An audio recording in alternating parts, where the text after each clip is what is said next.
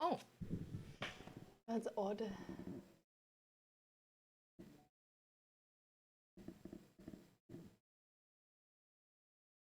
No.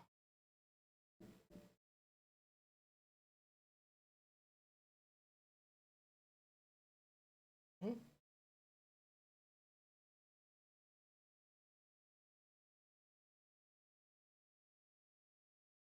Sorry, guys. Hä?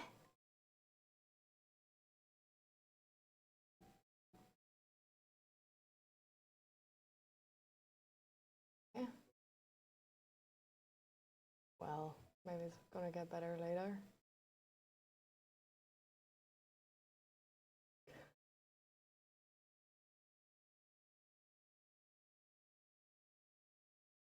I think we had it like this, maybe. Possibly.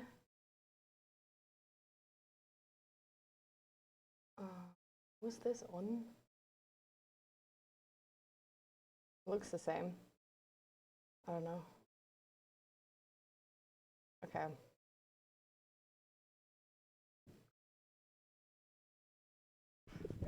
All right. Welcome, welcome, everybody. Okay, my camera is like super dark. That's not cutting it. Wait. Ah! Wait, did I have this maybe?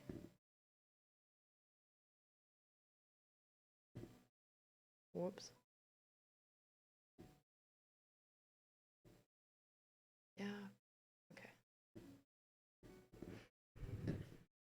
Is that better? Unsure.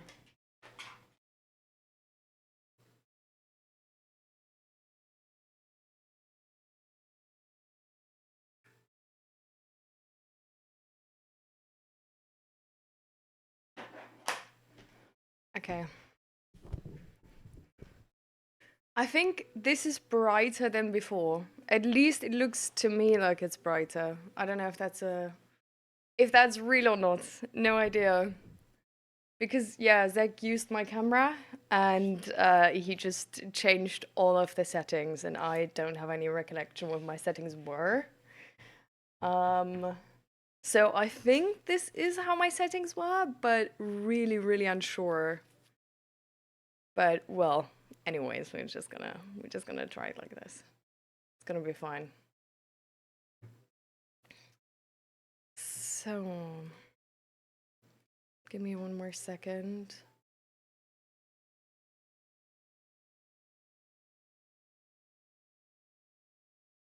So I have the stream manager up, and then okay, now I'm ready. But welcome, guys. How you doing? Welcome in the new year. Happy New Year to everybody. Happy New Year to you too, Asta.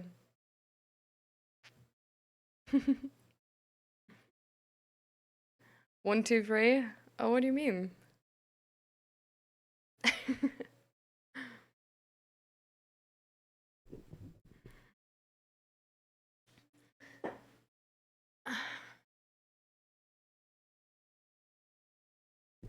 It's so beautiful outside, by the way.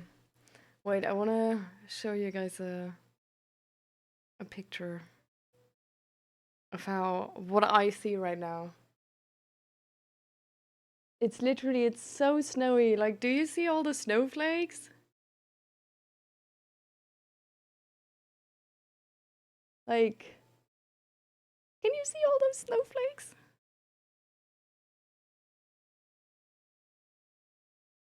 It's so pretty. Ah. Yeah, that's so cool, right? Like, we didn't have like snow on Christmas, and really like we had like it was snowing like once before, and that was it. But only for like I don't know, like a few hours, and it instantly melted away. And now 2 days ago actually, it snowed really, really much. And since then we had like amazing snow. And like it's snowing the entire time. It's staying, but it's not too cold outside. It's like sort of like German cold. Like it's not as moist. The wind is not as strong.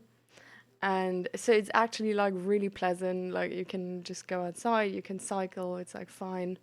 I do have to say it's quite like slippery.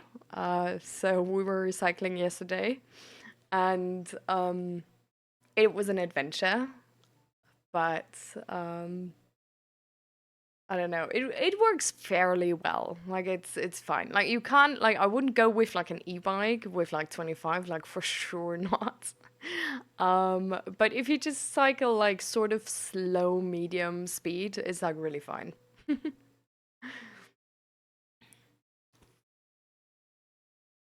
You send it all to me, you don't like snow? Oh. Well, I'll take it, you know. You got like mud snow mix? Ah. So like really wet snow? Yeah. We only have that like on the street, right? But like apart from that, it's like really, really amazing snow. Yeah. And hi, Fluffy. Welcome, welcome. But if you live in a and they will not put salt on the roads, it's slippery as hell. Yeah, exactly. Like for us, like some of the cycling paths actually like have not been cleared at all. So like if you want to go to the train station, there's sort of like a last bit where you need to like where usually like there would be a street for like cars back and forth, and then there's like cycling paths, which are doubling down as sort of like walking paths as well, like on the left and right, but they're like fairly slim. And yeah, they didn't clean them at all. No, it's like full on snow there, so we were just going on the uh, yeah, on the road. You like my accent? Thank you. Welcome to the stream. How are you doing? Actually, let's get to the mental health part. How's everybody doing? Like, how was your New Year's? Did you get safe and sound into the new year, or was it a shit evening? For us, it was a really well. How can you even describe this? Eventful evening, I guess. You're a 2 out of 10. Mm.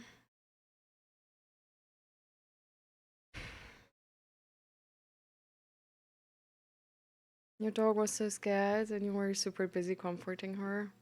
Oh, yeah. We were with our neighbors, and their dog is also like really, really scared. Like their dog is a rescue dog from I don't even know where actually. I forgot. Um. Anyways, like he's a rescue dog, and he's really, really scared. And apparently, he was like living outside, like on a chain the entire time. So I sadly believe, like knowing humans, like that he was just like bothered with these with fireworks when like back when he lived there. Because yeah, it can be like really really quiet, like even on like TV or something. And he's gonna like start to shiver and everything. So since the break here in the Netherlands, and all the school kids being home and stuff, he was getting like sort of like some type of like heavy medication to like calm down, you know. It didn't fully do the job, sadly. Like even with the heavy medication, he was still like really scared. At like sort of the so at 12, they actually like they have sort of like a weird like sock situation thing for his ears, um, to like put that on as well. And then he was just like with us the entire time, but it was fine.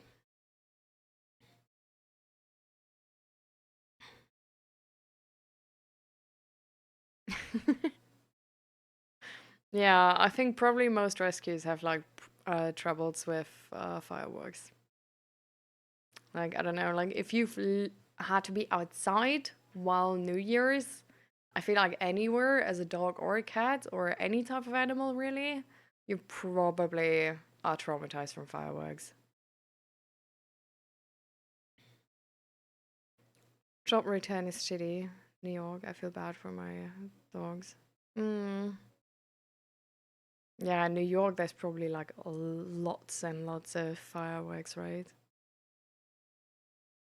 Like for us, this is apparently the last year where, like, well, it's not apparently, like, this is the last year where fireworks are like allowed. I'm actually not entirely sure um, how they criminalized it. So I don't know if you can't, like, if you can just not buy it here anymore, or if you're also like not allowed to use it. Um, but I just know that technically, like, something around this was like criminalized. So next year, like, probably is going to be less. But yeah, I don't think exactly like you say. I don't think it's like gonna like go away fully. Like fireworks are so loved by some people, like they just gonna do it anyway. Oh, thank you for the follow. Welcome. Yeah. But yeah, I do think it's gonna become less. Like I don't like again, like I don't know how it was criminalized. But I definitely think it's gonna be less than before. But yeah, our like here was like really eventful. Somebody like I don't know who, but somebody literally burned down like 5 cars on like New Year's. Um, yeah. And like from a friend, I know that somebody burned down a car there too. So I don't know what's going on in the Netherlands, but like people like to burn down cars on New Year's. Um, yeah. Like we literally have people in our building who are like, on New Year's, I'm parking my car somewhere else because like this place is not safe for it. And yeah, so the last years there was like it was like no car usually or like no car directly where we live. Um but like a few years back there's been like one car and yeah, like this year it's been like five. Yeah. So it's crazy. Yeah, I live in the Netherlands. Yeah.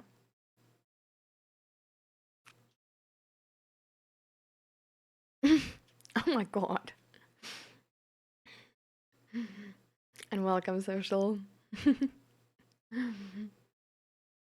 God bless you too. You were on a call? Yeah, I'm doing well. I'm doing really well. Am I dumb by this Irish accent, right? I have no idea. Like, honestly, I don't know because I'm literally like I come from Germany and now I live in the Netherlands, and my accent is from like anything I watch online. So it really, I don't know. Like sometimes I sound like really British, and then other times I sound like absolutely American.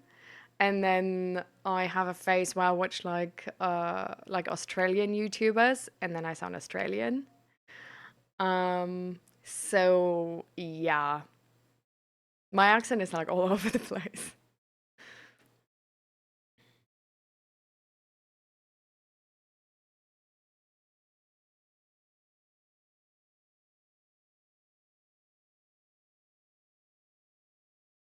Oh damn, Esther. Like she was actually fine, but then 2024, jeez. I hope the kid learned something with the animal shelter. Like I do think that like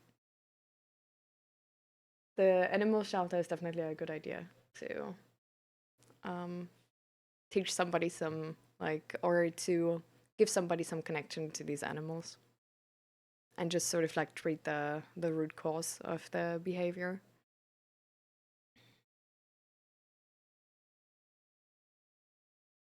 But yeah, in Amsterdam, like, have you heard of that, Asta? In Amsterdam, apparently, like the church caught on fire, like a really really old church, and they couldn't really do anything because it's like so high up.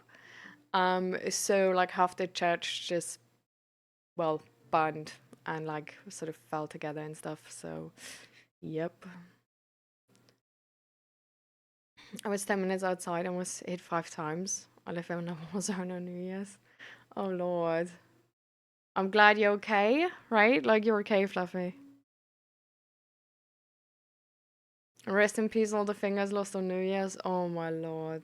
Yeah. I feel like honestly, like fireworks are like the kids' fireworks. Really understand why kids like them, um, because it's just sort of like I don't know, like chemistry class experiments. You know what I mean? Um, but like these like really big fireworks which like also like just go boom, like they don't make any like colors or anything, is a thing where I'm like, we just like we call them fireworks, but essentially we throw hand grenades on the street because we think it's funny. um and honestly that's not even like really incorrect because like the power some of these have, like the amount of like black powder they have and stuff, is sometimes so insanely high, that it's just literally like you just you just bought a hand grenade online but you call it firework. I don't know.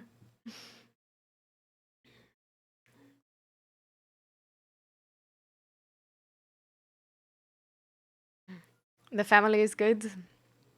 Yeah, I think my family is good. I actually, so I wasn't with my family. My husband didn't have any vacation days left, so we stayed in the Netherlands while my family is like celebrating in Germany. So that was a little bit sad. And from what I heard, my grandma was actually like not like I thought my grandma would like celebrate because she also lives there. So I thought my grandma would celebrate New Year's with my family, but apparently she didn't. Like she tried to reach out, but like nobody like called her back and stuff. That was like weird. Like, and in the beginning she was like, ah, it's like fine. I don't really care about like New Year's, like only Christmas, and like Christmas I was there, like it's fine. Like she really tried to sort of like make her peace with that situation. But then later on, you just sort of like noticed how she feels like a little bit lonely. So I was texting with her the entire time, sort of like updating her on our day and like, um, yeah, giving her that like sort of connection or like trying to be there for her in that way.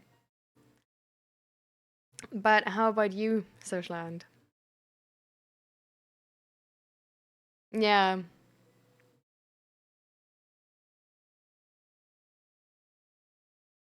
you're from Rotterdam? Yeah, I thought you might like have heard from that or like because I know that like my neighbors are like really into like New Year's news.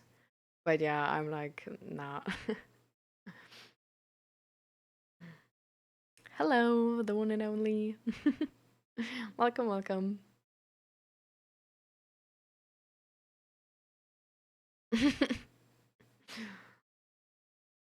Good afternoon, asked herself.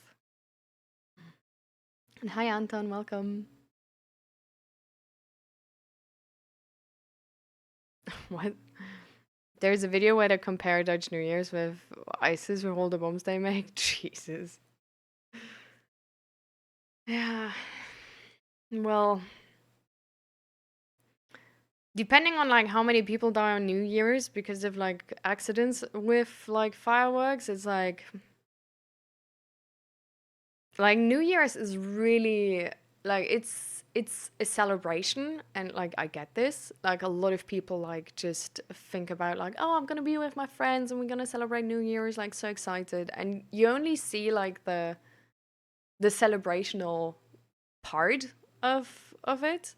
But it's honestly a day where like try you should really try and put some effort into staying safe. Like I personally like when I know I have to go somewhere where there's like fireworks or I could be hit with fireworks, I always check that I wear stuff which is made out of cotton nearly entirely. Because if you then like walk around in like polyester, you're gonna be the next firework. Like this is it's all gonna like melt down and like melt to your skin and stuff. It's like really, really nasty. So yeah, I like thick jackets and stuff like this. Really, really important to stay safe on New Year's.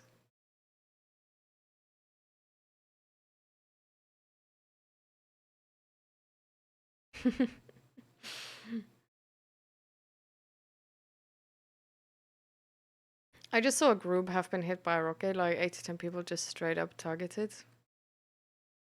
That's so insane. I don't, yeah,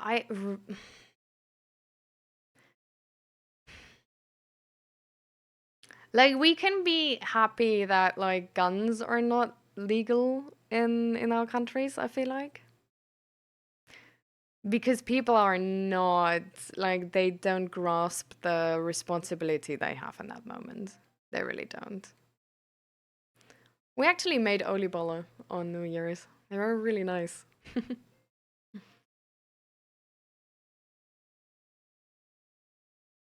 Hmm.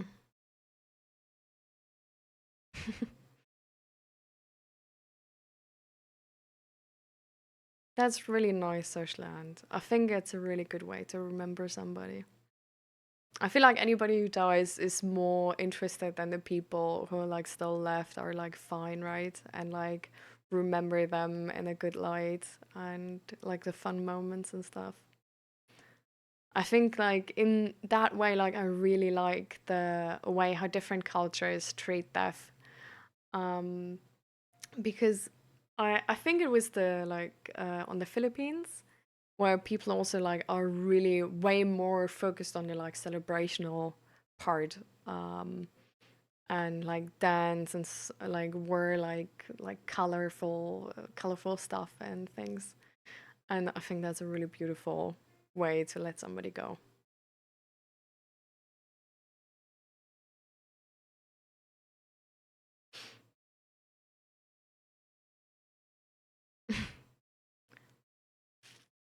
I sat in a stable at midnight New Year's, wasn't fireworks don't work together. Oh, I bet.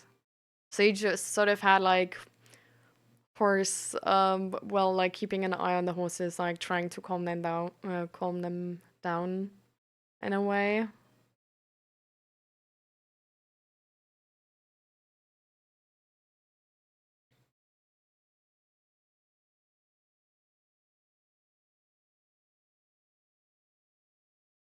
Jesus Christ. Yeah. It's just annoying. I had fireworks for like 3 weeks now. Gets old really quick. Yeah, there's also still fireworks here, but it's really like it's only the like boom fireworks, not the like colorful fireworks. So it's like honestly like only the annoying part of the fireworks. Um, but yeah, I don't know. Like the kids really love it. Like they always throw them into like the because we have like sort of like underground garbage bins, which are well made out of metal, and they always throw them in there, and then it makes like a really really loud boom, right? Well, I'm just sort of like I wonder, like because it's loud here, right? Like within my apartment, like I'm not even like the it's on happening on this side. To this side, there's like two rooms between me and the outside. And then there's like the whole stuff outside. And then where they blow up, whatever they blow up, right? And it's really loud. It's really, really loud. So I'm low key like, how much hearing do they have left? Considering they're close to that noise they're making. Like, I don't know. But like, can't be much, right?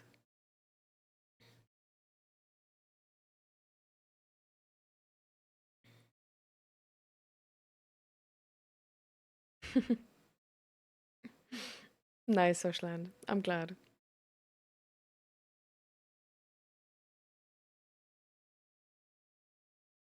If they get too stressed, they can die. Oof. Okay. So for horses, it's sort of like worse probably because they have like a bigger heart, right? Or is it the same for like is this sort of like it can also like happen? Well, but I don't hear this happening to dogs often, but I'm not sure. I also don't have a dog, so might just that I'm like not informed about that part.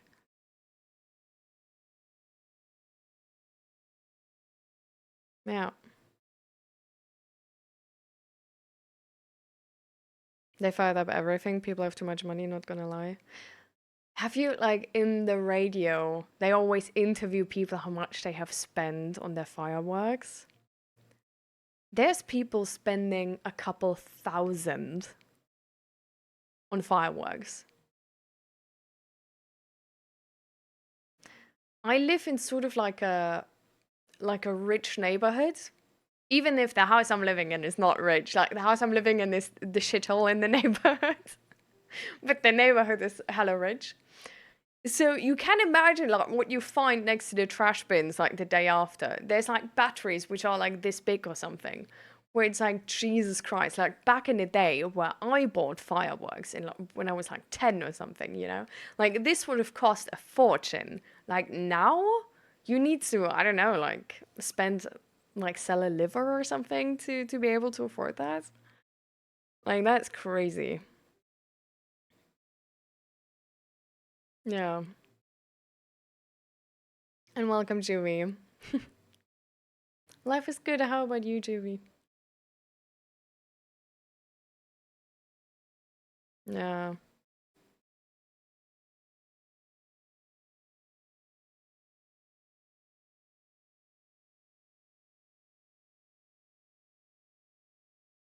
Hmm. Okay. I don't know what you mean, Socialland, but sure, I guess. Always remember to stay respectful. Yeah, so receipt for over 8K. Jeez.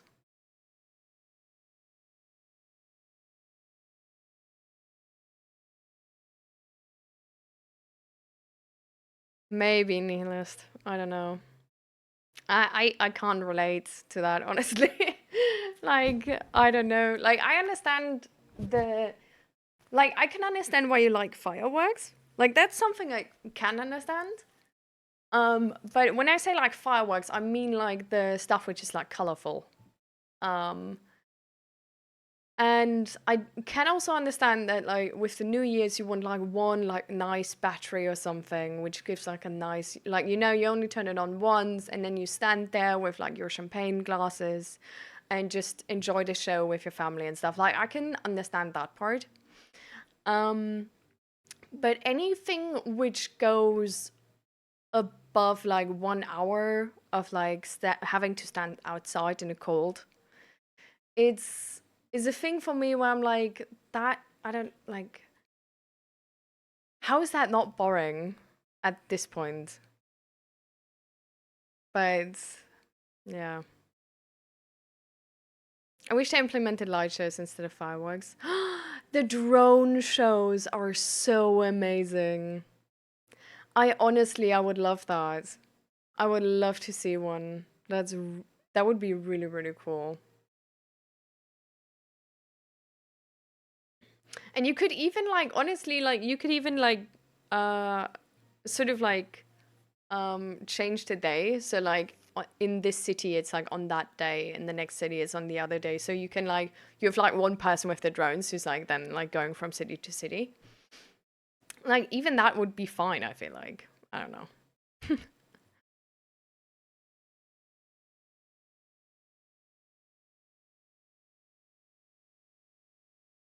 Mm. 65 and 70 million on fireworks, yeah. And the damages were like I feel like 280 or something like that. I thought I heard a number like this, but like really high.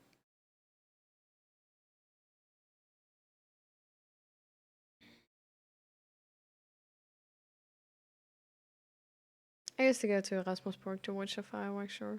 Yeah, I feel like that would also be fine, right? Like if some people like really, really want fireworks because it's like such a crazy tradition for them or something. Like if a city just like puts like just like you know like get some like professional person to do like one show which goes like let it be half an hour, you know, and then like everybody can go there and meet up, like that would also be like nice, no? Like I just don't understand why we need to give like explosives to amateurs. Like I feel like it's gotten a bit too far in that like how like because the kids fireworks are like fine, right? Like nobody really cares, I feel like that's not the like big no um but yeah, like these big ass fireworks, they're just like they're illegal for a reason, but it's I feel like it's really hard to get a grasp on this situation there. Like they did in the Netherlands. I feel like they controlled some place or something, and like uh, catch like a lot of like took in a lot of the illegal fireworks. But it was only like a sort of like a small control situation. Um, but yeah, like what? How would you even implement something like this? I don't know. I feel like the better way to actually go about it is with education, maybe, you know? Like really like have sort of like a school program where you educate people like on fireworks and like what the negative effects of those are. Because I feel like some people like really don't understand, like not properly, you know what I mean?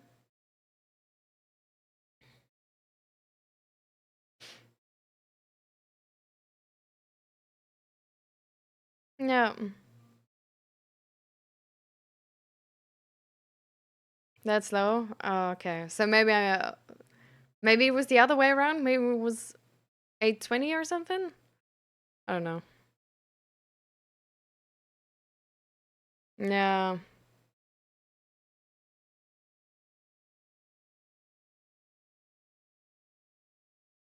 Hmm. Yeah, that's also a thing like that people like blow like shoot fireworks at people is so freaking dangerous. But yeah, I feel like most of them like don't really understand what they're doing. I don't know. Like I don't like they don't shoot.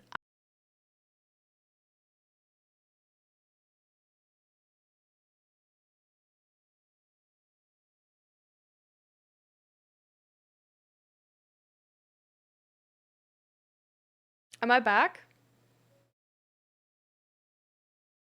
Oh my god, the delay is huge.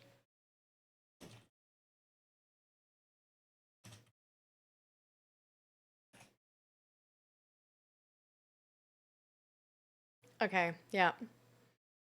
Because I was about to say like I technically I'm already back, but like the delay is huge. Um but yeah, anyways, I guess.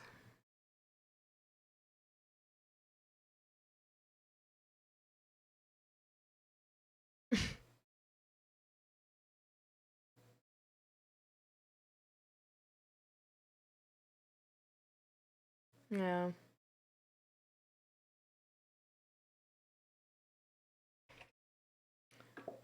But I feel like there is like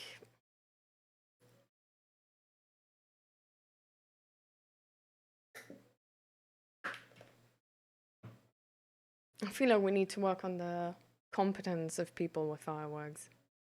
I don't know. Yeah, exactly, because they're really not a joke. It's explosives, and that's something you need to understand in that moment. It's like when I was a kid, like I also like me and my dad were like sort of like into fireworks. Um, but I don't know. I like it was always like safety first, and it was never sort of yeah like we make like stupid jokes like throwing that at people. Like no, never. And yeah, so it's I don't know. I feel like everybody needs that sort of like introduction or education with fireworks. Um, so yeah, I feel like educational programs would be something which work, but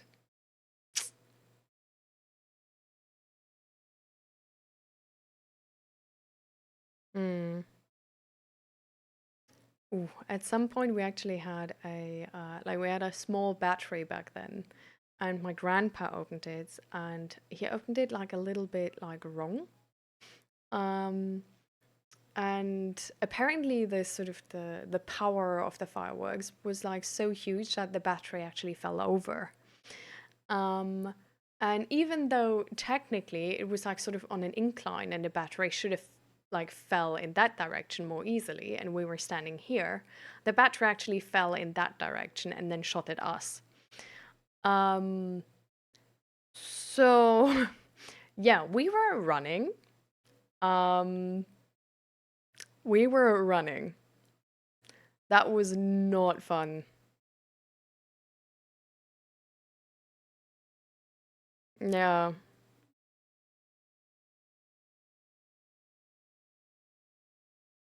Where did they sell them to you?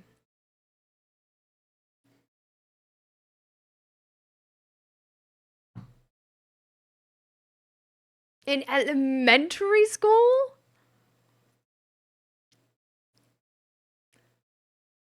So, okay, just to make sure we're on the same page here, elementary school in Germany is from the ages of like usually like 7 years old to like 10, 11. That's the age group. Is that the same wherever you live?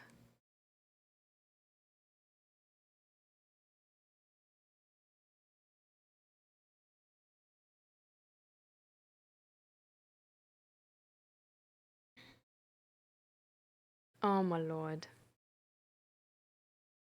That's insane.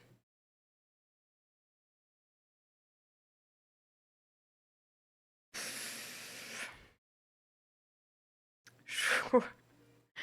Our society is really funny sometimes, I feel like. We're so contradicting ourselves so often. We're like, oh no, you can't give your kids too much sugar. And then at the same time, but like fireworks.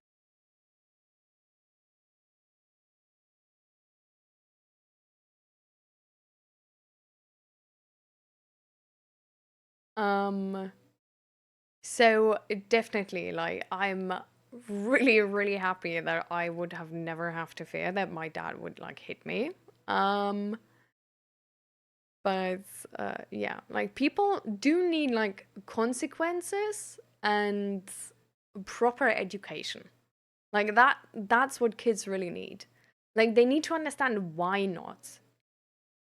They need to understand the like consequences of their behavior. Because kids are like they don't like properly understand things, right? So like sometimes if their logic is sort of like not properly working from our perspective, it's not working because they lack information. Like they can't make a really like good like well-informed decision because they just don't have the informations to do that. So I don't know, just properly educating our kids is definitely the way to go.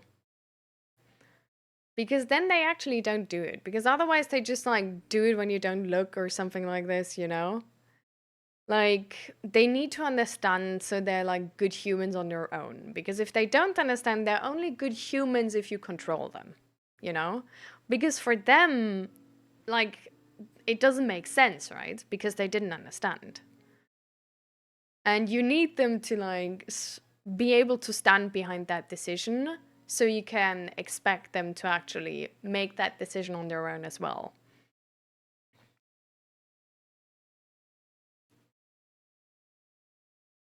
Oh.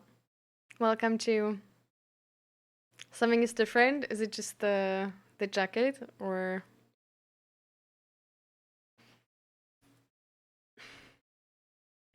is it that the camera is darker? Because I do think it is.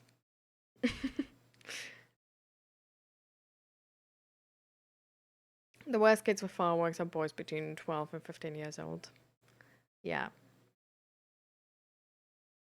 I mean,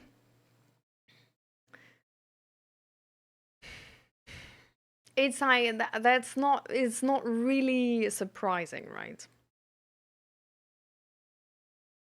Like we do have like a systemic problem that we don't, that apparently like men show up way like more prevalent in any sort of violence and violent behavior. So it's like that makes sense, right? Like that aligns with the rest of like the other statistics we have.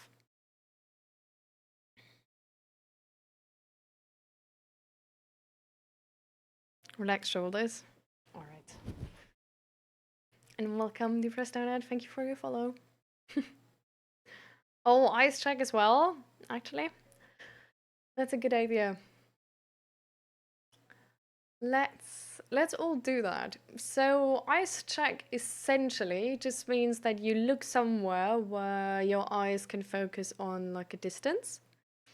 So that should be like it, for example, like can be like the furthest wall in the room. But it like the further away the better. But usually above like 3 meter, it doesn't really matter where you look.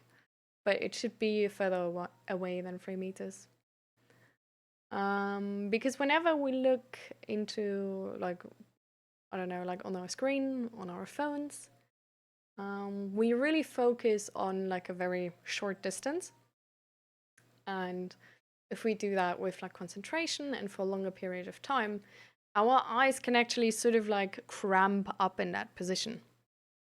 Um, and just sort of like lose strength in that position. And so if we look outside, we are technically like automatically relaxing our eyes. Also helps with headache, for example.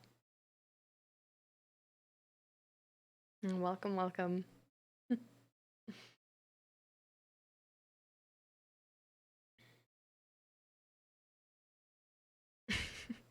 Welcome to.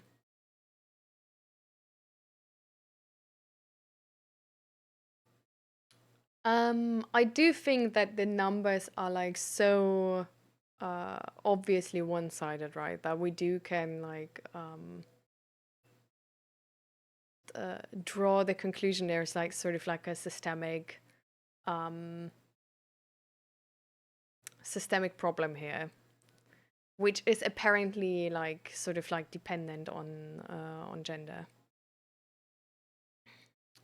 But yeah, I think we should like treat like any like violent behavior and education around that and proper care for victims way better. And there should be like better consequences if anything like that ever happens.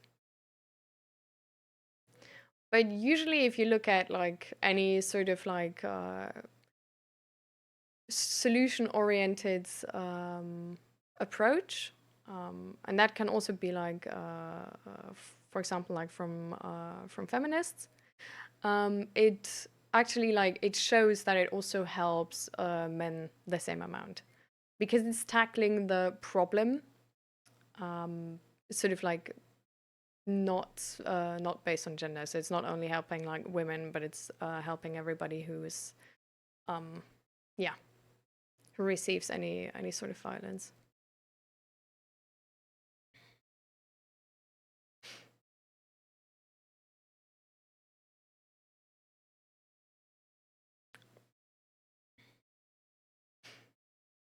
Again, I'm not saying that doesn't like happen, right? I like will also point out that actually like what we know about the so for example like uh with like sexual assault, it's like the numbers are also like highly underreported and on like the how you say that, the like in Germany you call it Dunkelziffer, which means like the dark number. Um or like the hidden number, I guess you can call it, is like also like really high. So what we can sort of like make out of that is that it's generally, like, getting justice and actually helping the victim is really shitty in our society. And that doesn't really matter for like who.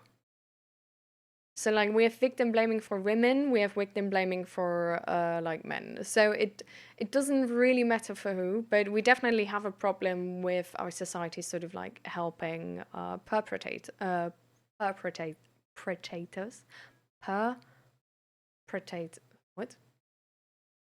The harasser, I don't know. Instead of the victim. Yeah.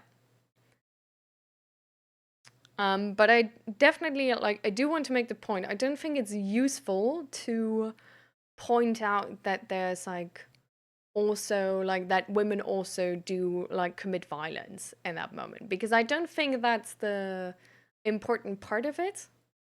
And also like it doesn't help, right? Because it's like only because like women commit violence as well doesn't mean we don't have to do anything against violence, right? And shouldn't like make that process better. So I think it's sort of like diluting the conversation in that moment and turning the conversation into a like who's worse type situation instead of a situation of like we have a systemic issue and we need to find a solution. Right? Because that's what we're all interested in. Like we want solutions. So we just have to start somewhere.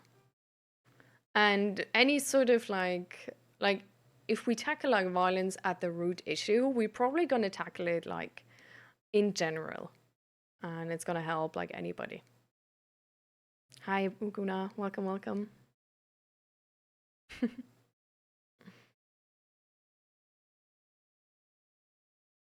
Yeah. No, I entirely understand. And that's a big, big issue. So I definitely like, I understand your point that it's like there is a big stigma around like if like males are the victim. But I'm just saying the problem is like the violence. Um and we need to do something against it and we need to do something to help the victim. So it's like even if we focus that on um that we need to like build more empathy,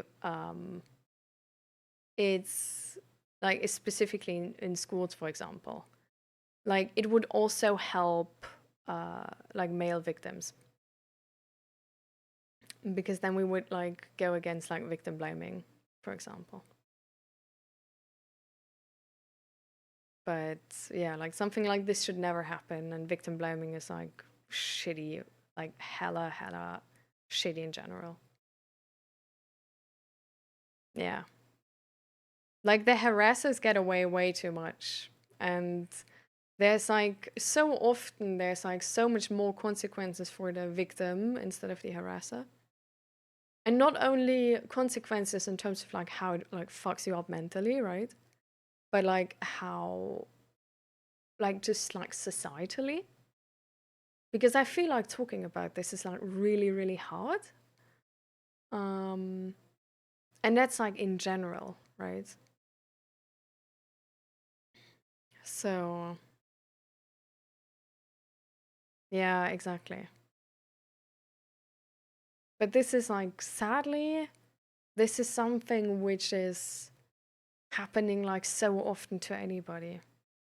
And I think like like I don't know if you're right and it's like not being believed happens like more to men than like on like percentage wise. Like that the chance that this happens to men is like higher than for women.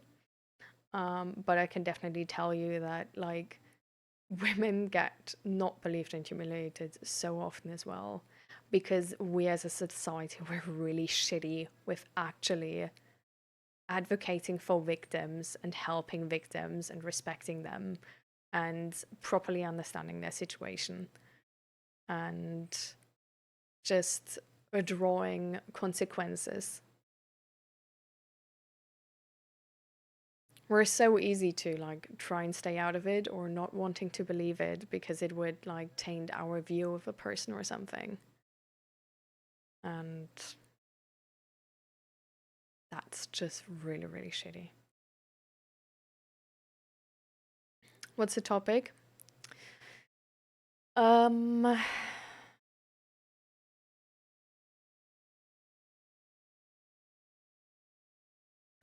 think like victim blaming and like yeah, how our society is like really shitty in like helping victims. Um,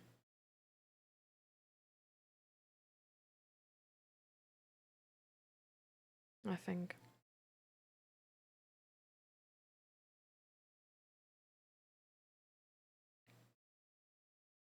and especially in like sexual assault. Yeah.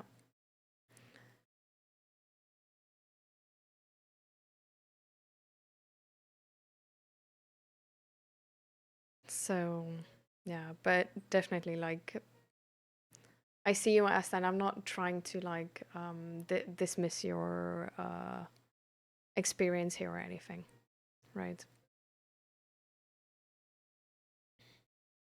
I'm just saying you're like not alone, you know.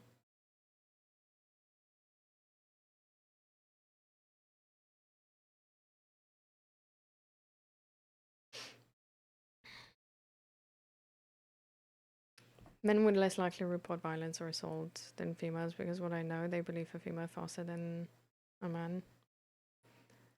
This can absolutely be the case. I don't know any numbers on that specifically, but again, this is not solution oriented in that moment because here the discussion becomes like who has it worse? Like is it worse for women or is it worse for men? But the conclusion we actually like, which is actually going to help people, is victims have it worse. Like victims are treated like shit. They have to do with victim blaming. They have to do with like the whole like the harasser just not like facing any consequences and like leading a perfect life while they have to deal with consequences and the emotional consequences of it. Sometimes not even getting like proper care or anything. And then the societal sort of like consequences of it too. But yeah, that's a thing where like yeah, men maybe have it like a few percent worse than women in that, but victims in general have it like really really bad.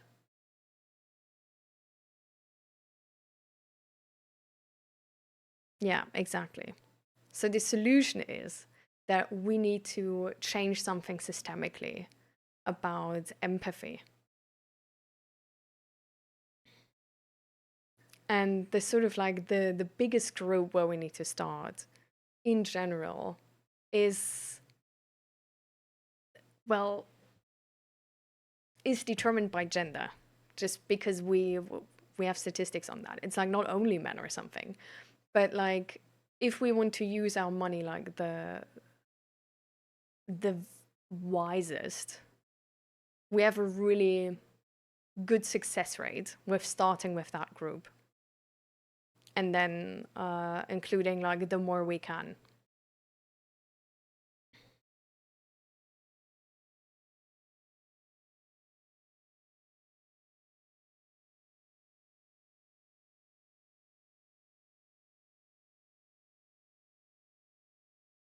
You're looking to leave Texas and trying to figure out where to move your family, and I'm like, where would be better?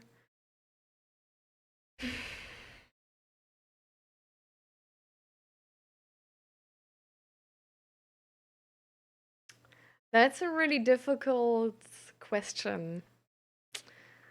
Um,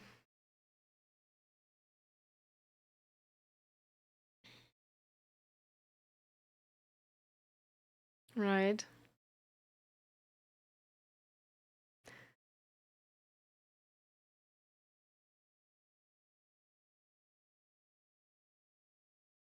I'm honestly at this point like,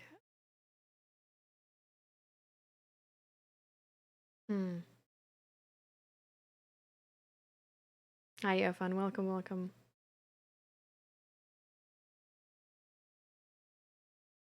Hmm.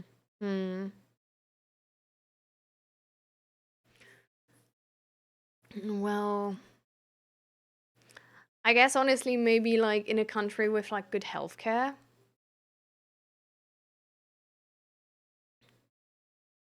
and then it might be like easier to move with being on SSDIs. Or they should make a task force with police, social workers, and therapists for any form of violence or assault. Um, I mean, sure, that would be a thing as well, but honestly, I think we need to start with education. Like, I think we need to change the mindset of our society. I feel like victim blaming is so ingrained in our society that we really need to change that perspective. Um, and I feel like if we start with kids there, um, we first of all like help kids to not be in that situation and like ask for help if they ever are in that situation.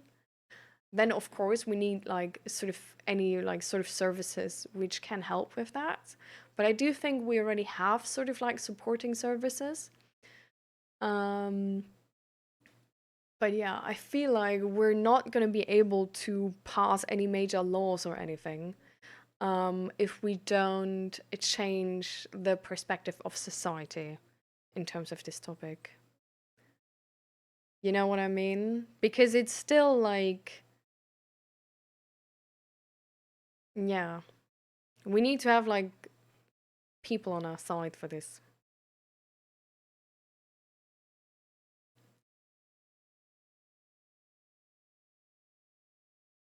You got some stuff to do, your friend? All right, all right.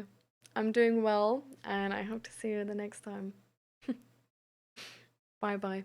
And thank you for stopping by.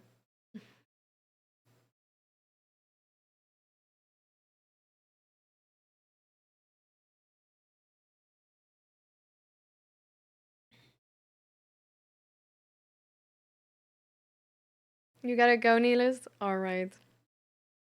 Take care, buddy, and good luck with your day.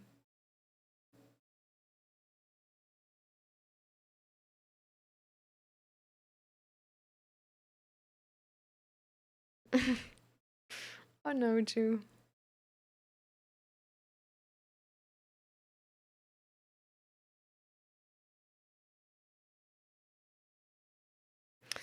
Well, I do understand the idea behind defunding the police. Um, and like, there's like really interesting articles on this, um, where they sort of like explain the logic of this a bit more. And if you read into it, it's actually like really quite interesting take, um, how that would work. Um, I personally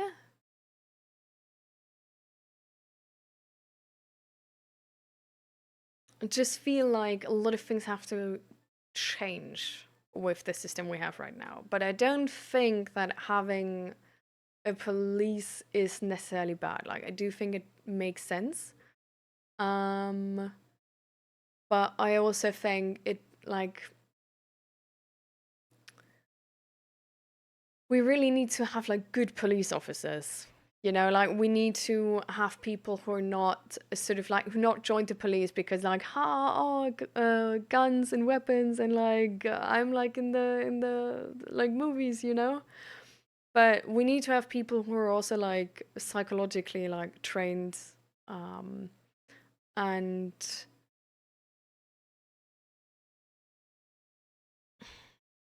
yeah,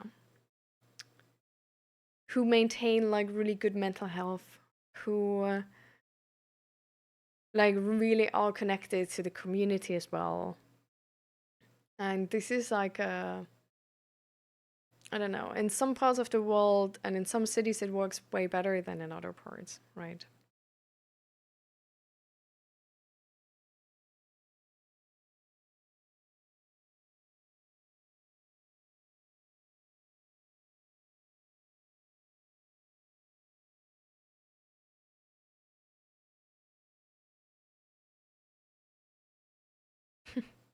Greetings. Welcome, welcome.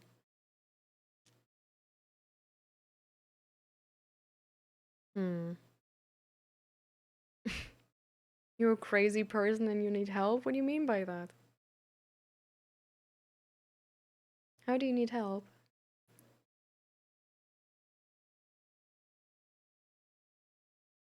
But yeah, education is like really, really big. Education is really important and really big. And I feel like what we sort of like see in America, especially, is how education actually turns into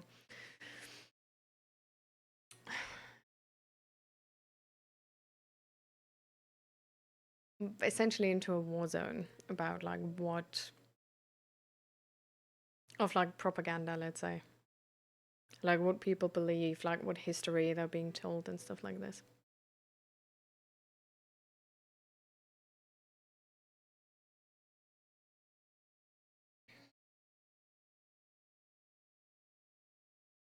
Oh, I think taxing the rich is actually really good.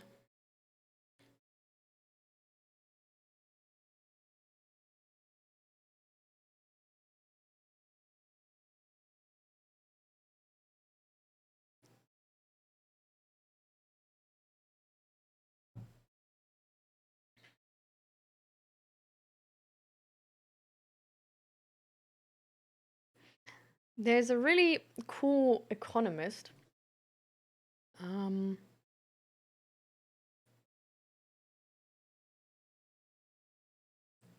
I think his like channel is called like yeah, Gary's Economics. Um, he actually has a lot of videos about like how to tax the rich and stuff like this. So if understanding more about this is interesting to you guys, um, I would recommend watching his videos and just looking into his message. He actually also went to protest with like fellow rich people in London, and um, then gave sort of like a what was it again? Like a check to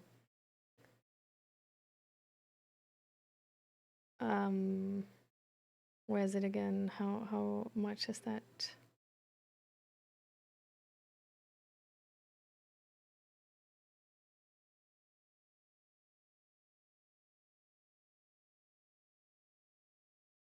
Mm, can't find it right now. But yeah, they essentially like they went to protest and like in protest like gave the government like a check with like sort of like the tax they would pay. Um and yeah, it's really nice.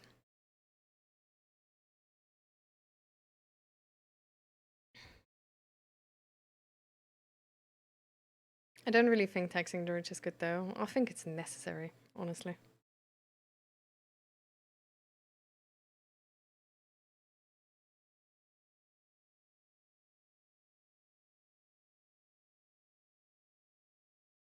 But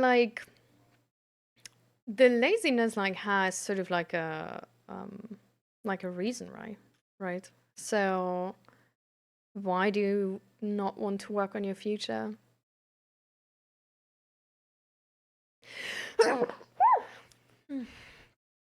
Hello, innocent guy. Why is that the case? Have you ever like sort of like thought about that?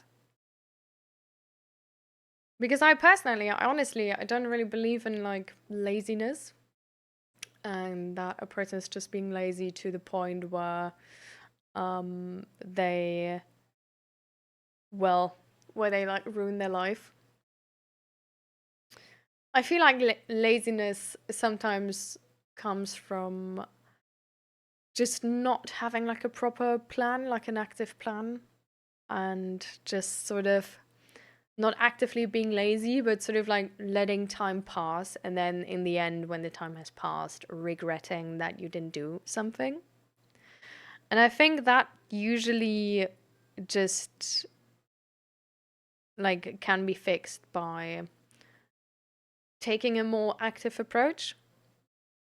And I thinking more actively of what you actually want to do with your time and what you don't want to do because you only have a limited amount of time, and sort of, for example, using like a yearly planner, where like think about the goals you have, think about what you want to do, and then putting that into actionable steps and putting them in your monthly agenda, for example, and in your daily agenda. Um, and then sort of like knowing and having that knowledge that this is what you have to do to actually be able to achieve that goal, and that you can't just like push that on another day, but you have to do it on this day, can really help to then like actually do it, um, and not just let like time pass without taking action.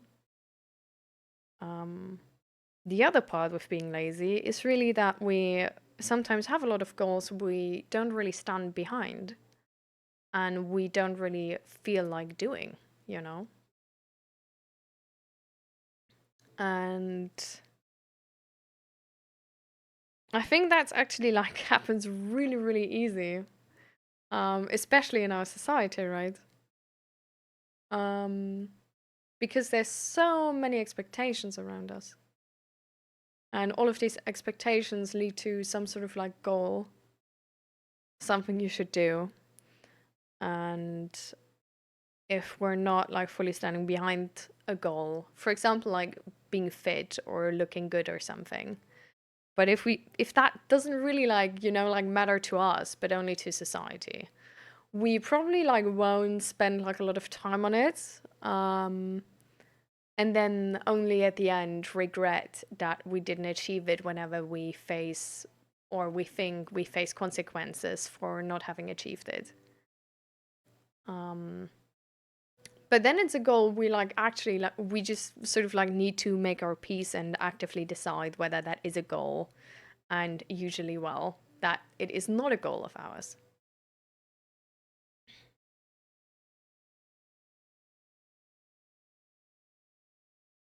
Your comfort zone is not allowing you to be free. How do you mean that's your comfort zone? Because you don't seem comfortable.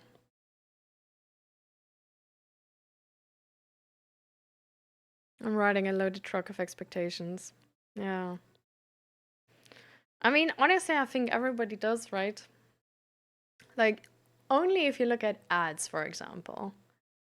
And ads are honestly like I feel like low key the least motivational because there's no direct societal pressure.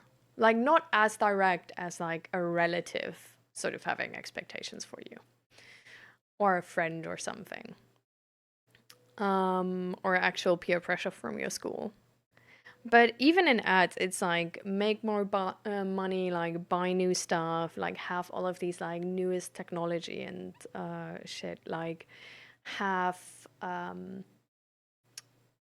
don't know, like have your like interior design on fleek, have your skin count fleek, be like really fit and have this like new fitness technology or whatever. Um,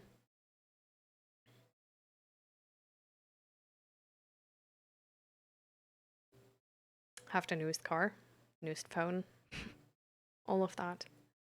And then we have the sort of like peer pressure expectations, which are either from school or from work, maybe social media.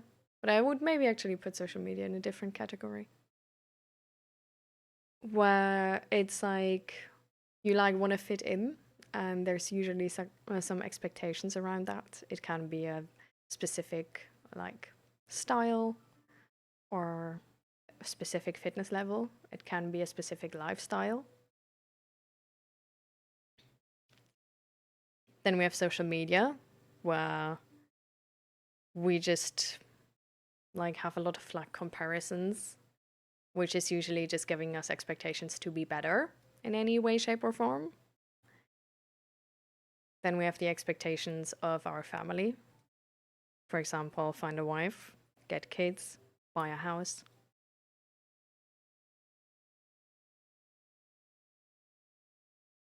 And then we have our own expectations. And if we add all of these expectations together, we have within one day probably enough expectations to fill a year's worth of work. But these are all expectations which are on one day, like 24 hours. And you can't do everything in these 24 hours. So, honestly, just building that skill of not fulfilling everybody's expectations and being fine with that because you understand that your expectations are the expectations which matter. And then there's some expectations which maybe matter to you because of the consequences they have. But then it's also the expectations you decided on, and those matter. And you only have a limited amount of time.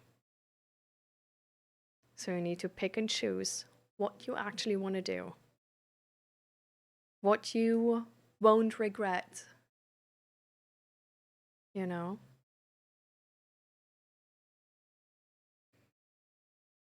And I feel like if we get to that point where we take a good look at our expectations and the goals we have, and actually narrow them down to a number of goals we can actually possibly do, you know, like achieve. Because it's not way past our like time we have. But it's actually like we can do that. Like we have possibly the time for this. We probably also will feel way better about ourselves. Because we won't end the day with having 1,001 expectations we haven't fulfilled. But we will end the day having had 3 expectations and having fulfilled 3, and then maybe having done an extra one on top of that. You know? So,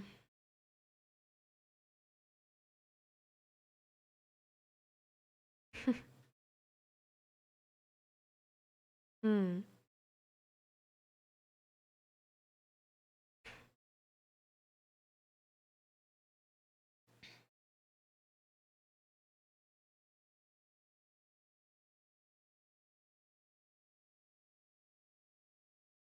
But yeah, it's a skill which is really, really important to, first of all, achieve the things you actually want to do. Because if you, you know, if you don't build that skill, you will, I don't know, like, how will you actively know in your head which of this, like, 1,500 expectations are the important ones, which you really want to do? Because you would regret if you're 70 and look back on your life not having done those, you know?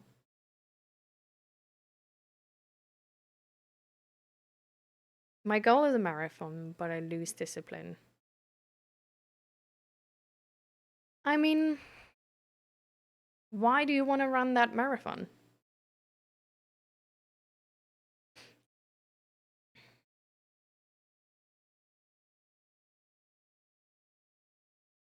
Why is it a goal right now?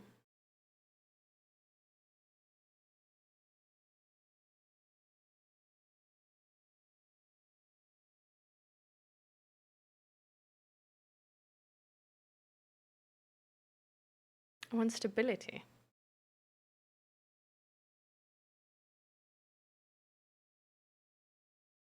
How do you mean stability?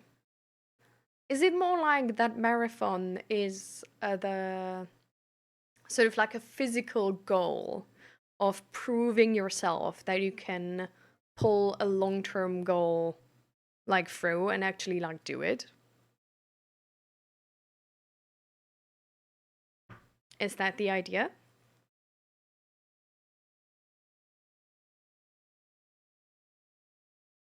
I agree, Soup.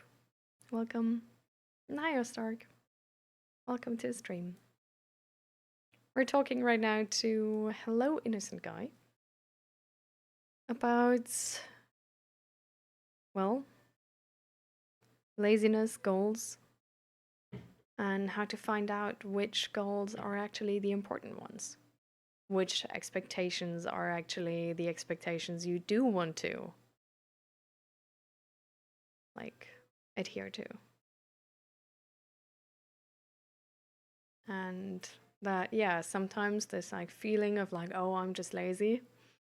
It's honestly just blame we give ourselves for not having 1,000 hours in a day.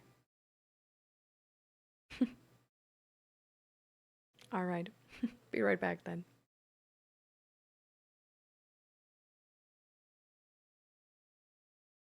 So, hello, innocent guys. So, is that a thing? Like, is the marathon more of like a proving yourself that you can achieve like a long term goal which needs preparation?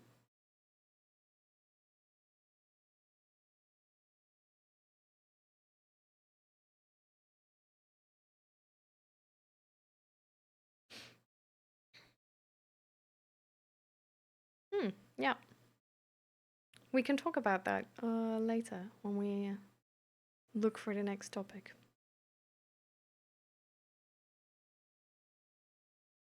But yeah, still interesting topics to get to.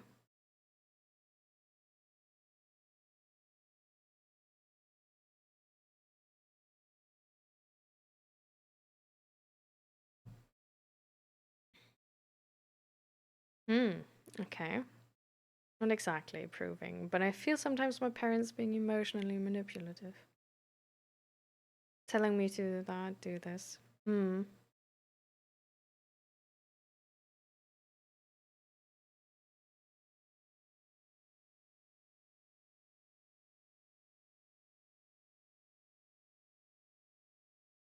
So how does the marathon have to do with this?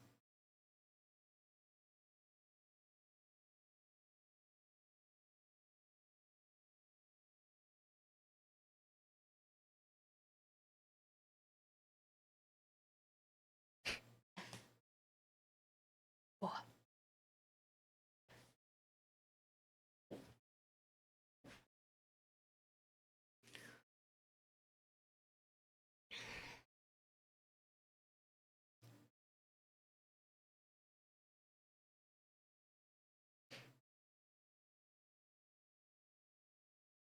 Hmm.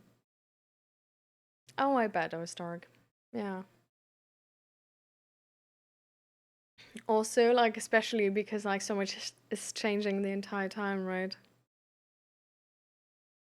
And I feel like especially when there's like a lot of responsibility and a lot of money involved, and also honestly just how how society has developed, I feel like there's a lot of expectation to not make mistakes, to always like get make the perfect decision, which is not quite, well, a really low expectation or a really easy task. Might also not be attainable or achievable or sustainable with being mentally stable and healthy, feeling good. It's a lot of pressure.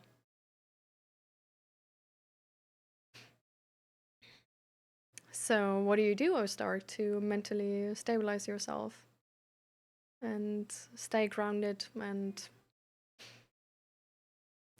like get ready for the next week of stress? Do you think it just gets like more and more and more and sort of like builds up and then you have a vacation and it's going low a bit and then it like builds up again? Or are you actually able to like reset every week and then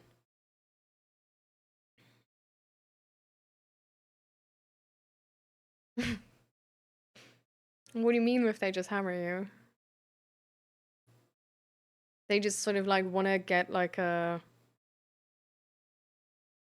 provocative answer or like sort of like push you in a corner or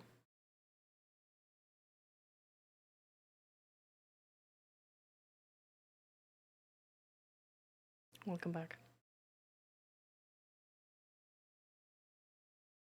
Hello, innocent guy. I just wanted to check back in with you. Do you do you know how you could explain to me how the marathon has to do with your parents being emotionally manipulative?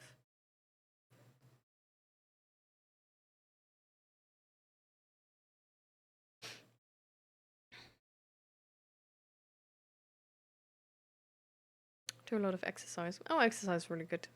That's definitely de-stressing. Travel when I can. Nice. Traveling can sometimes also be exhausting though. But I hope you have like good travels, if that makes sense. Meet your friends and have partners. Have you ever actually like tried like counseling or therapy or something like this?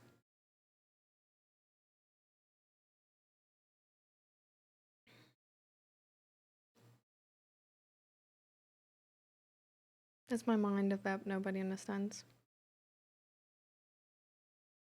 I feel like I would have time, innocent guy, to understand. If you want to give it a try. Sometimes it can be really nice to be understood. Even if it takes some more explaining.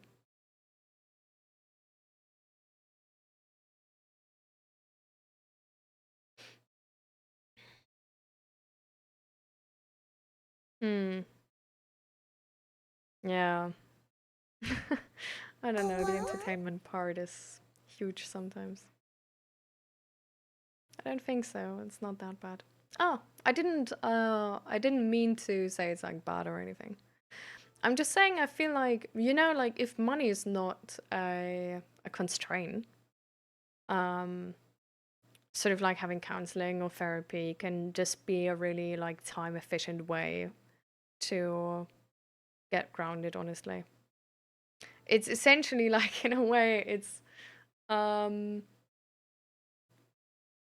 it's like optimizing uh it's like paying somebody to like like put in the work to like make your mental health like really good. Needs to be the right person, but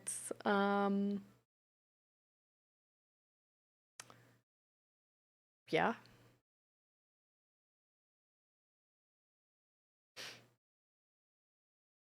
it's just it's like instead of putting the work in to like figure it out yourself, just have somebody professional who could give you, like the answers just like that. And I feel like if time is of the essence, and if there's a lot of pressure where you just have to like de-stress more efficiently than other people, because other people have like 40 hours of like, I don't know, like minimal stress, and you have 40 hours of like really high stress, for example. um yeah, I feel like this can be a um very efficient solution, let's say. I honestly like I really I sometimes get honestly obsessed with this idea of like when I see like a band where I'm like really like I really really like them, or like a um yeah, like a person where you like really love the content, it's because I know like public life can be like so hard. I honestly sometimes really play with the like, I don't know, it's just sort of like a dream thing. I don't know, maybe at some point it's gonna come true. But um imagine you see a band where you like really like the content of them, but like, okay, band life is like stressful as hell. Like you need to be creative like that sort of. And there is a lot of pressure on your creativity as well. And then you're a public figure and you have to do with this like public opinion and everything. Um I honestly, it's like I'm like really obsessed with like efficiency and also like mental health and psychology, right? And I'm also like noticing for myself that I'm trying to like make my mental health like as efficient as possible. But I sometimes just play with the idea, what would it be like to support such a band or like an esports team or something? And sort of like be the person of like the mental health department, you know? And just be like, I don't know, like fix everybody up with like really like nice mental health, and like so that they essentially tell you like, you know, like tell me whatever I need to do, I'm gonna do it. But I just want like good mental health, and then you can just do that. I don't know. I think that would be actually like really interesting to have a project like this, especially if it's like something you believe in.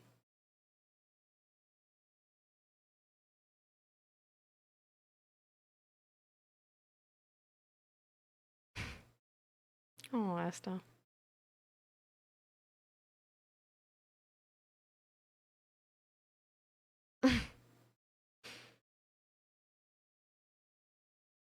Hmm. I can understand.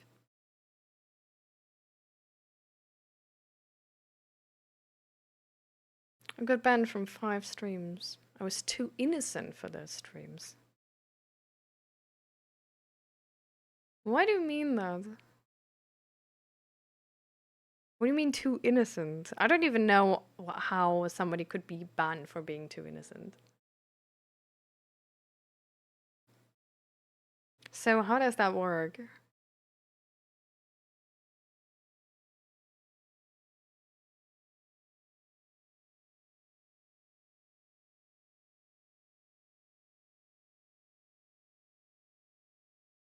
Oh, okay.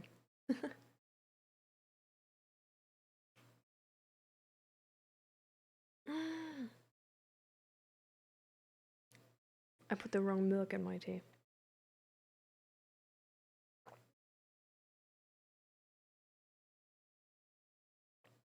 Not technically, not yet a problem. But it's the type of milk which is like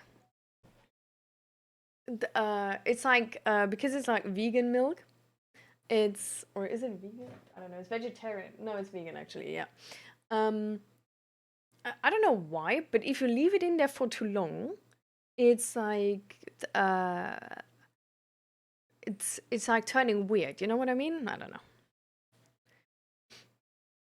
So, like right now, it's fine. We'll hope it stays that way.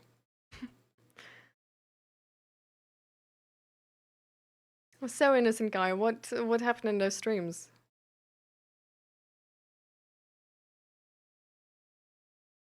I've been through so much, it messed me up to the point I'm not even sure if I could live a stable life.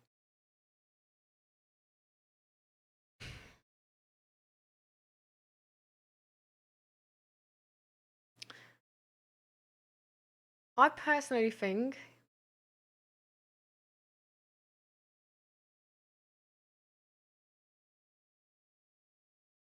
I feel like everybody can live a stable life. Um,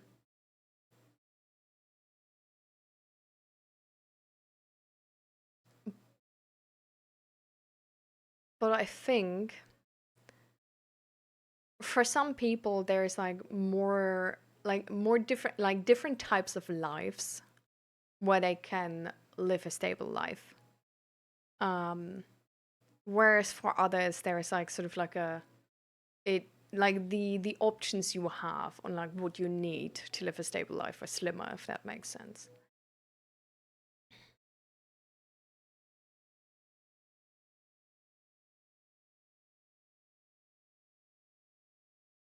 Mm.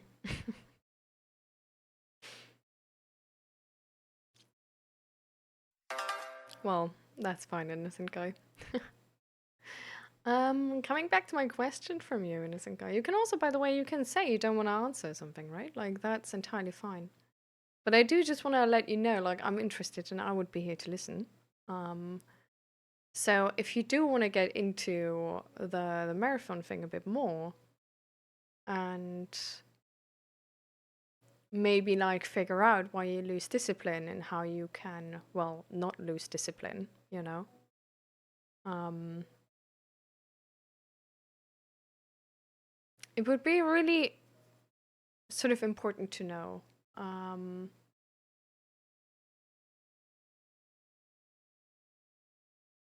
how that has to do with your parents, because I think that connection matters.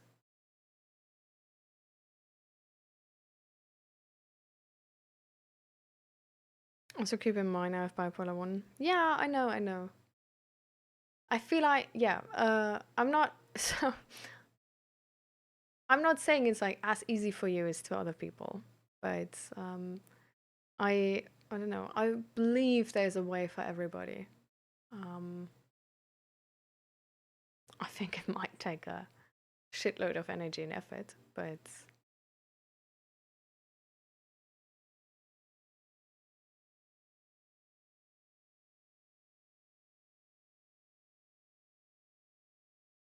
hmm.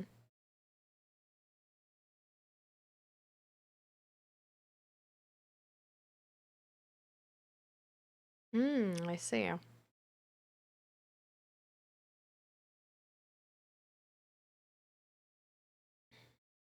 So you think it's hard like this to continue with your goal, for example, with the marathon?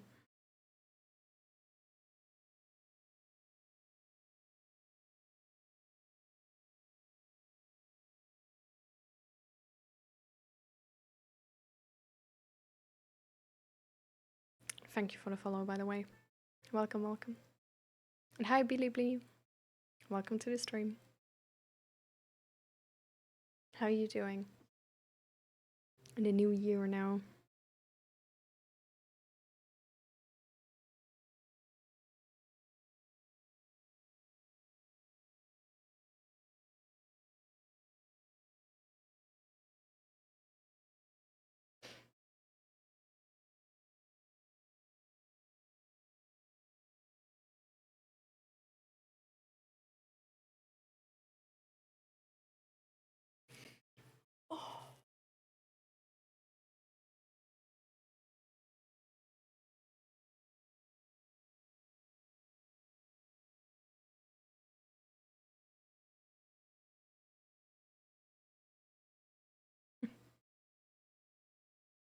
That's also really nice. Not having to figure out the training process alone and like get help with training is definitely, it can be a huge motivator. And help on days where like motivation is low.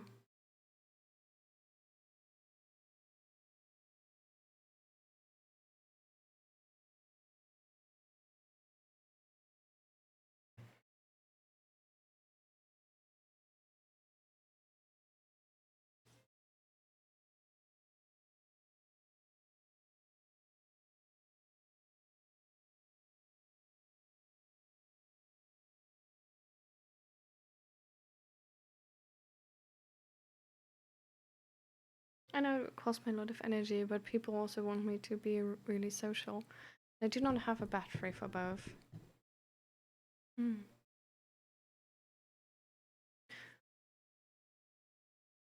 Well, I feel like what people want isn't really your concern, right?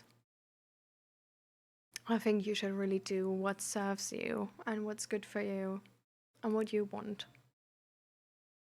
I feel like there's a lot of people who want a lot of things from us, but we can't make everybody happy. And that's just the way it is.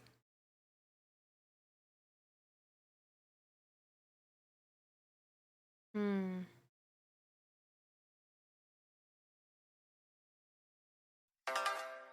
Oh, I see, innocent guy. Something like this is really annoying. Hmm. I mean, it would be definitely easier if you wouldn't live at home anymore. Is there any any sort of option for that? Like I don't know your age or anything, so like or your financial um thing, but if I feel like if there's an option to like live alone, that can really help to get this space to explore that, you know. Welcome and thank you for the follow, hamster lawyers.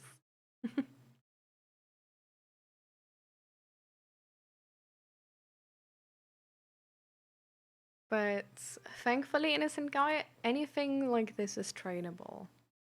It takes energy to sort of like face that fear and like expose yourself to talking to other people and meeting with people.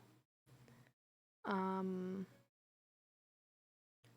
but it's definitely a thing you can train and, you know, get an easier time with, you know. You never find that itch to go out and explore. Hmm. Is there like is there anything you can maybe find which is motivating you to go outside, or is the marathon already enough motivation?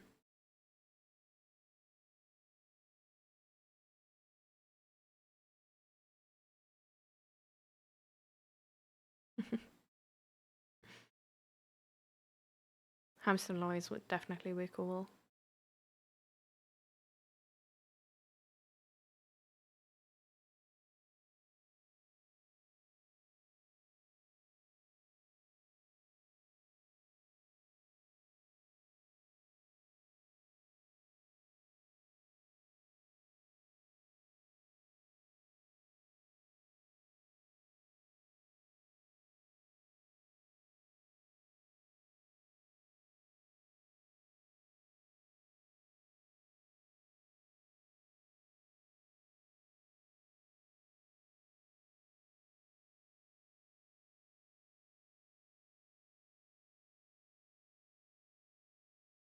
Yeah, sometimes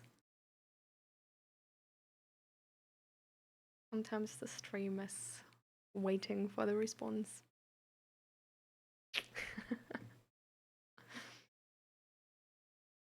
Sometimes with a delay it can get quite long.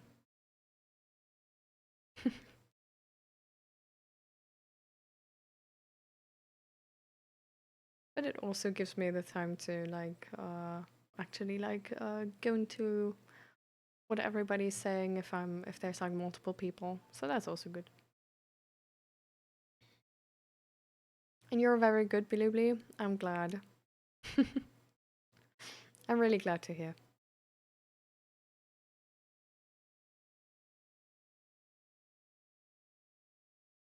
Oh, Stark, you fine by the way?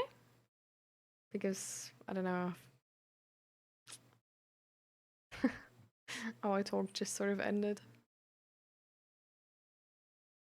Just checking in.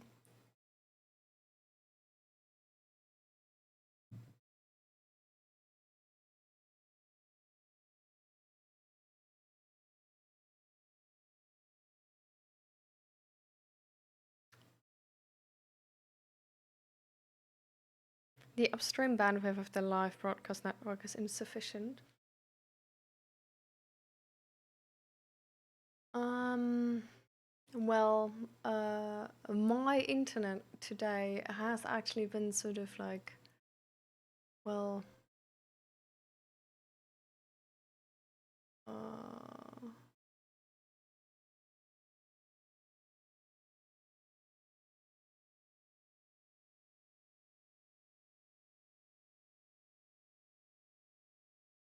annoying, but right now it looks pretty good actually. Right now it's like just above 6,000, so that should be fine.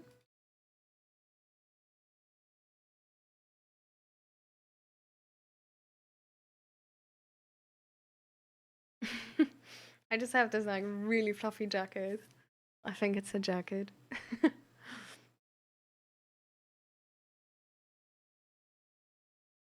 Making Flemish stew. Mm, nice. Yesterday there was a family function of my mom's relatives and I went there, but I ran away taking the keys of my house from mom as soon as I finished my food. Mm,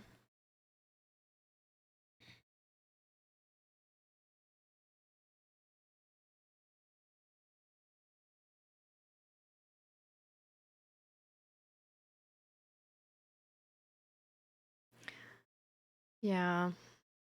I think sometimes family is a stage in life and can be quite nice once you live alone, get some more distance, and can actually have like proper off times from from your family. But if there's any way mm, to have more, I'm the victim of my introspection. Oh, how do you mean that? Because I feel like introspection is usually quite positive, no? Because introspection makes you understand what's going on inside you. So, how's that bad?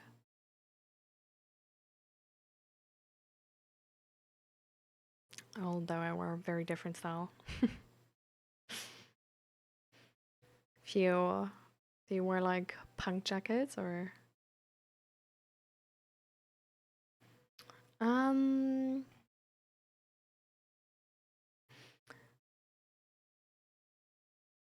how will we summarize what we're talking about? So we started with sort of like laziness and getting stuff done, and there being like a lot of expectations.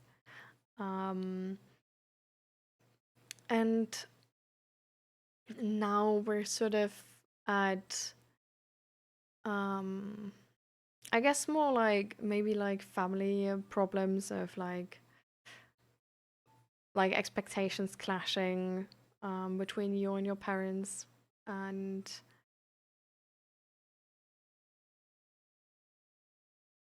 this feeling of like not being entirely free with what you actually want in life.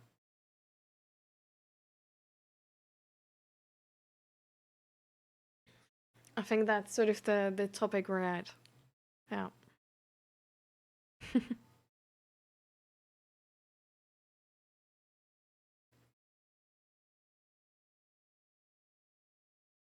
And how are you doing, Navandra? Self love is always important before you start loving others, and I'm still trying to love myself. That's really true. And hi, Emily. Welcome, welcome to the stream. How are you doing?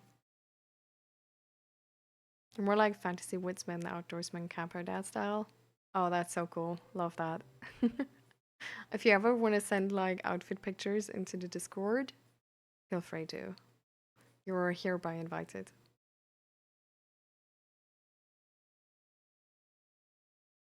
I found out yesterday that I'm avoidant attachment. Hmm. That's a that's a big insight about yourself. So how do you feel with that, Asta?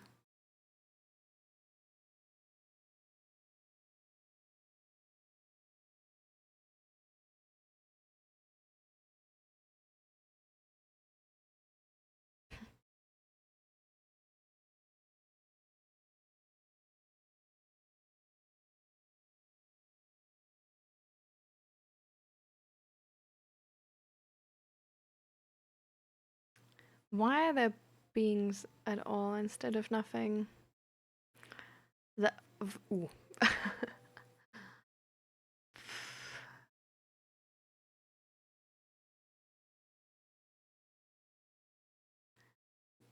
Luck, if you want to say it in a positive way. Otherwise, just random experiments. Not really experiments, just random stuff happening. Or if you want to go into religion, then there's some higher wisdom and higher being making that happen.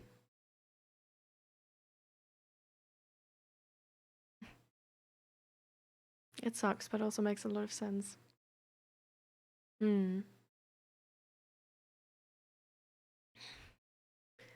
Is there any like insight you got from it as that is like gonna help you with forming better attachments or understanding the attachments you have right now? And also, yeah, everybody drink something. Everybody hydrate.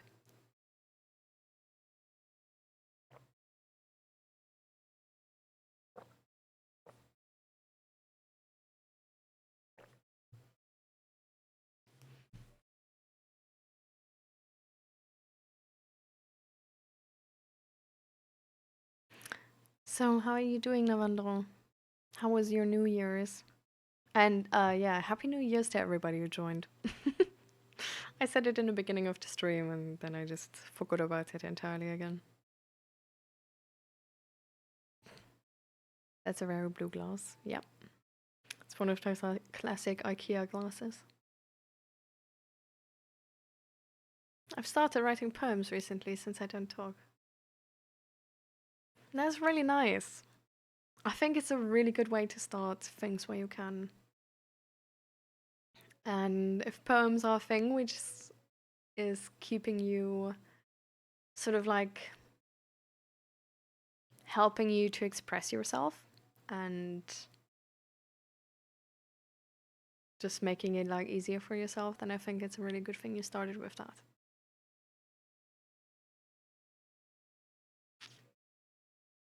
And with the marathon, although I don't have too much information on that situation, I do want to say some goals can be too high in the beginning.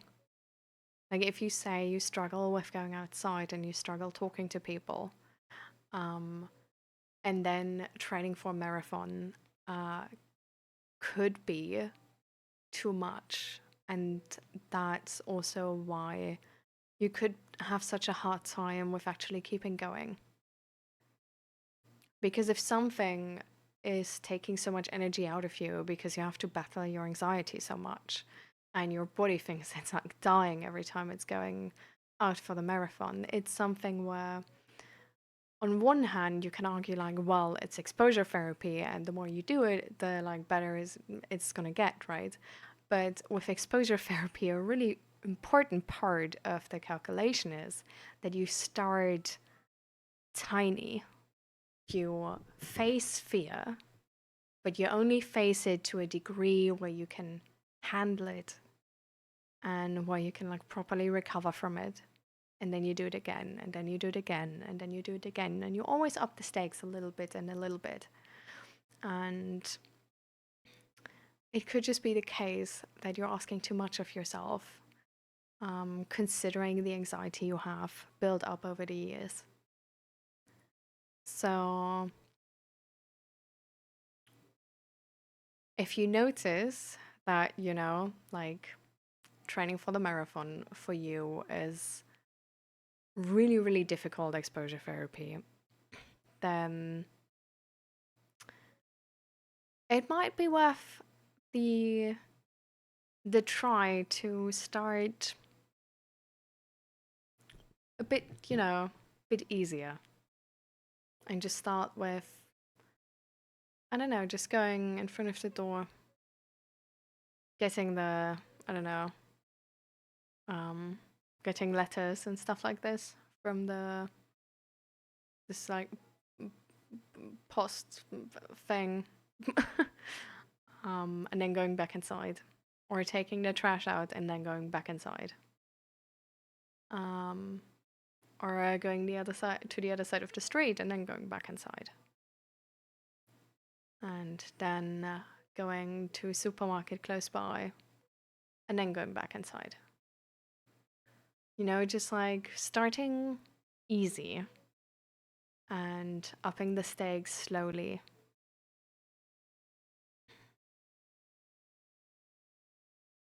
Because, yeah, I mean, I don't know your fear level, right? So it really depends on the amount of anxiety you have. But if your training for marathon always essentially takes life out of you, because you're like so scared. And it leaves you to essentially have to suppress your own emotions because otherwise you can do it. So every time you go there, you suppress your emotions.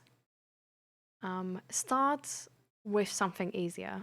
Start with something where you're able to explore those emotions, where you're able to feel that fear, um, without having to suppress your emotions because you can't deal with it anymore.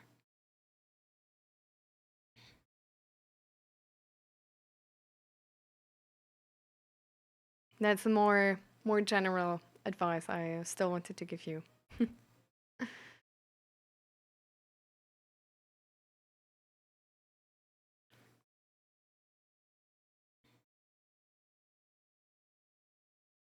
I try to, but also will talk to my therapist about it. Oh, you haven't talked to your therapist about the attachment style yet? I think that's a really good one.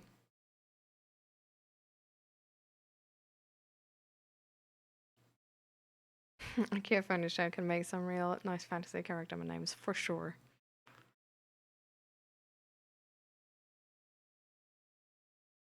I'm the person that will push you away when you're getting too close and cry that you leave me.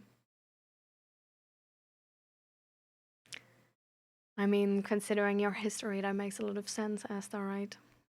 I can understand why your body behaves like that.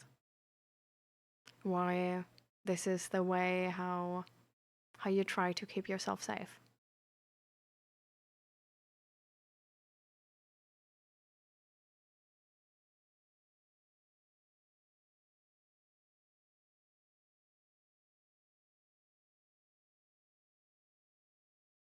Your parents are with you?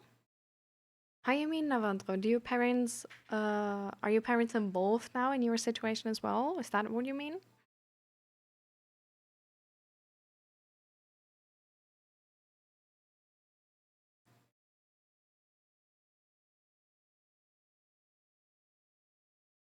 Hi Harish, welcome, welcome. How are you doing?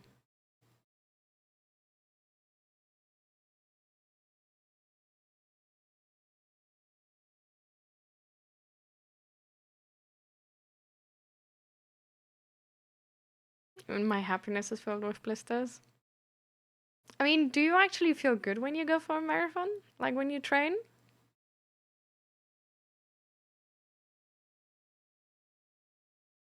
Oh, it's 7 a.m. at your place, Grey Soup? Ooh, damn. Here it's like 2 p.m. at the moment.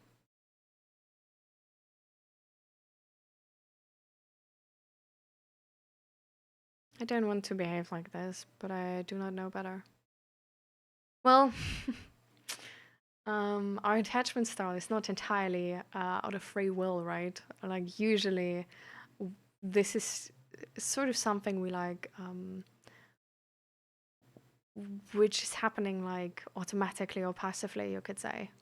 Like, it's not something we actively choose a lot of the time. But it's something how we try to keep ourselves safe. Um, and I think like really understanding yourself in that way and having that insight as to that you're a avoidant attachment style and how it's not benefiting you, but how it's actually like ruining some relationships even. I think it's really important. And in a way, like I know that you might only see it in like a negative way, um, that you like have this avoidant attachment style. Um, but at the same time, I think it's really, really important to understand why you evolved this attachment style and why your body sort of like learned um, that this is how you navigate attachment. Because I feel like there is a lot of space for compassion there for yourself and for your own experience, and a lot of understanding for your body and how you're just honestly doing the best you can to keep yourself safe and to understand that there's just that this might not serve you right now anymore, but that this is a response which is happening in order to try and maintain safety for yourself.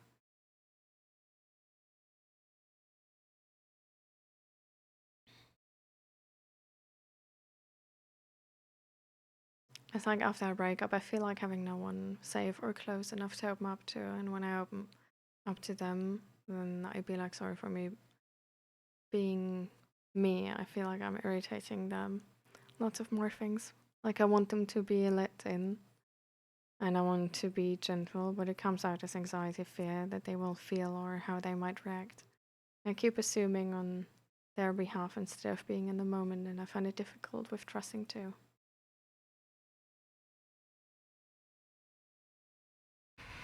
Can be a really complicated way to navigate attachment style.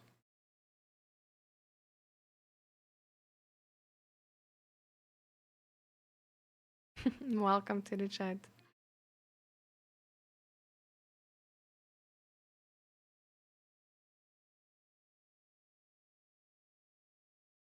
Yeah, I mean, my father is at his workplace only, but mom has came back with brothers, so no more alone, and moreover, I'm out of. Hmm. And the new meds are actually supporting you. That's good.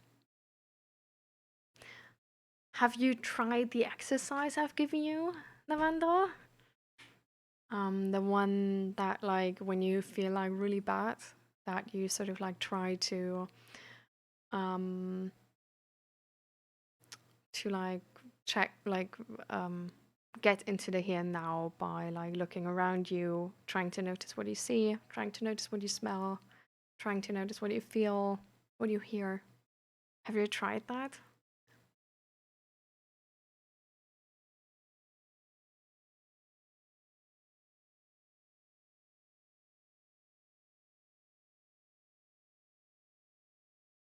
It's not negative, it's who I am. I just do not want to keep going like this because it's not in my benefit. Yeah. I mean, thankfully, attachment style is something we can definitely change.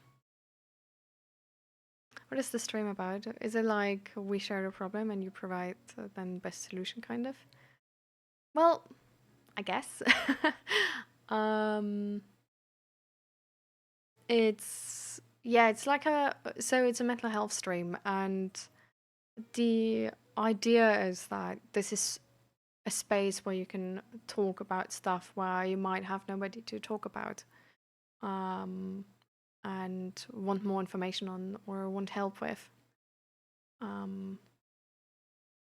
so it's usually not entirely that like I just give you a solution, but that I sort of like try to, um, I guess, like show you or help you determine a solution for yourself.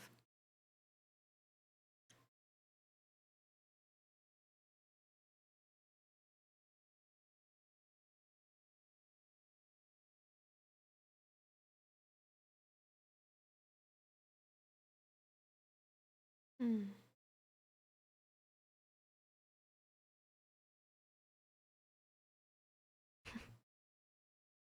See you, Navandra.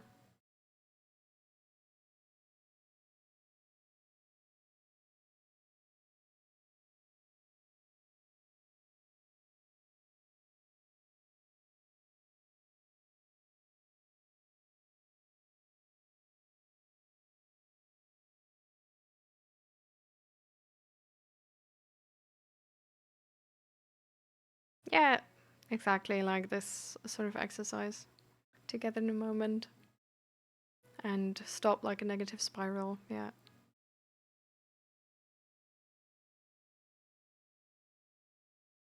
Yes, no worries, Navandra. Go do your prayers. Yeah, it's a really good one, right? It can be, well, it's not like working for everybody, right? Like everything in life, like everything is like, we're all different. Um, this piano is making you sad. How come? We can also switch to positive flow.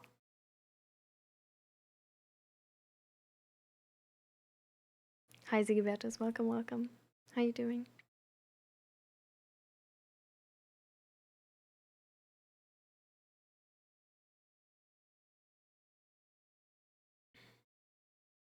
You were kind of rocking the piano.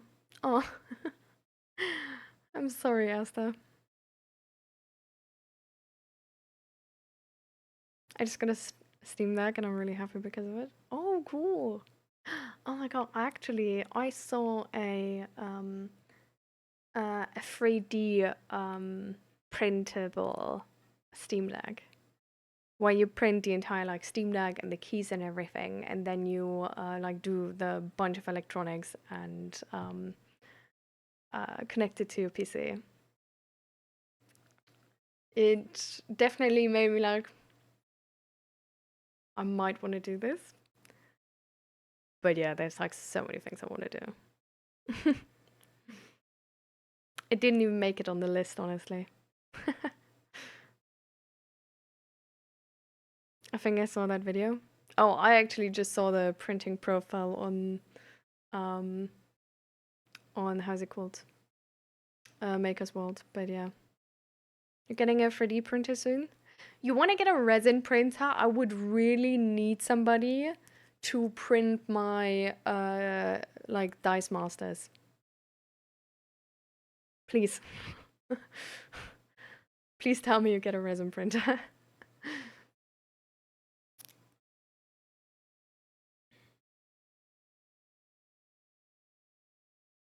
That's a lot of multicolored towels on the shelf. Oh. I was for a second, I was like, what towels? And then I looked into the stream and I was like, ah, duh. That's what you mean. Yeah, this is not this. Well, this could be a towel when you crochet one with it, but it's not. It's not a towel. It's crochet yarn. Yeah, this is crocheted with this. It's a jellyfish. But yeah, this is crochet yarn. And welcome to the chat.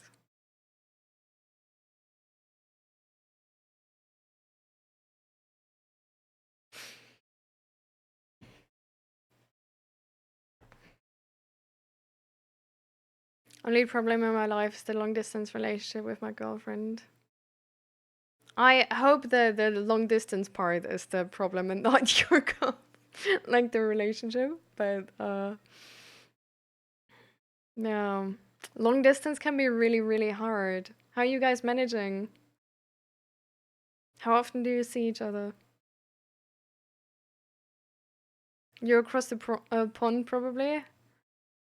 Oh, true. You did say it's 7 a.m. right? So where do you live? If you don't need, like don't DDoS yourself, please. But yeah, you know.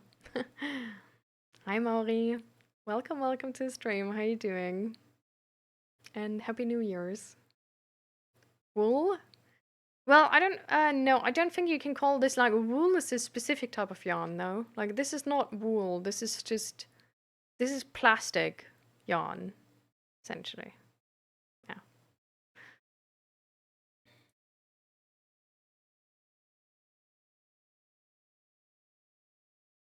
Yeah.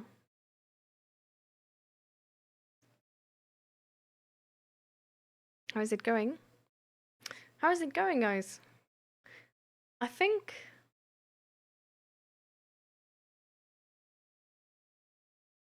I think quite well, no? I feel like the talks we had were definitely like insightful so far.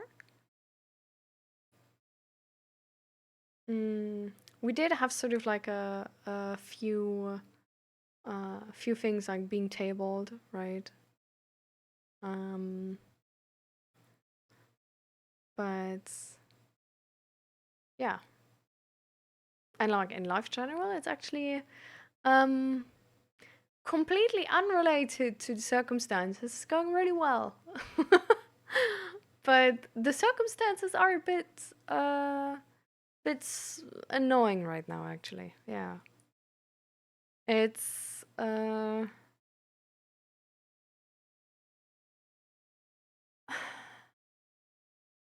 Well, it's actually quite fine. The only thing is that I'm ending therapy in 1 week. And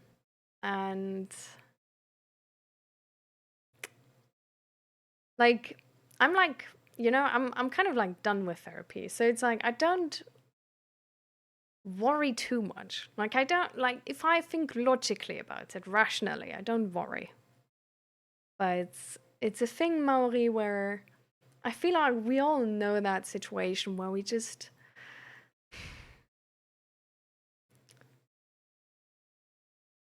like we know we're ready, but at the same time we're still a bit scared. You know what I mean? Like you've learned for a test, for example, and you did a lot of like the tests from like the years before and stuff like this.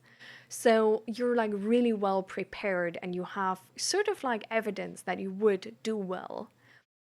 But it's still when the real deal is coming, it's just sort of you feel a little bit like, did I actually like, did I prepare for everything which is gonna come? Like, do I actually, am I as prepared as I think I am? And then you're just like a little bit worried of the unknown, I guess. So, yeah. But apart from that, I'm actually doing quite well. How about you, Maori? Use a Central Time? Okay, so a bit further away. Well, I mean, how much can shipping be for like a really small package, though, Gracie? Like, it can't be that bad, right?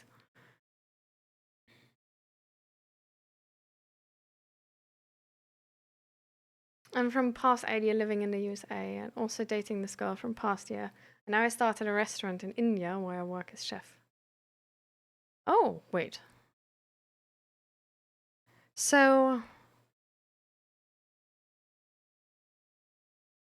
so you were living in the USA the past 8 years, and since last year you dating this girl, and now you moved to India to open up a restaurant and work as a chef there. So now you're like in long distance with that girl, right? This is that correct?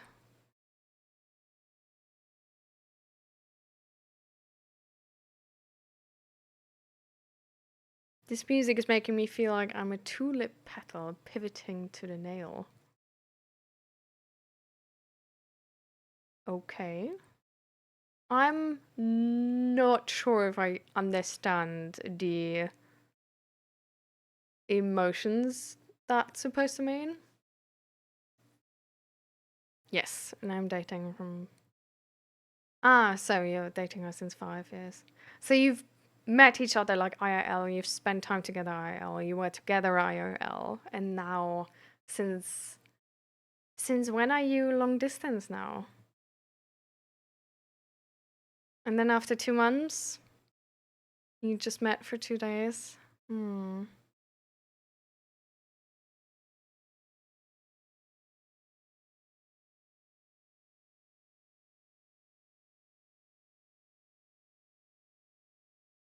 What country are you from? I've been puzzled at the accent. I live in the Netherlands, but I'm from Germany. The accent is from YouTube.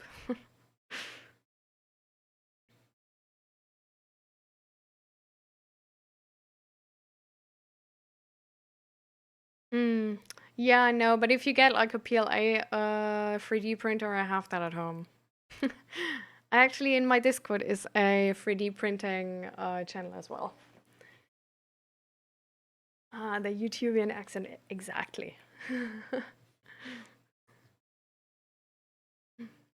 The accent, which is changing every week depending on who uploaded a new video. Exactly. Nobody understands my emotions. That's okay. Mm.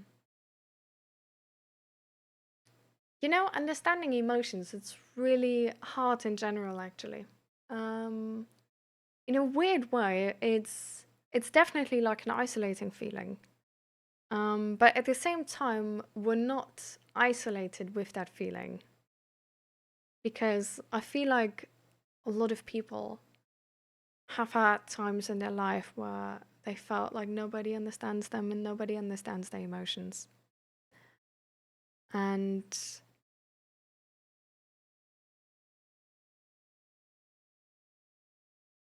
I feel like what I learned in therapy, especially, is that a really important skill is actually to learn how to communicate your emotions in a way where other people can understand and have an easier time understanding. And to communicate your needs in a way where other people don't actually need to understand your emotions to be able to help you and be there for you. Because after all, emotions are a really, really personal thing.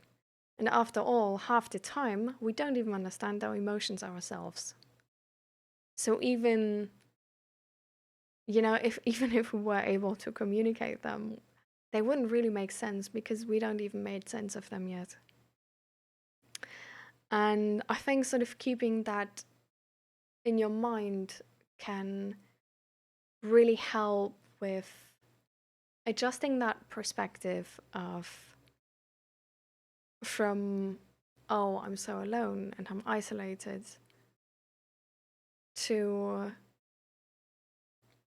I can ask people for help and they will be able to help me if I know what I want. And I can explain people my emotions and they will, to a certain degree, understand them. That's sort of good enough.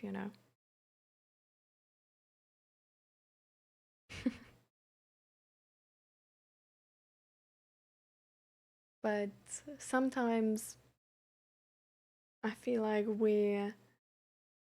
we also can be quite scared to actually tell other people our emotions and open up and be vulnerable about them. Because what if they reject us? What if they reject us in this very vulnerable moment?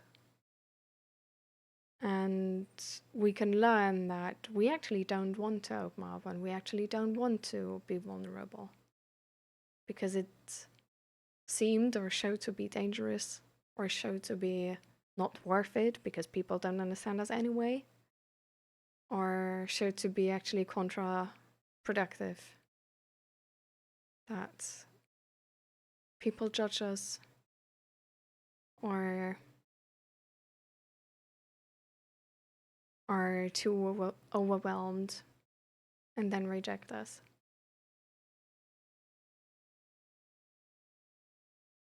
And I feel like, especially if you've made sort of experiences like these, um,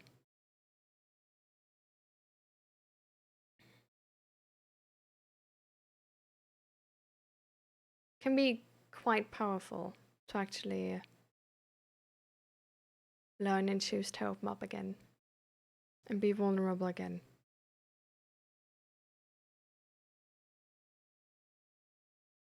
Because this feeling of connection can give us a lot. Even even if nobody properly understands the emotions or the situation. And even if other people can't physically help us, but only hold our hand. Because the funny thing is, actually, when I don't know if you guys knew this, but there's been an experiment which proved to us that if a loved one is holding our hand, we feel less physical pain. And there's been another study which actually implies that, or not implies, but is saying that physical pain shows up in the brain the same way as emotional pain, or more like emotional pain is showing up the same way as physical pain. So, for example, like being rejected and stuff like this feels like physical pain, and that's also why actually like painkillers um, are low-key like can, well, are sometimes abused as like antidepressants, even though they don't like, it's not like a one-to-one situation, but it's how some people can get addicted to physical painkillers even though they don't have physical pain, because they notice how the emotional pain load gets lower too. And knowing that, if we put both of those together, actually somebody being there, just holding our hand, just hugging us, can actually reduce our emotional and physical pain. So even if somebody doesn't understand, and even if somebody can't physically do anything for us or can't physically like fix the situation for us, just somebody being there, holding our hand, hugging us, can make a big difference.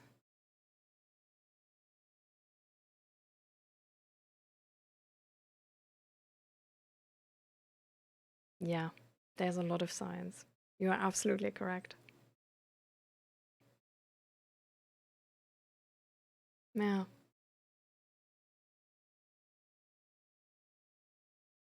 For me, when I sort of like left from my parents and found my boyfriend, now husband, I was so starved from physical content, like connection, and also emotional connection, that our relationship in the beginning was actually like really not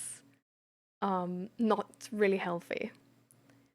We were both low-key like in a way like addicted to each other, and dependent on each other, because we were so starved on this like contact,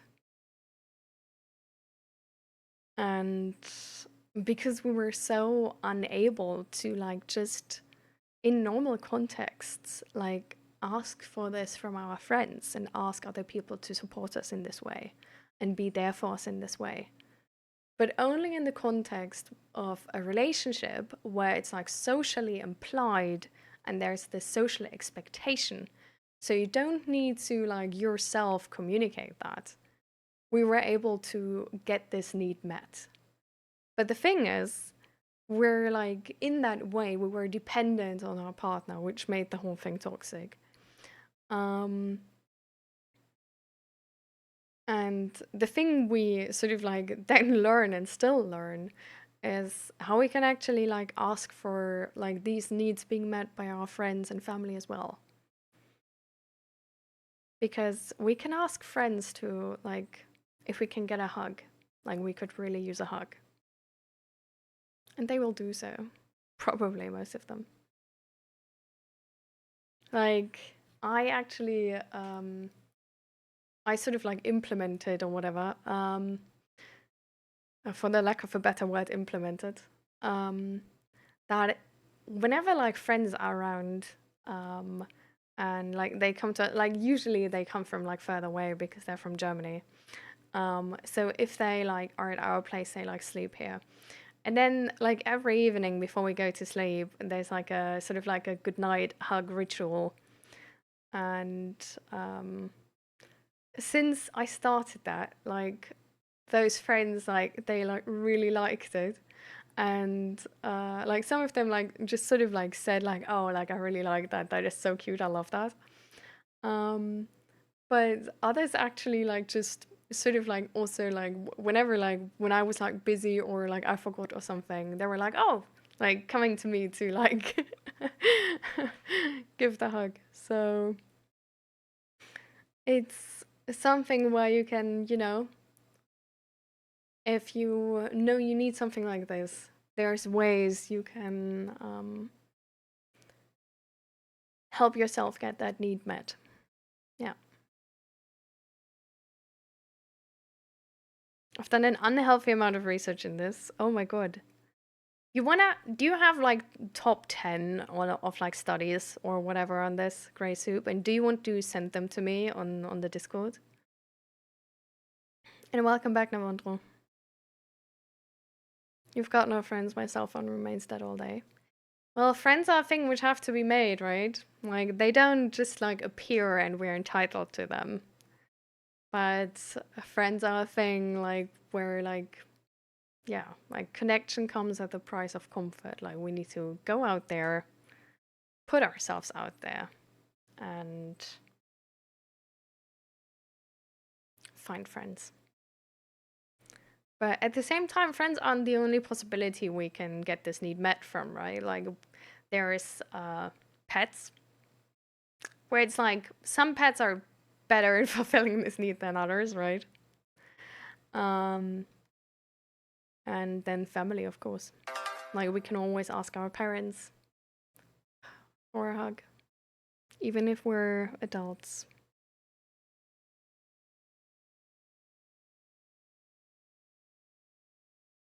Thank you for the follow. Welcome.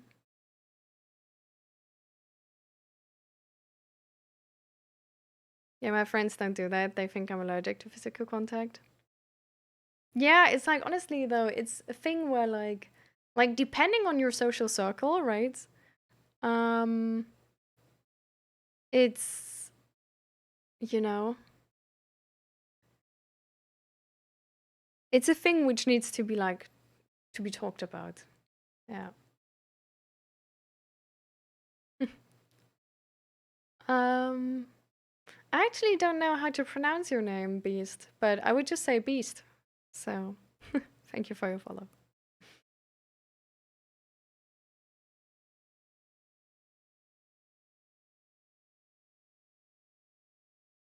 We would have an issue I struggle with physical contact. That doesn't need to be an issue. You can always just say you don't like that and don't want that, of course. I mean, nobody like needs to. That's hopefully like that's a given. Like I'm talking about like consensual hugs here, guys. I can't join the Discord. I hit max server as well. You just need to leave a server.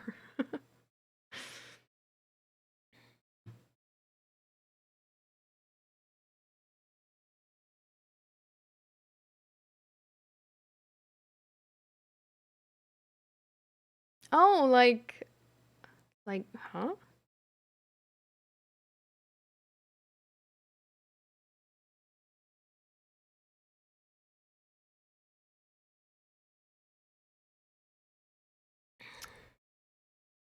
Interesting. All right.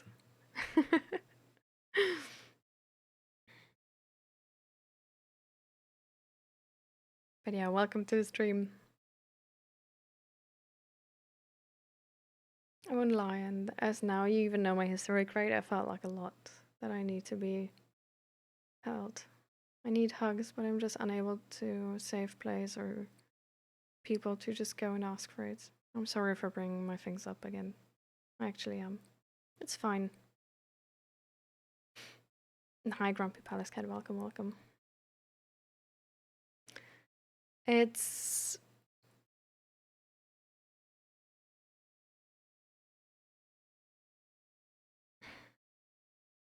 it definitely can be quite hard to build the confidence to ask for your needs and to get them met.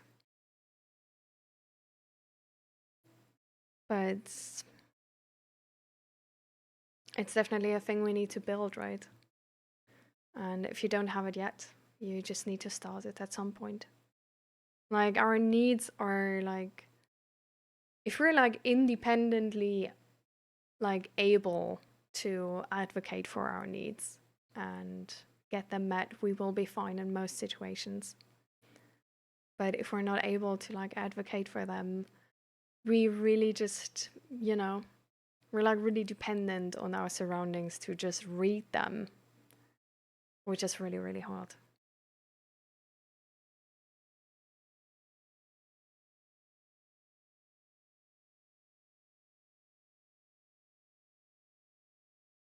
Also, bold of you to assume I remember what studies I looked at. Well, anyways, then.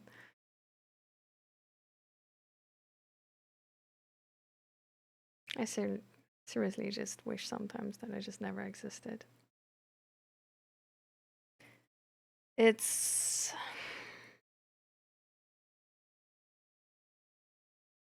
I understand what you mean.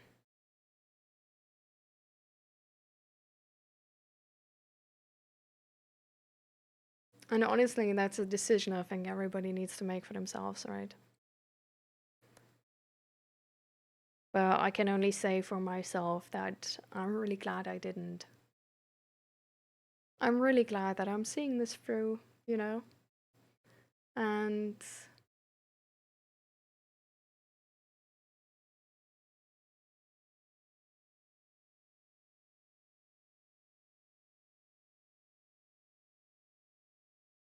I don't know, like you can look at it look at it like a self-study if you want to. If like a person like you can ever find a normal life and then like try like all the different things. Make it like an experiment sort of. Um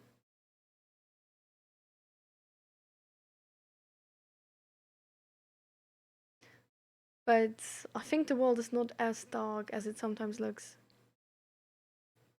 I think sometimes we're just not able to see the light. But I thankfully was always sure that there is light. I never had to make the decision if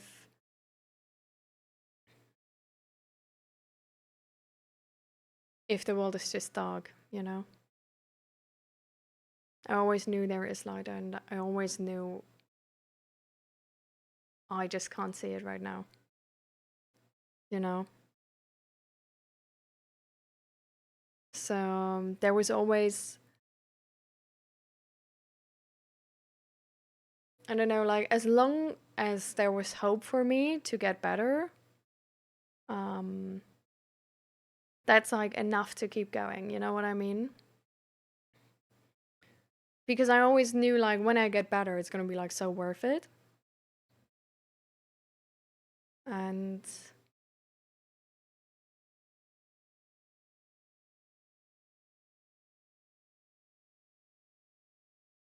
I don't know. I think there's probably like even some Reddit thread or something with like I don't know, like motivation or whatever of like stories of survivors, you know. Um where like which held on and which got better.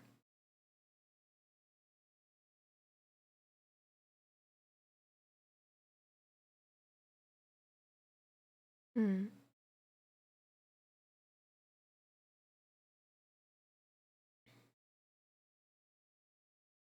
All right. See you then, Grey Soup.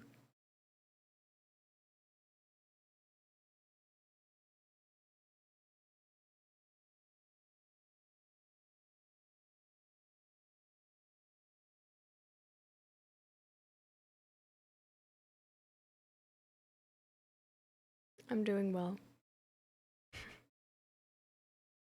How are you doing, Grumpy Palace?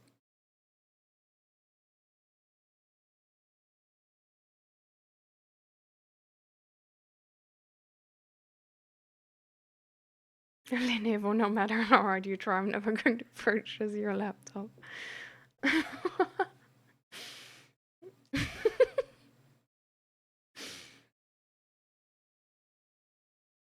Hmm. I love that. You're back from your 7 ads. Oh, yo. 7 ads is crazy.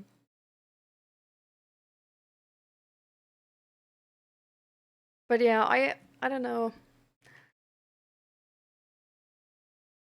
I think like as long as you keep trying, you're always gonna get better. And I think that what we need to be happy is really minimal. Um, like there, you know, like there is families who live in like in barely even a hut, you know, who have like their like some banana trees and that's it. And you know, if they can be happy, I feel like I feel like that's really showing us that like what we need to be happy is like can be like really minimal, and we can still be happy and have like a life where we see meaning in. Like I feel like how much our life is worth is really like depends on how much meaning we give it ourselves. Um so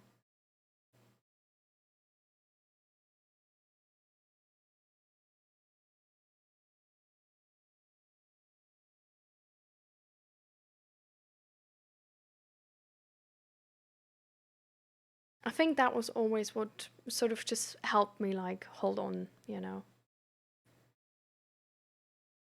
Because I knew like I don't need to become a billionaire to be happy. I don't need to even like have a good job or anything. Um and you don't need like many friends or many material things. But yeah.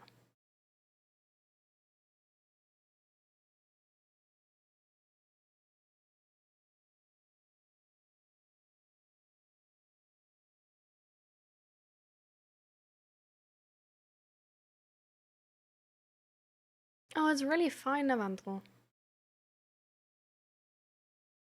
I think the only thing which I think like some chatters could like really appreciate is like a trigger warning for like self harm or something like this. But apart from that, like you're really fine. How does your anticipatory anxiety like really show? Like how does it work for you?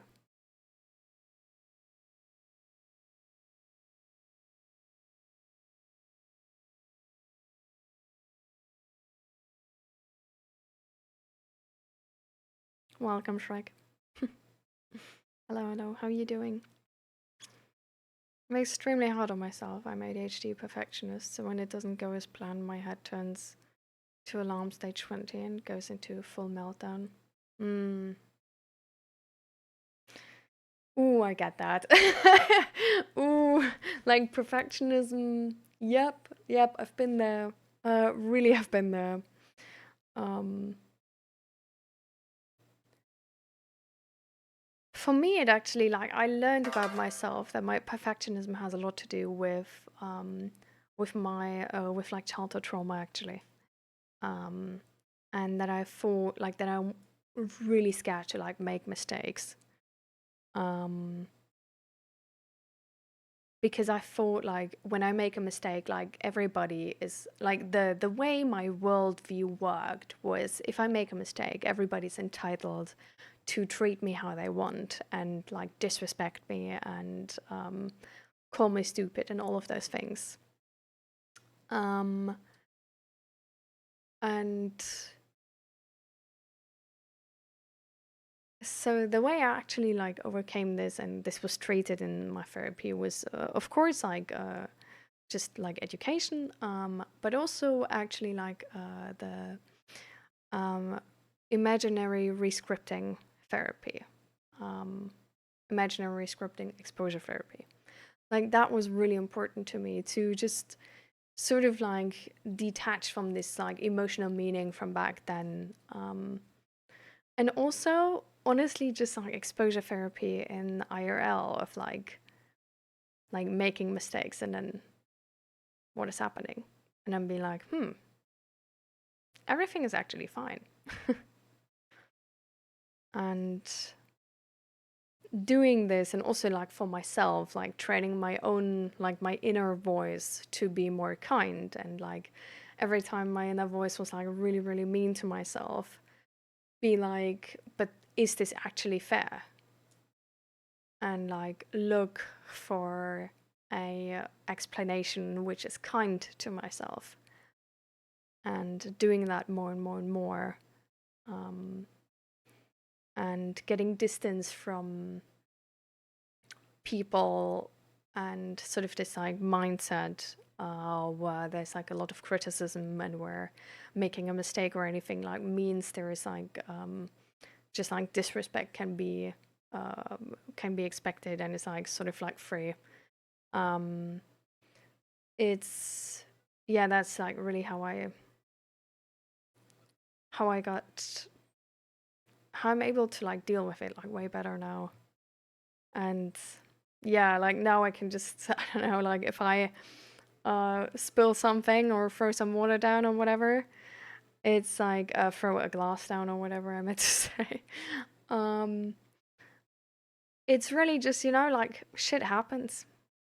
Everybody's just a human. It's fine, you know? And I don't know. I'm really like a fan of like babying yourself in that moment a little bit and really stepping into that like the mom you would have needed energy in these moments. I don't know. But that really helped me.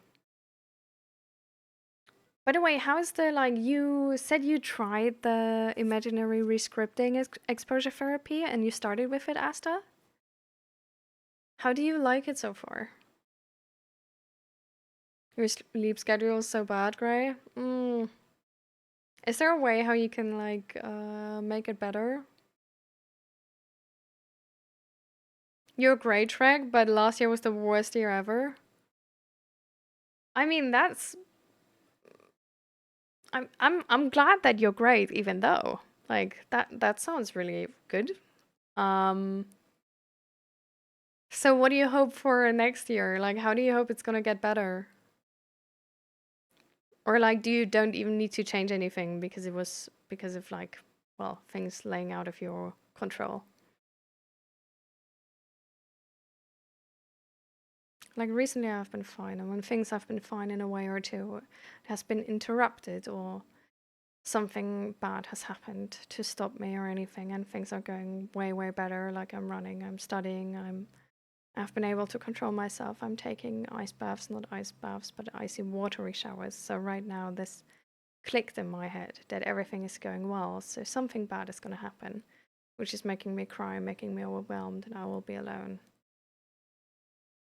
Is there anybody in IL you can talk about this? Like maybe your parents or maybe a relative or a friend, Navandro? Because I feel like this fear that like everything is going too well and like being suspicious of the happiness is something very relatable. I think maybe even everybody has that sometimes in their life.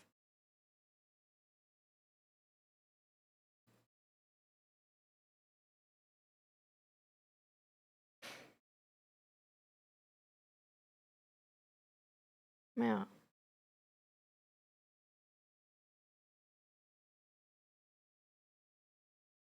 Emotional neglect is really, really hard and really evil. I'm sorry for you guys. But yeah, you're not alone. Yes, Gray. Let's go. Sucks for that other Discord. Yikes. No one's gonna be by my side, and yeah, so I'm just afraid, like, what bad is gonna happen. I've been praying to God to forgive me and help me. The storm is coming, like, I just don't want to be ruined right now, because after crying way too much, after trying way too much, I know I've been able to do things barely, and I don't want to lose it at any cost. Anxiety regards this way, way too much. Like, it can't be explained that how afraid I am of this thing. Now I understand, Navandro. I feel like, you know, I feel like anxiety a lot of the time makes sense. And if we would have some more compassion with ourselves and some more space to honestly like see these negative feelings from a curious perspective, we would be able to see the logic here, right? Because I think your anxiety is so huge because how you see yourself, Navandro, is first of all that you don't want to die. And the second thing is you're not sure if you can take another hit.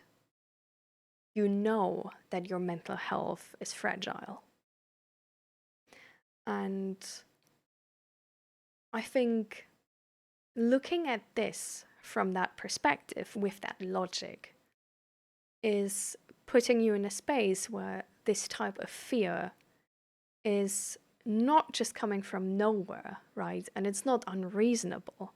It's not just anxiety. It's not just, oh, you're like, you know, you're just in your head about this and whatever. But it's a really real thing, you know, because you're unsure if you if you're going to survive the next thing, if you have energy to take another hit. And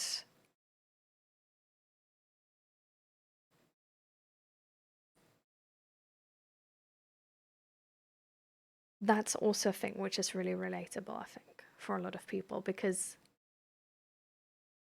it's a thing where, like, how do we know before, right?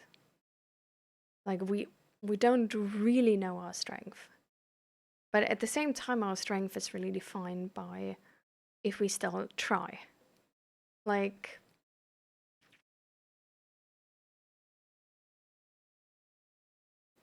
so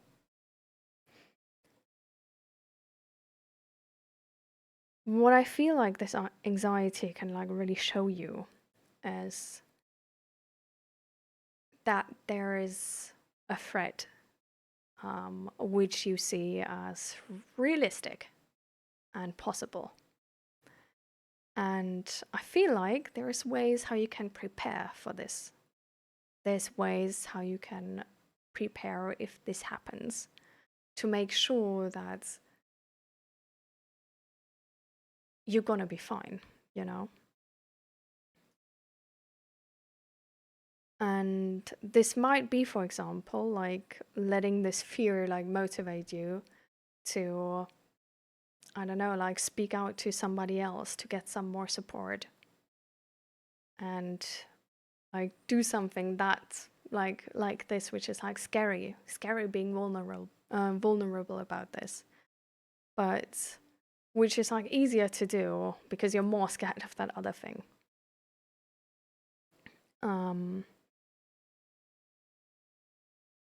it can also, for example, motivate you to put some more like resources into this.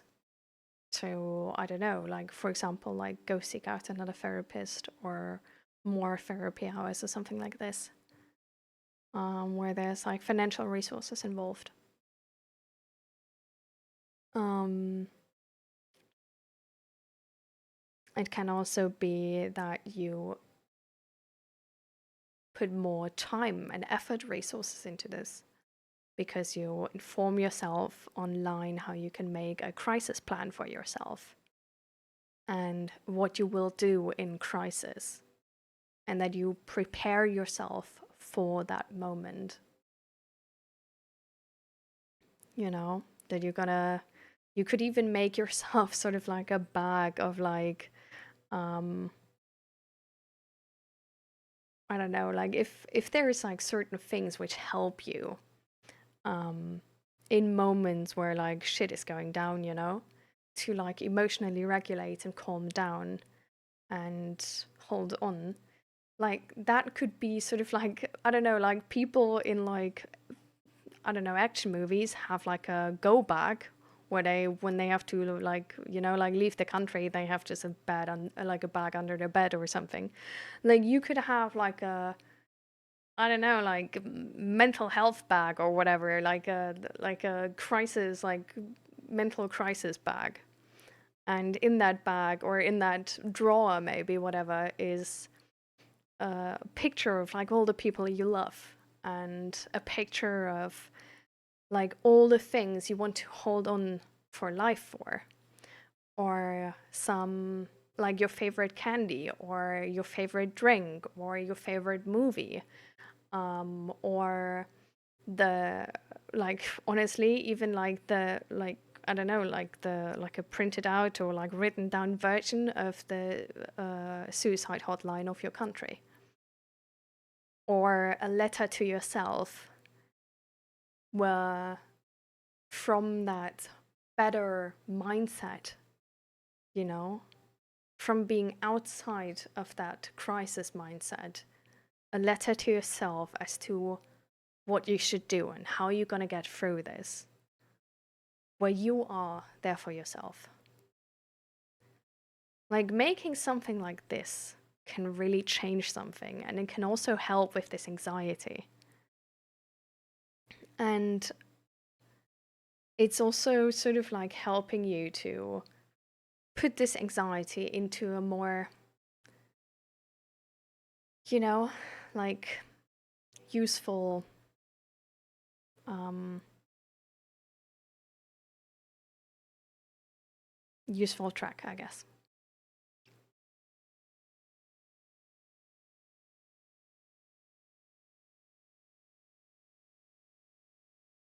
Let's drink something again, people. Let's hydrate.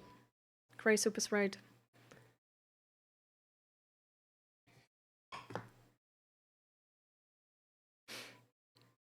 I never thought of it this way. Thank you, Crate. You're welcome. Because yeah, like our feelings are not there for no reason, guys. Like I can't stress this enough. It's a thing where like I know I sound like a broken record because I repeat myself so often on this. But our feelings are there for a reason. Like we have logic. Like if we look at a person who's like who wants to commit suicide, they have proper logic in that moment, okay? If we look at a person who's like really, really anxious, they have logic. Why that logic looks so much different as to the logic of, let's say, a regular person in that moment is because the information is different.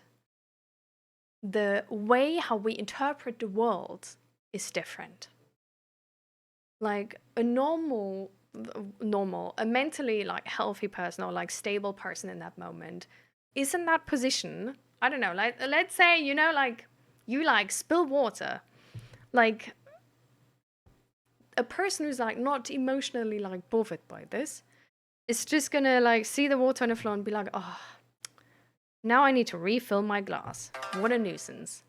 But they not gonna be like they will just like I don't know, like that's sort of like it, you know, like whereas a person who's like really like scared to make mistakes might have like a way different reality in that moment and being like I don't know, like, oh no, the water's on the floor, like it's gonna ruin the floor, like the floor is gonna like get like water damage, and then like we have to redo the entire apartment because we cannot like redo only like one like part, right? And um, then like, oh my god, and I don't know, like my husband is gonna hate me and is gonna think I'm incompetent, and then he will make like snarky remarks like with friends, and like people are gonna hold this over my head the entire time, and like everybody in stream will think I'm stupid, and then like nobody's gonna watch my stream anymore because I can't like help anybody, right? And then like there is so much negative information that from that perspective, all of a sudden, this fear is really real and makes sense. But it's our interpretation of the situation which changes in that moment. And the annoying part is we influence our body with this, and our body influences us with this. So the moment we put our body in sort of like the survival mode, you know, our body is going to interpret everything from that survival mode, you know? So it's really a situation where, like, it's a downward spiral. But what we can believe in that moment is that to ourselves, this fear we have to some part of ourselves, whatever we feel, is entirely logically bulletproof and makes sense. The second thing we know, it does not need to be reality. It does not need to be the only way how we can interpret this situation. so we can see our feelings as valid and cannot see them as like, oh no, now I'm getting a panic attack and this, I fucking hate this body and I fucking hate this planet and like this whole situation I'm in, I fucking hate everything.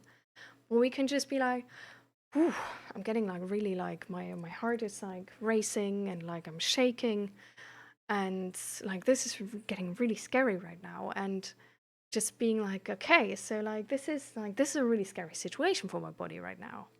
And like then understanding, okay, so when we think all of this, like that makes a lot of sense. But is that actually true? Like, is that actually the only way we can interpret this? And like, how would my friend XYZ see this situation? Like, how would they behave? Or like, how would Crate behave in that situation? And then sort of like fact checking ourselves a little bit in that moment and being like, maybe this is not as bad as I think. And just believing that I'm scared right now. I'm scared of the monster under my bed, but I think there's no monster. And I believe that there's no monster.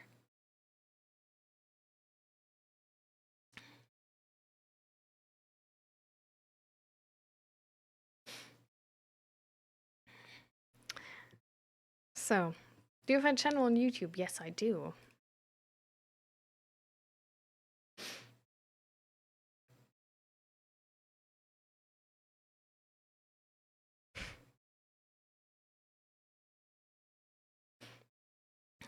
That situation is like a storm in real life, not in our control.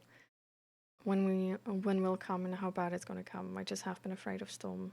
I have not been taking precaution for it. Yeah, you're right. I know my strength. I have dealt a lot worse things, and I have this in me to deal with things that just that in anxiety and panic we forget how we can actually be there for ourselves. Exactly. We are in that moment. We're in panic mode. But now we can still do something. Now we can prepare as good as we can for that moment. And I think we owe it to ourselves that we take that fear serious. Because our body tells us that the next situation could be bad. Like, we've got the warning. So let's actually do something with that information. Let's try to prepare as well as we can and see if we can make it. And if it never happens, like, we're still safer. Like, we can, like, like, we can just live in peace because we know, like, if it were to happen, like, we're ready.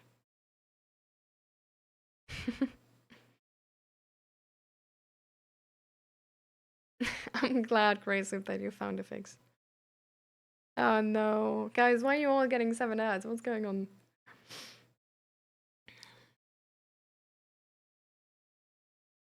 Oh, you don't even have 7 ads? You just...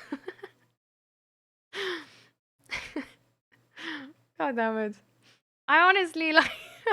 I was fooled by a Grumpy Palace ad for my own subs, bro. I was like, oh, what are you saying? Let me actually, like... read through that. It was like in those like YouTube videos where you don't see that coming and then like you're halfway and you're like, wait a minute. This is a like VPN ad actually.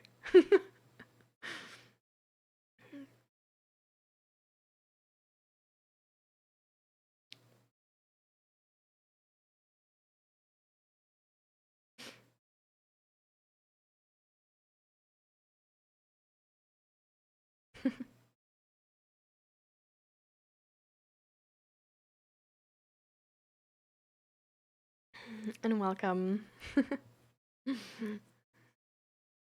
Do you say your name like Utah?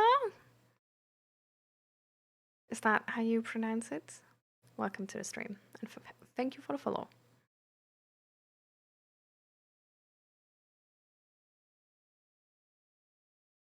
Try to make a refreshment drink with orange juice and blueberries and mint. So essentially just like orange juice and mint and then like boba, but like instead of boba you have blueberries. Seems good.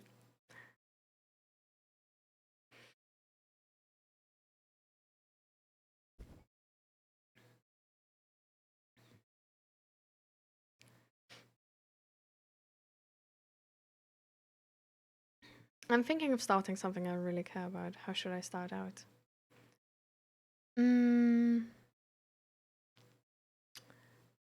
What is the focus of this question, Yuta?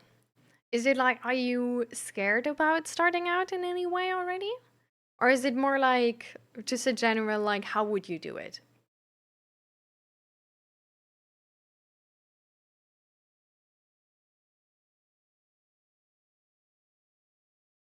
You just were out and shoveled snow. Great training. Now I'm tired. Really good exercise.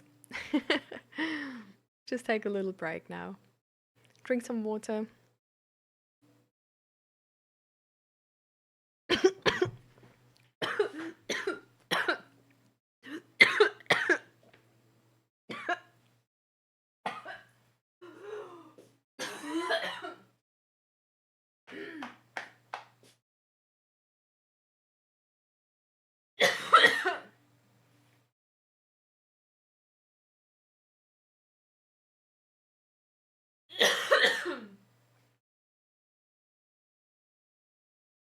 Oh.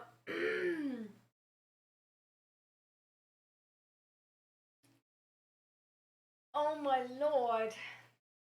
Oh.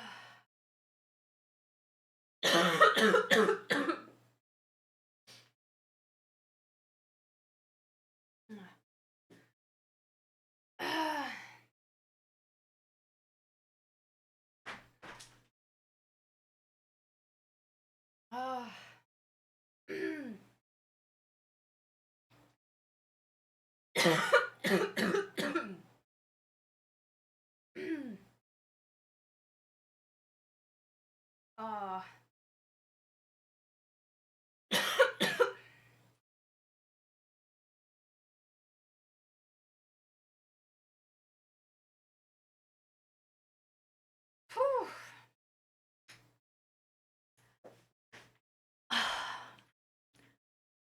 Oh my god.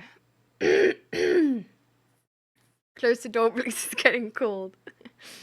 I'm really warm. Oh my god. That was like proper. Not yeah. I need a sippy cup for sure. Oh my god. Jesus Christ. Ah. Okay. Let's try again.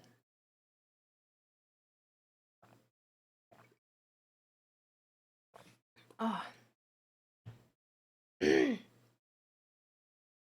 don't know what happened.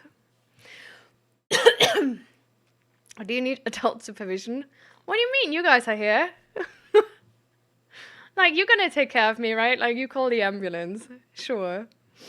I believe in you.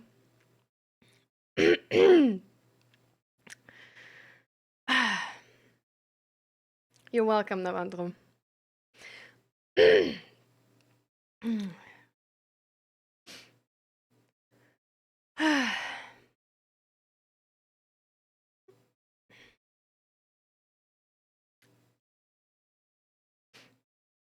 Oh my god.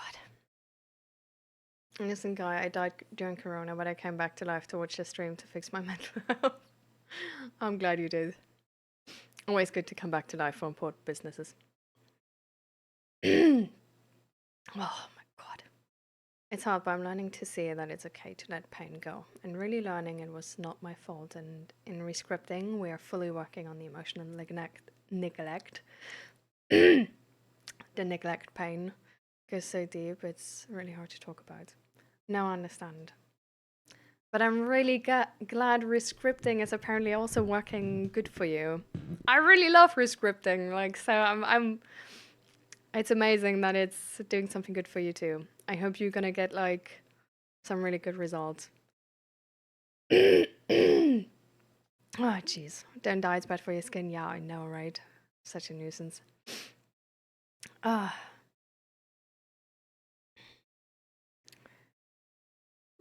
Recipes work with streamer. Hey, hey, hey. Have some hope for me, please. Hmm.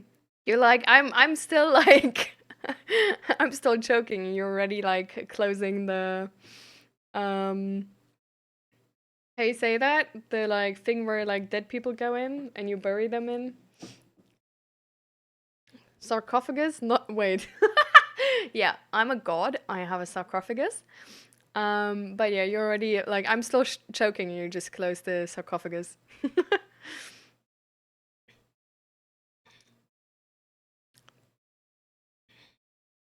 Remember, I'm not allowed to die. True. I'm gonna get banned otherwise. That would be bad. And we could try to call that ambulance. Hello, ambulance. Yeah. So there's the streamer dying. Do you know her like address? She has porros in her stream background. Does that help?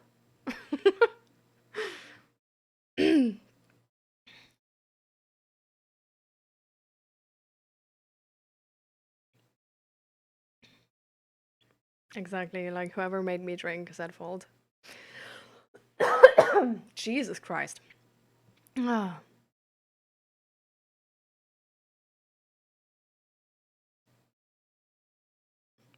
Everyone. Um, Yours got flagged because it was the combination of die please. So apparently that's a no-no.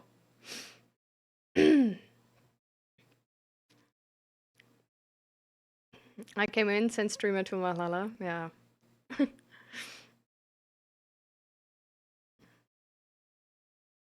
Color dolls in the back. Yeah, please.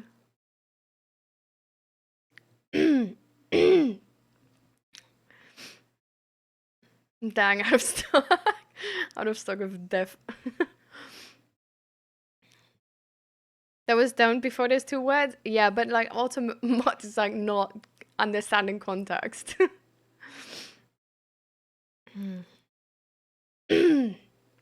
Ah, yeah, okay, we're here. I'm here. I'm here actually, guys. I'm alive. So crazy. Why do you have so many sleepless nights? I wanted to ask, like, since I guess like the first time you brought it up, but then we always had like other things you talk to talk about. So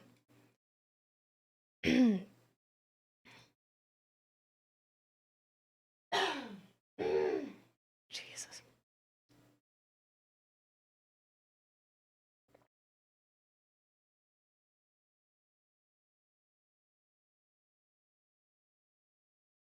you don't like sleeping. You wanna get into details, or you don't. It's also okay if you don't. Jeez.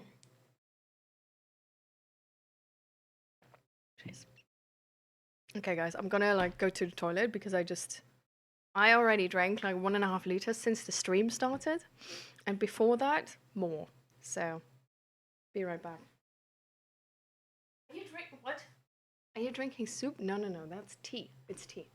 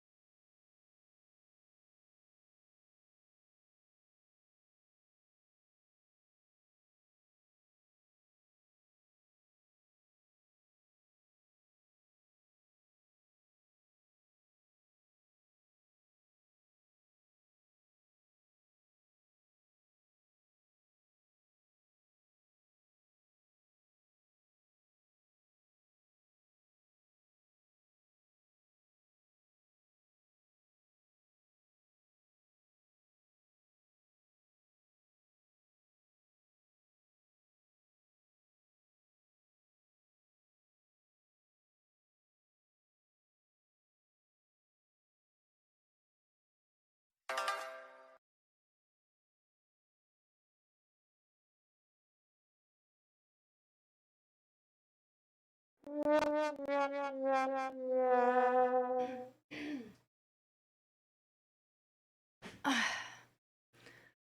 are we going in with that sound? What's going on? Ah.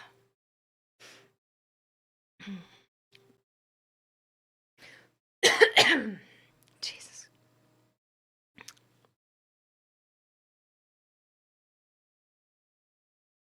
Howdy, Indiana John. Welcome, welcome. How you doing? Oh, and thank you for the follow.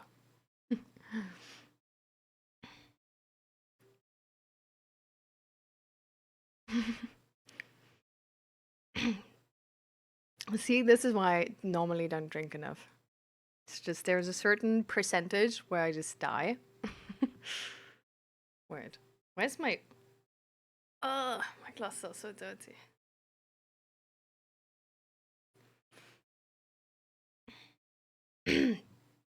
Yeah, I don't know why, but it went like really deep. There's probably still water in my lung.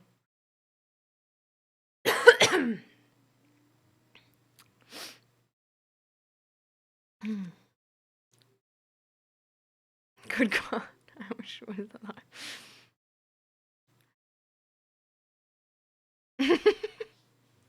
Autocorrect is just like, no, you're not allowed to type great. You like nearly killed her. How you dare speak her name?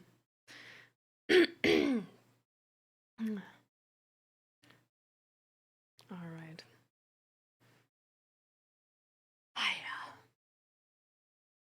Oh, it's still so dirty. I'm just gonna go without glasses. The normal level. Oh my God, I just wanted to like pull my like glasses up.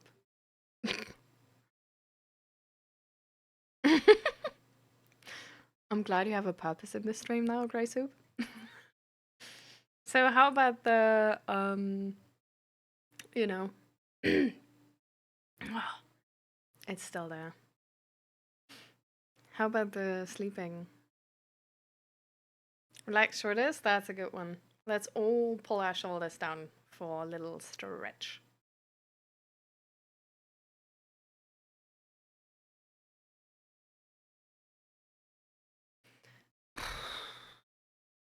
Nice. Thank you. It's always good to remember to relax the shoulders. The water in them.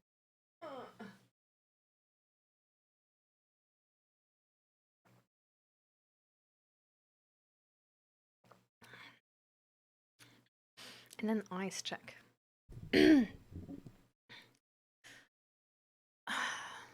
Let's all do it. Let's all look outside or look somewhere far. You might have heard it already the last time, but I'm just gonna repeat it. Try to look somewhere where it's like the furthest away is best, but it really like low key. If it's further away than like 3 meters, it doesn't really make a difference anymore. But just look far away because that's relaxing your eyes. Because especially if you've looked the stream like, or while you're watching the stream via phone, but also if you're watching it via PC, your eyes are probably like focusing on like a really low distance, which can be quite exhausting for your eyes. Can actually cause headache. And also just you getting like bad eyesight. So let's really try to give our eyes a break here for a second. Oh my God.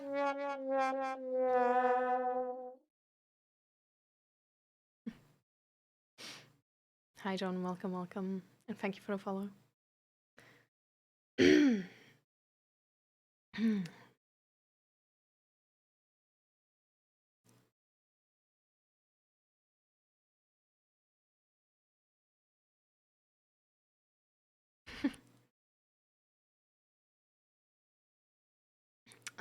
Yeah, like 3 meters are like 10 foot.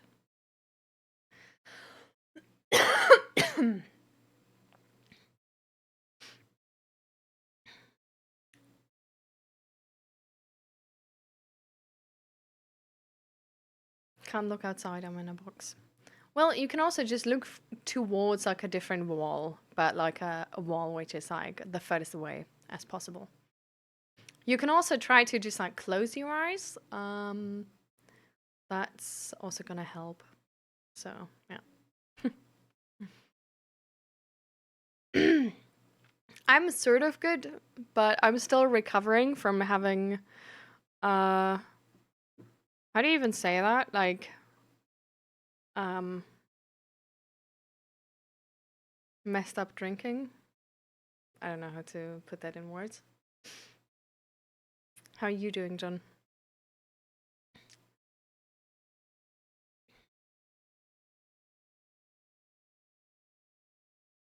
I guess you're Craig now.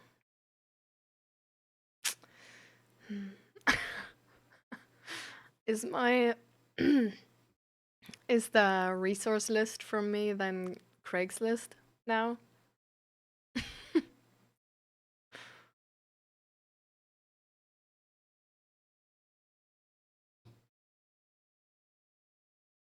Self-inflicted drowning. I love that. She got blessings from that water. Yeah.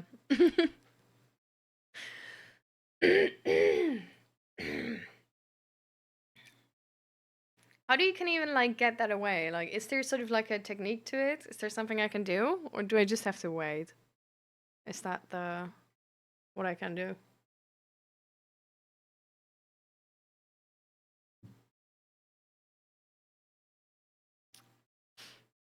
Well, anyways,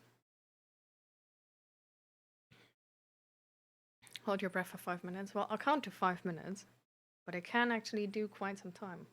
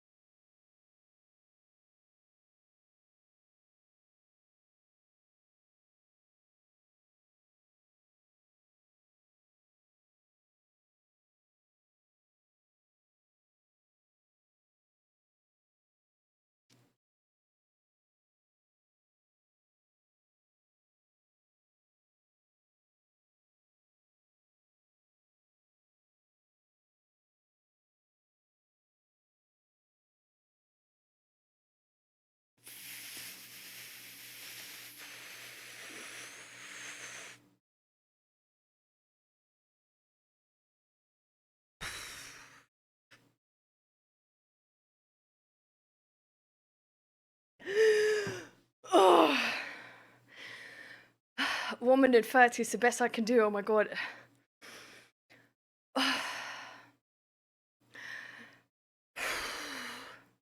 Yeah.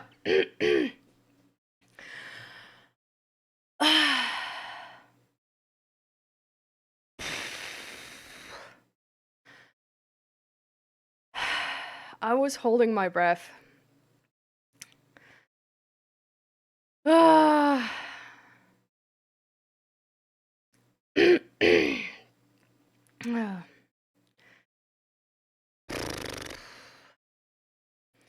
Honestly, I just wanted to see how long I can do it.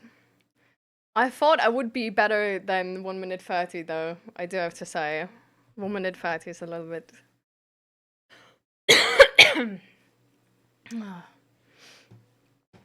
But, anyways. Oh, Jesus. So, 1 minute 30. Best I can do. Maybe I can do better if I'm like underwater and like have to make it because otherwise I drown. But you know, you'll never know. Oh my god.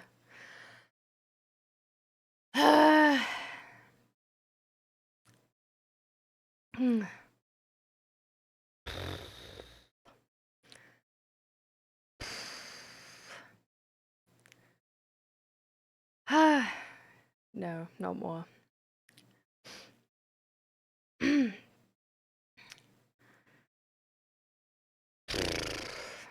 can out easily for 2 minutes, Navandro? No fucking way. Have you actually timed this? Because I expected myself to be so much better, but then it was only 1 minute 30. So it really had to do with my, I don't know, like bad time interpretation.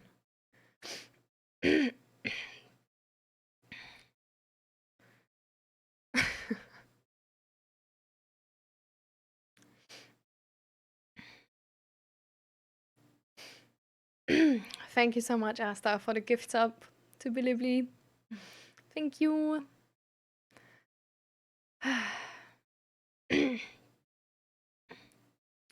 Say the thing. What am I supposed to say? What?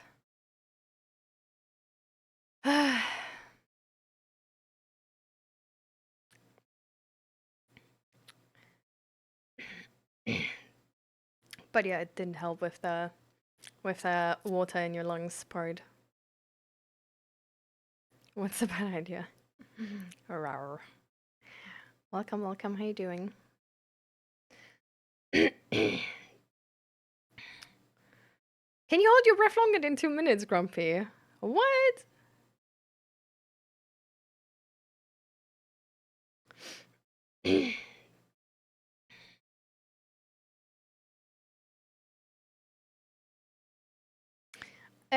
It really depends, right? Like, I have a diving license. For diving, you don't need to hold your air, right? Like, you don't need to at all. You have your air with you the entire time.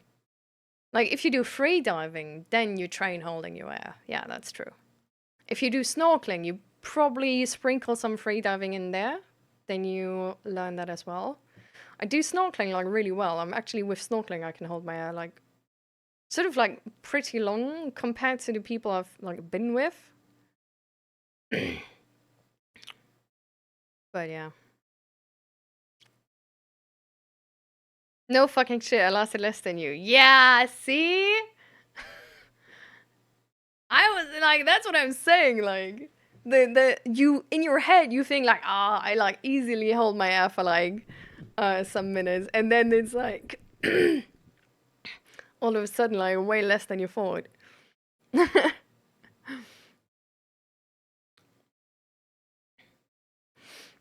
But yeah, 117 when I was really struggling, like I was letting out some air and then like holding it again.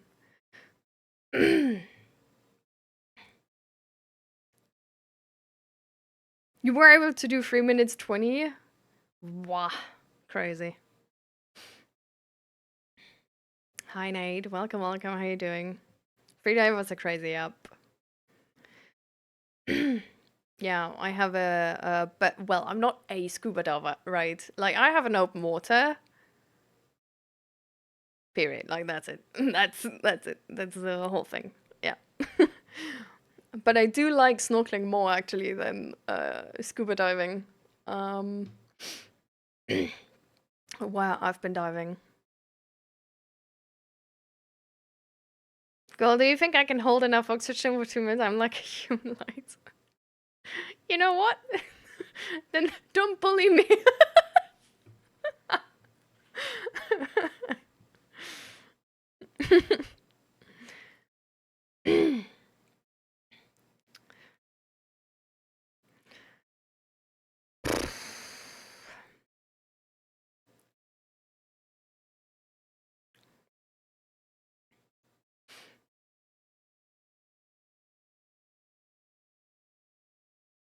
No. You dipped your head upside down into a bucket, but you got stuck?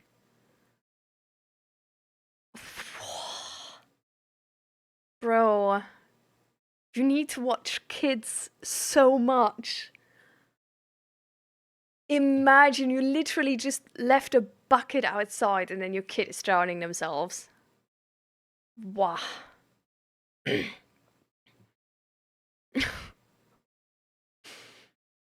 Oh, like I'm not an advocate for for hitting your kids still. But geez, that must have been scary. Yeah. I've done free diving, got to like 10 meters. Oh, actually, yeah, like I've been able to do like 10 meters. Like last so wait, was that last year? Like yeah, like last year when I was on in like Egypt, I cleared like 10 or 12 meters free diving. Like down, like there was like sort of like a ring, which was really cool. Yeah, but there were some rings for like the divers. And I just like I was diving down like through the ring and then like going up again. That was really cool.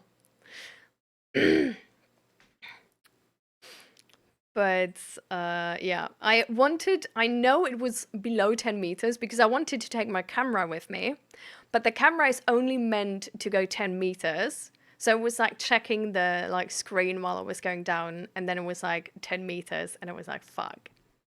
There's still like, I can't. It's too far away. So I had to go back up, give the camera to Zach, and then do it without the camera. It was a bit sad.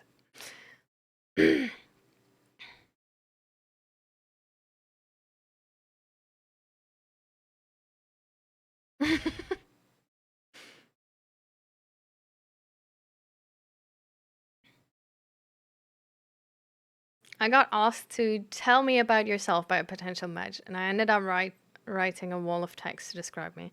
He said I talk too much, like who can describe themselves in 2 to 3 sentences? It doesn't. So let's rephrase that statement. You talk too much for them.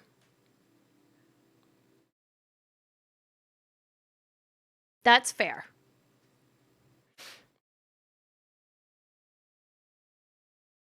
Doesn't mean you need to talk less.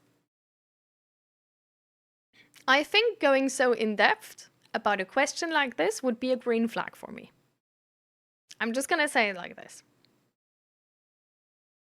It depends on which type of person you are, and there's going to be people who are not appreciating that, and then you don't match with them, and that's good too. And then there's people you're going to match with because they really appreciate that, and then you're closer to actually find a match you're like well compatible with.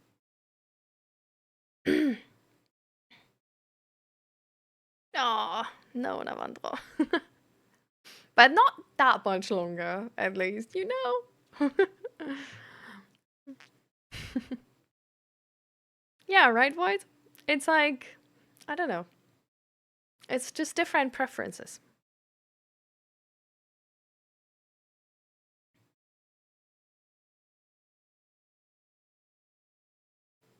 How you have this another way of perspective so much, like, wow, it ain't common thing. Oh, how do you mean? I'm always known as the caffeine addict, musician, weapons nerd.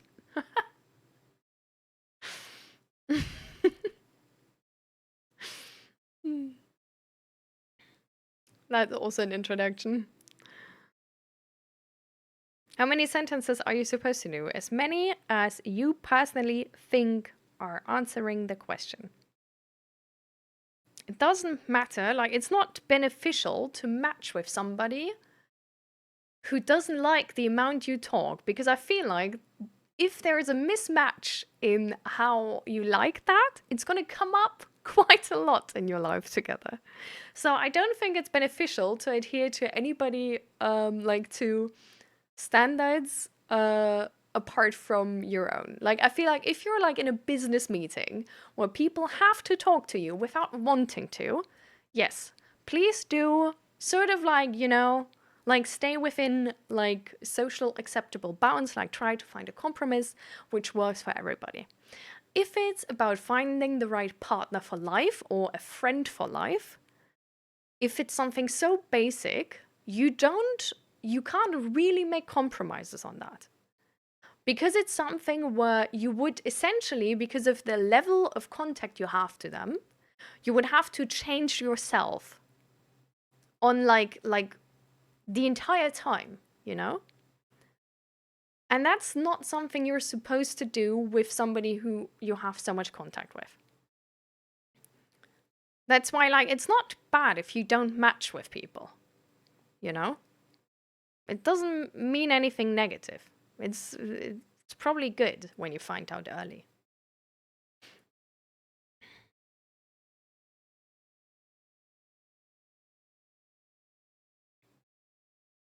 I'm the silent one in real life because I was told my opinions and thoughts don't matter. And you believe them, Asta?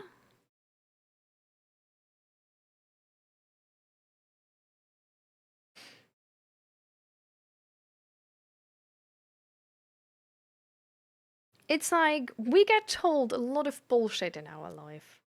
A lot of people like us to be different. But let's not, like, let's not.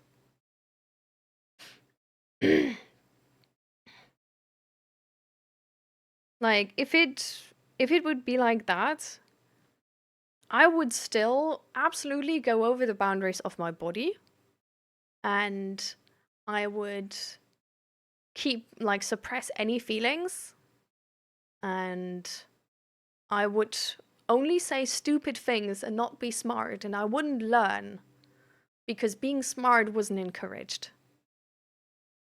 And I wouldn't say smart things, and I wouldn't share my knowledge because I don't want to take room, you know?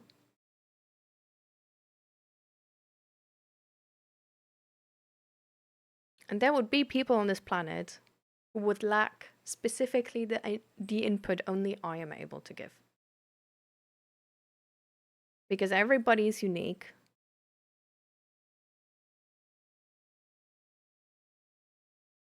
And everybody's opinion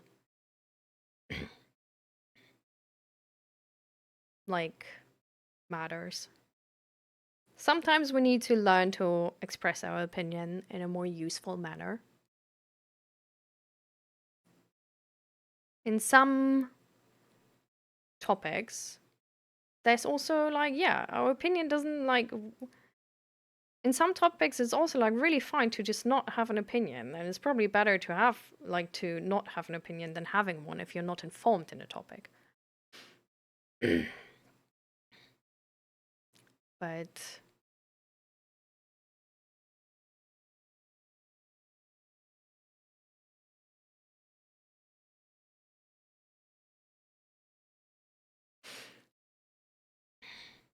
aw, thank you. Thank you, Nate, for the gift sub. By the way, I'm sorry. I like wanted to answer to it, and then I was like so in my train of thought, I wanted to end it. But I really appreciate the support. Thank you so much. And I'm glad Cray Soup is now not like doesn't have to listen to 7 ads.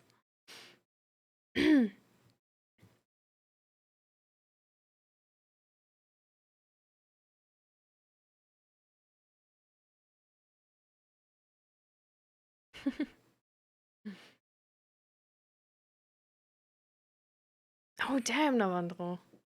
You're crazy. How did you when did you learn or why did you learn to hold your breath so long? Like did you ever do something like free diving and stuff?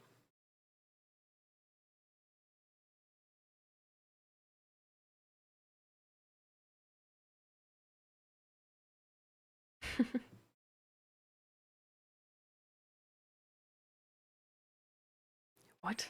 Oh my god.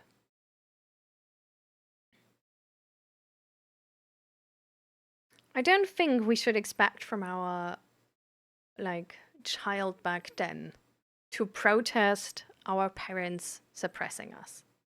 I think the job of us as a child is to stay safe. And we're going to sacrifice a lot for that goal of staying alive and staying as safe as we can. But I think once we're out of that household, now we have the choice to make saying our opinion safe again. Now we have the choice to choose people where there's space for our opinion and where our opinion is valued. Now we can make the free choice of valuing our own opinion again.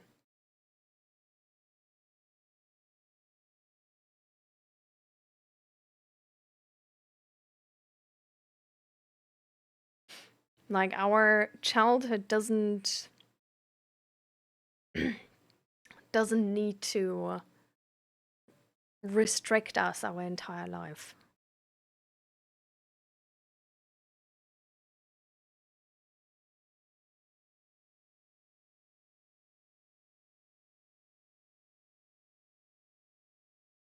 Ah, welcome back, Grey Soup.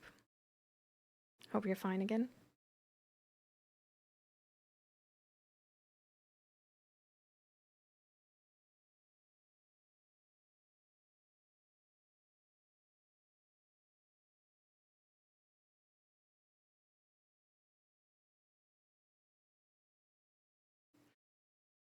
But yeah, it's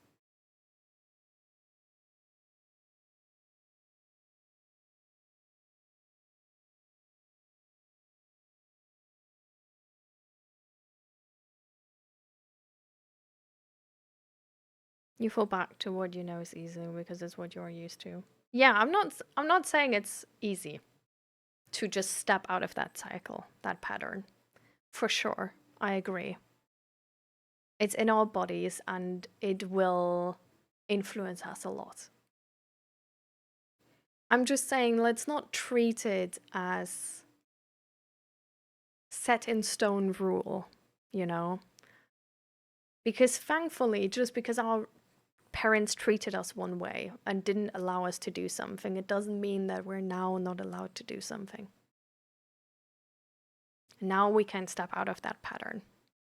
And while it might not be easy, and while it might take a lot of effort, and it might be really, really scary, and it might take a lot of time to actually get there, to be able to do that, it's a thing where there is perspective, you know? And there is hope.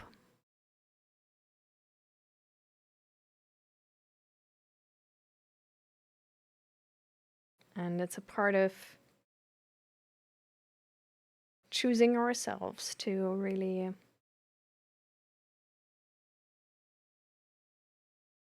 create that space to be truly ourselves and to create that space where we can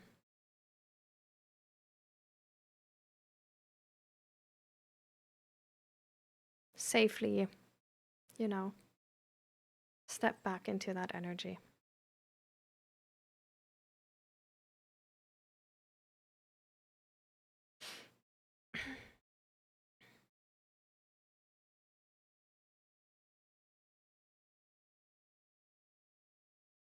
It won't make sleeping easy even if I wanted to.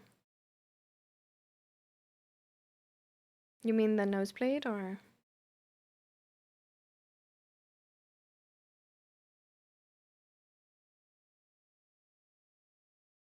That's really nice of you, Nate. I love that.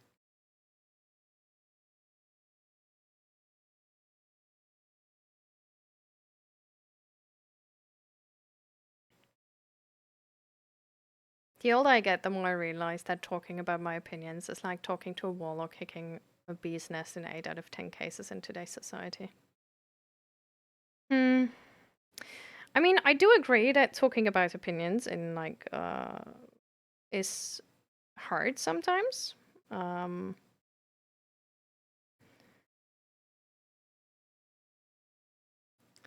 But I wouldn't go as far as to put the blame entirely on other people.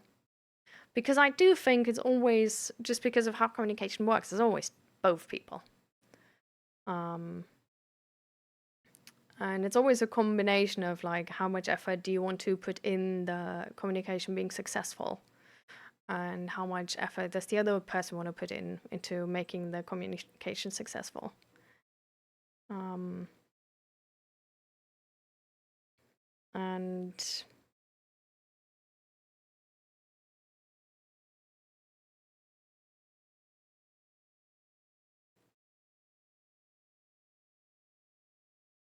sometimes it's really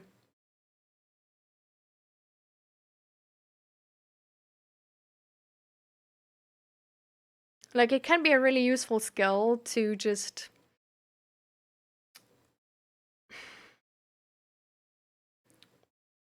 be able to, how do I say that?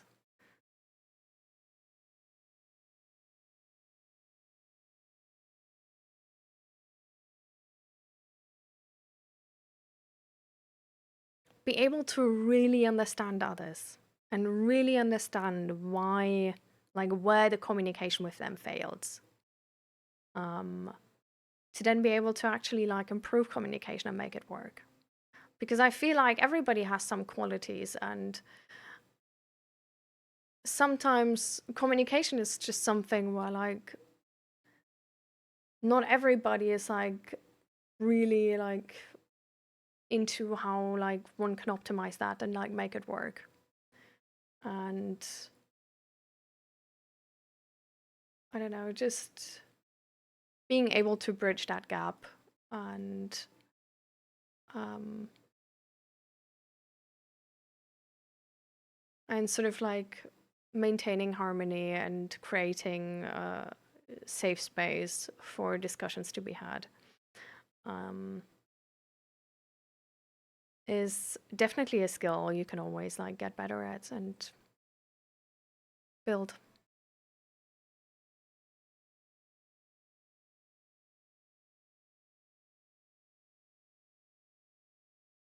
And that's the only way it's going to get better, right?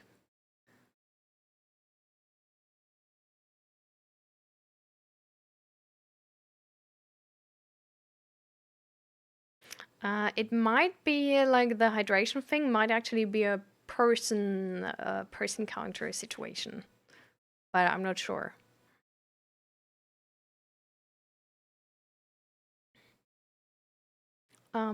Well, we'll see, Navandro, but enjoy dinner, and it was a pleasure talking to you. See you next time.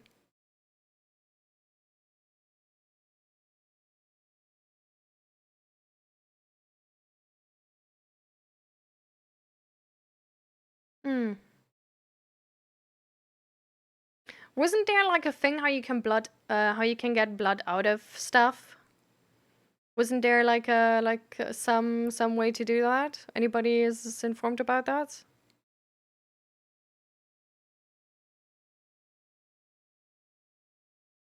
I don't like. I just know like general um strategies to get stains out, but I'm not sure about blood.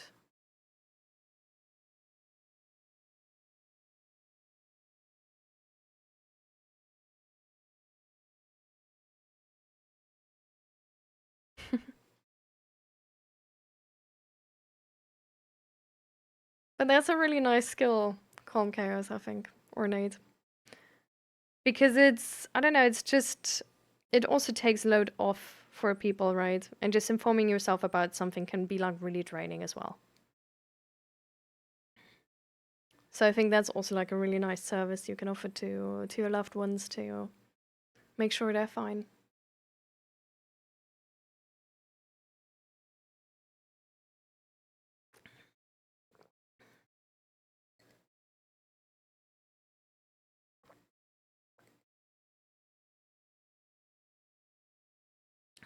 Yes. Hydrate everybody.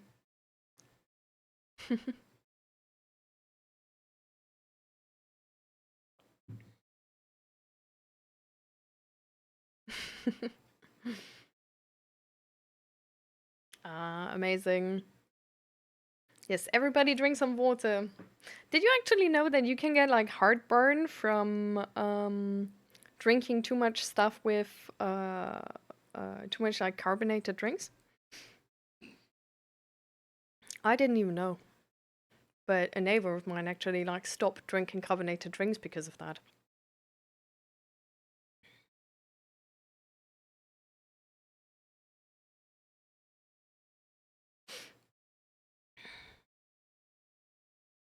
I was a kid who ran away all the time because I didn't get on with my parents, and I guess the thing I found most helpful was now as an adult, the best thing to do is to seeing them in moderation.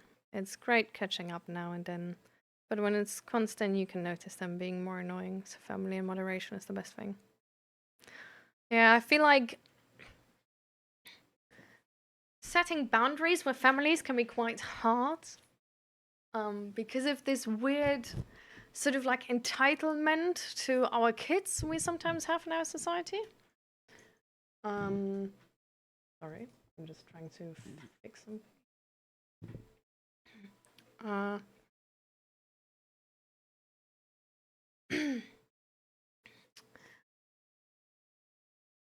but yeah, so with my family, it's actually like also, so I don't have contact to my dad anymore. Um, but with my mom, it's just like, yeah, it's moderation. There are certain things I don't talk to her about. I also don't ask her for guidance because I don't think there's any to be had, sort of.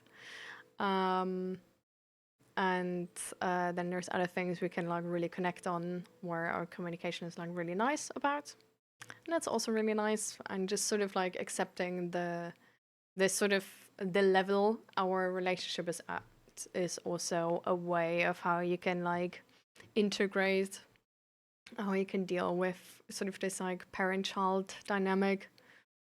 I feel like there's like sort of like two ways, right? um there's either like you're able to actually like talk to them about this and like fix it, um and then there's this way where it's just like you maintain boundaries by maintaining distance, essentially, um and just not having like a really close relationship, um and that's also how it can work.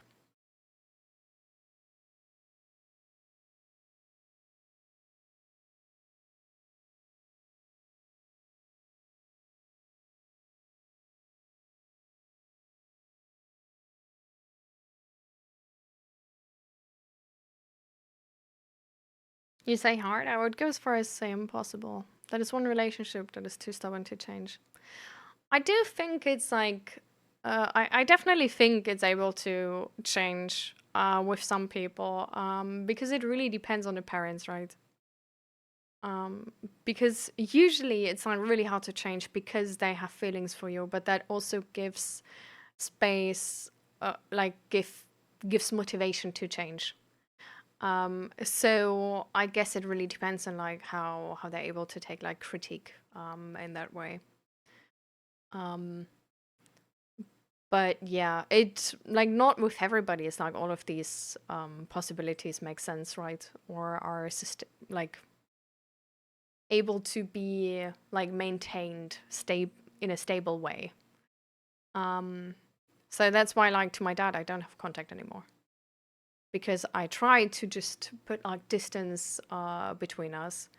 But at some point, he felt like, oh, no, like now I've waited enough. He was probably drunk, and just giving me a piece of his mind.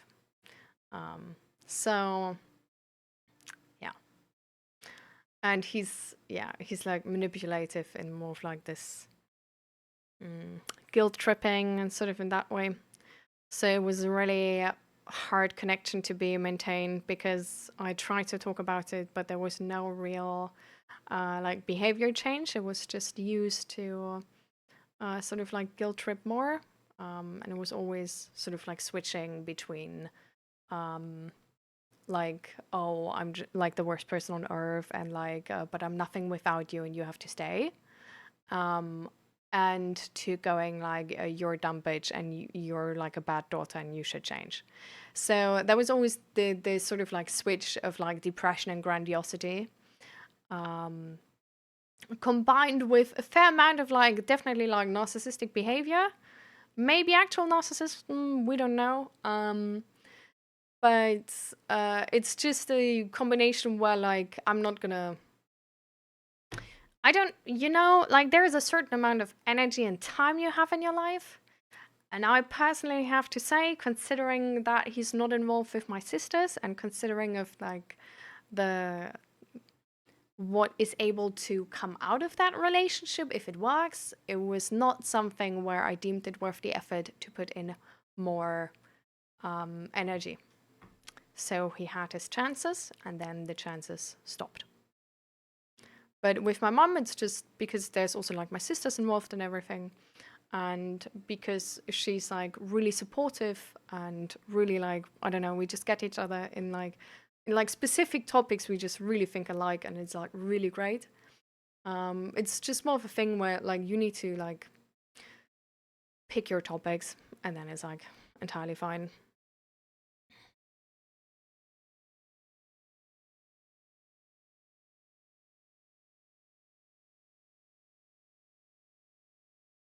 Your New Year's resolution was to only call my parents for needs. No more daily calls to mom where she uses me as a therapist only if I need something or she calls me. Yeah.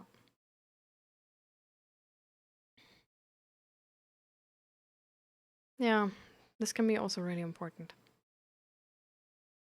And I hope it's gonna give you like the sort of safety and distance you hoped for, Nate.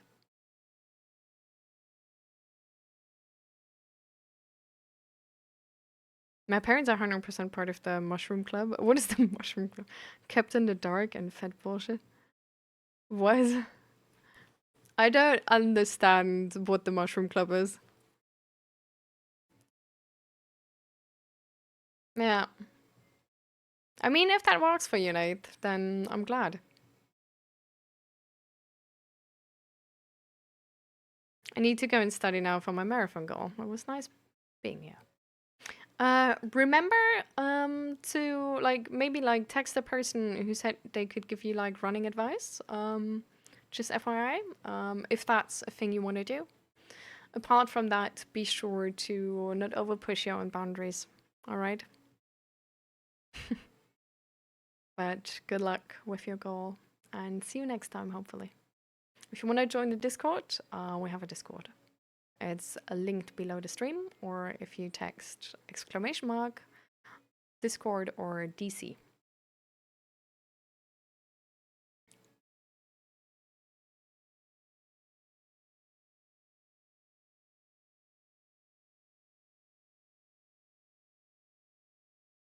It's really fine, Nate. I don't think so.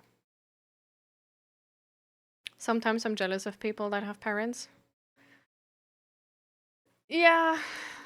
Sometimes I'm jealous of like these like movie type parents.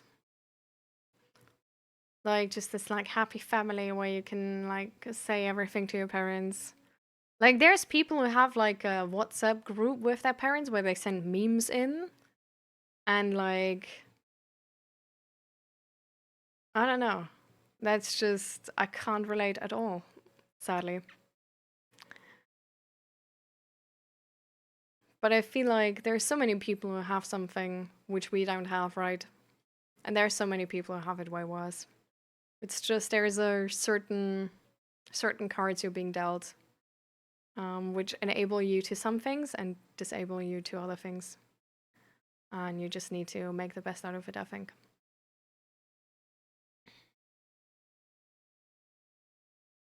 Thank you, Indiana John.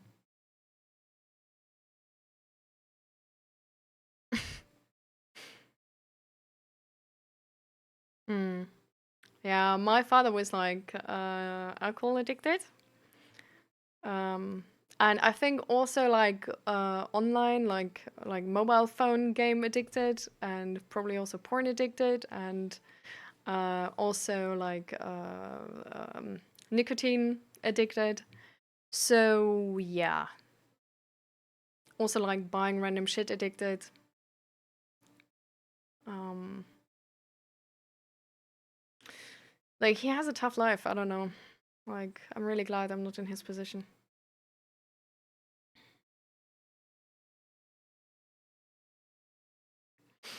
I feel for people whose parents don't get along. My parents are in a best case scenario relationship, being happily married for 45 years. Never seen them fight. Damn. I'm glad. I'm glad you have that, or your parents have that relationship.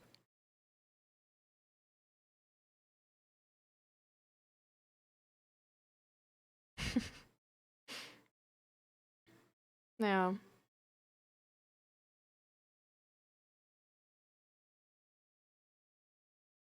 Are your parents together so you can avoid your dad when you call? Oh, no, no, no. My parents separated via lawsuit. Like, there's a lot of bullshit. Um, like, my dad should be in jail, but he isn't. So,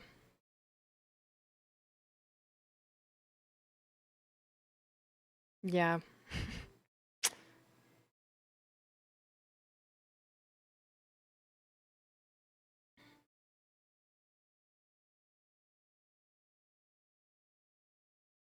I looked at my records from that I was a baby. I was porn addicted. Oh, how you mean addicted? You were like the thing where you need to give the baby actually like drugs because they have like drugs in their system, and like if you would not give them drugs now, they would actually get like probably die from the side effects. Like sort of that case.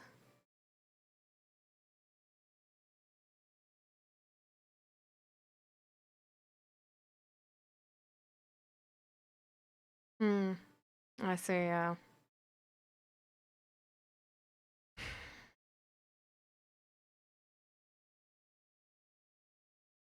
Yeah. I think there's actually like so many people which have like something from their parents with which would have been like avoidable, because I like, have you heard of this thing that like apparently we know now that like the dad is actually um uh like the sperm is actually and that sort of like the health of the dad, and like with that the health of the sperm is like causing like is essentially like building the like yeah, I don't know the word in English, but influencing the baby as well, like a lot, and the mom actually, and like the side effects of pregnancy and stuff.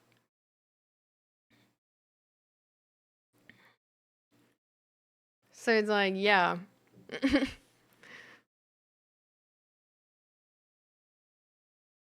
No, well, maybe I don't know, but that's not what I meant. What I meant is the like this like bubble around the baby, the like the which is like feeding the baby or something, or how does that work, or I don't know. Um, but yeah, I don't know. I just heard like something. Like I don't know, like that's why I like have you heard. Like it's not like a study or anything I read. It's just something I heard. But yeah, like if that's true, then it's like damn. Like my dad was probably like fully drinking while that stuff was going on. But yeah.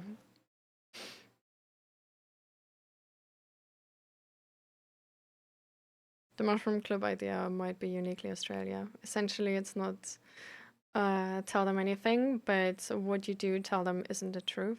What? It's not tell them anything, but what you do tell them isn't the truth. It is a version of the truth that would sound better to them as a person. So is that huh? So is that what you do to your parents then? Or is that what your parents do to you? And what is the goal of this?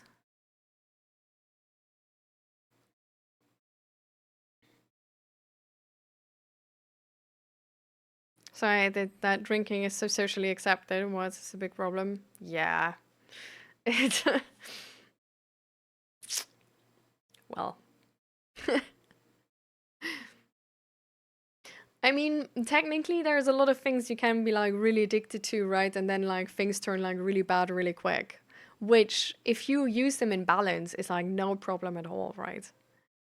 So I just feel like, I don't know, just this, like, there should be more educational, like, addictive behavior and how you're like properly like meant to cope. Like a little bit more of like emotional intelligence being taught to like children, how you can like regulate your emotions, like what do you do if you feel overwhelmed and stuff like this, you know.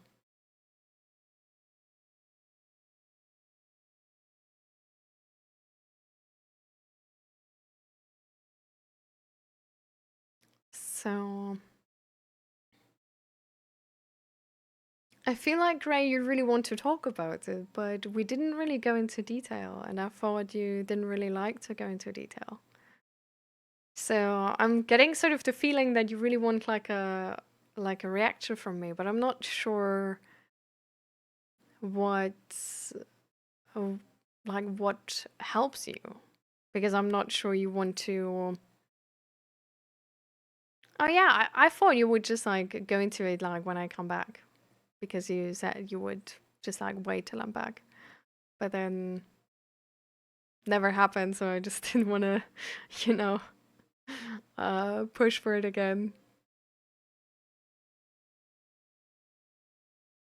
Like, if you want to talk about it, go for it. Just take up the space.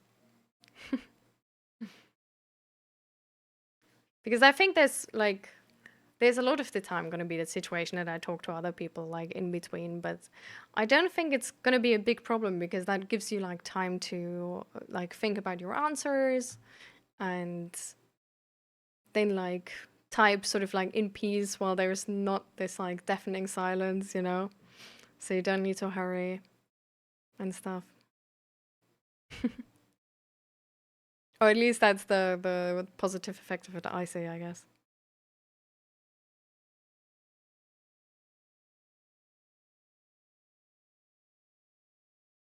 China, you can drink alcohol in public in front of the police as long as you don't act crazy due to drunkenness. Oh, so if you act crazy if you're drunk in front of the police, what happens then, Bilibli? I see, Asta. I'm glad you're alive. I hear uh the and I see is sort of like it's like babies can like die fairly quickly. So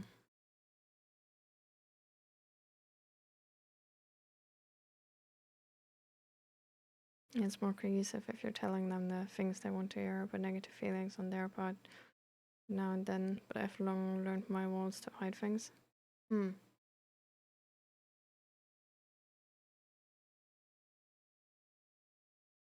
I think there's also like boundaries you can place around that, right? So I don't know. For example, when my mom is like bringing up like any like political like nonsense, I just tell her I'm not going to talk to her about this. Or at this point, I'm telling her I'm not going to talk to her about this. I try talking to her about this, so yeah. That's also a way of maintaining your boundaries. So essentially, I pretty much intentionally avoid sleeping because when I dream, if I do, they're just incredibly violent. Oh. So I'd rather not go for traumatizing events every night. Never found anything that helped that. Oh, fuck. That sounds really annoying. And really exhausting. So you've been to like a therapist or like a psychiatrist and like tried all of the like different medications there are, but like nothing of that helped or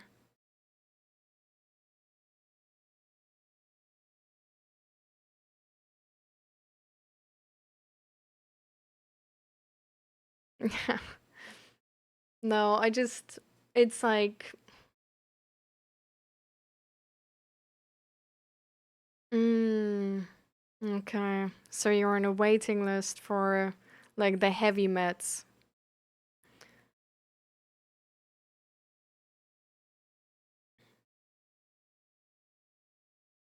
Yeah, but it's exhausting.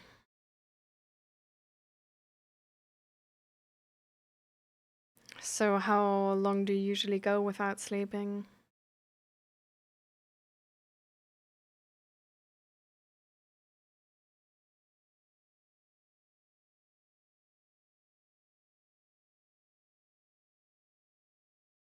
Hmm.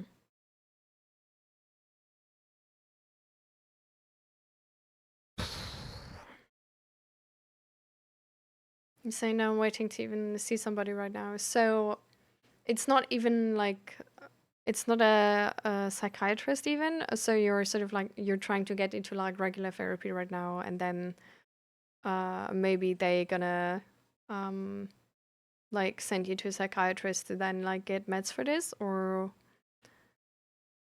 do you? Well, you probably don't know about like that intricately about the plan yet. Mm. Okay, but that's the idea. Okay. Well, I'm glad that there's still medication which is hopefully possible to get some change because that's some hope, right? But sometimes if I'm in a good mood, I'm not in danger of the dreams. Hmm, okay. Wow. Do the dreams have to do with something you actually like lived through? Or is it just a really shitty dream? And but like entirely like fictional, like it never happened.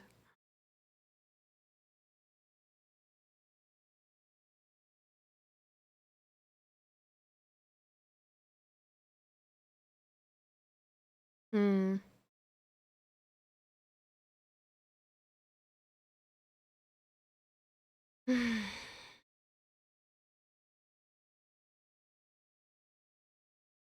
That sucks.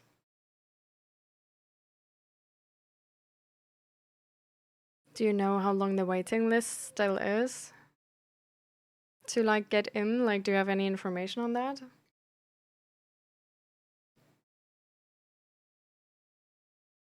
Hmm.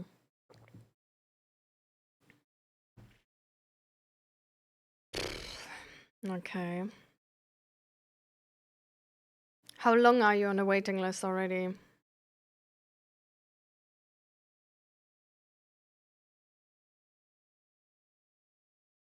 Hmm. For the sleeping thing directly, Asta? Because I didn't wait that long. I had a waiting list of 5 months.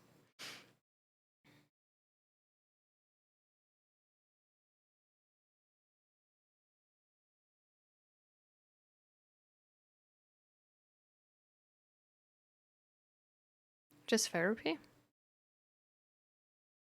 I think that's then like specifically at your place because yeah, for me it was like I got into like the specialist therapy within 5 months and within like normal therapy actually, within like 2 weeks. It was really quick. So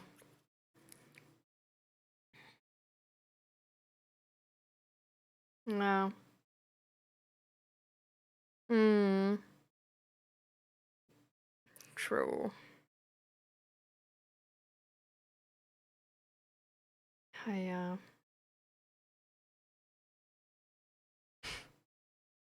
True. Oh, that's really annoying. Hmm. But yeah, you tried like everything which is like which is sort of like I don't know, like which you're able to get without like a psychiatrist, right? And which could help probably. So you actually like need to wait till like the therapy is starting and then they're able to give you anything.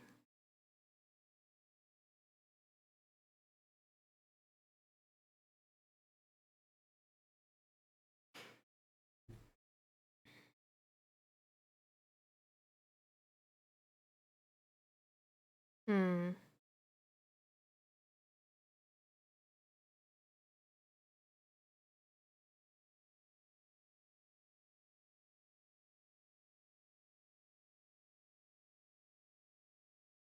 Oh, that's really. That's really exhausting.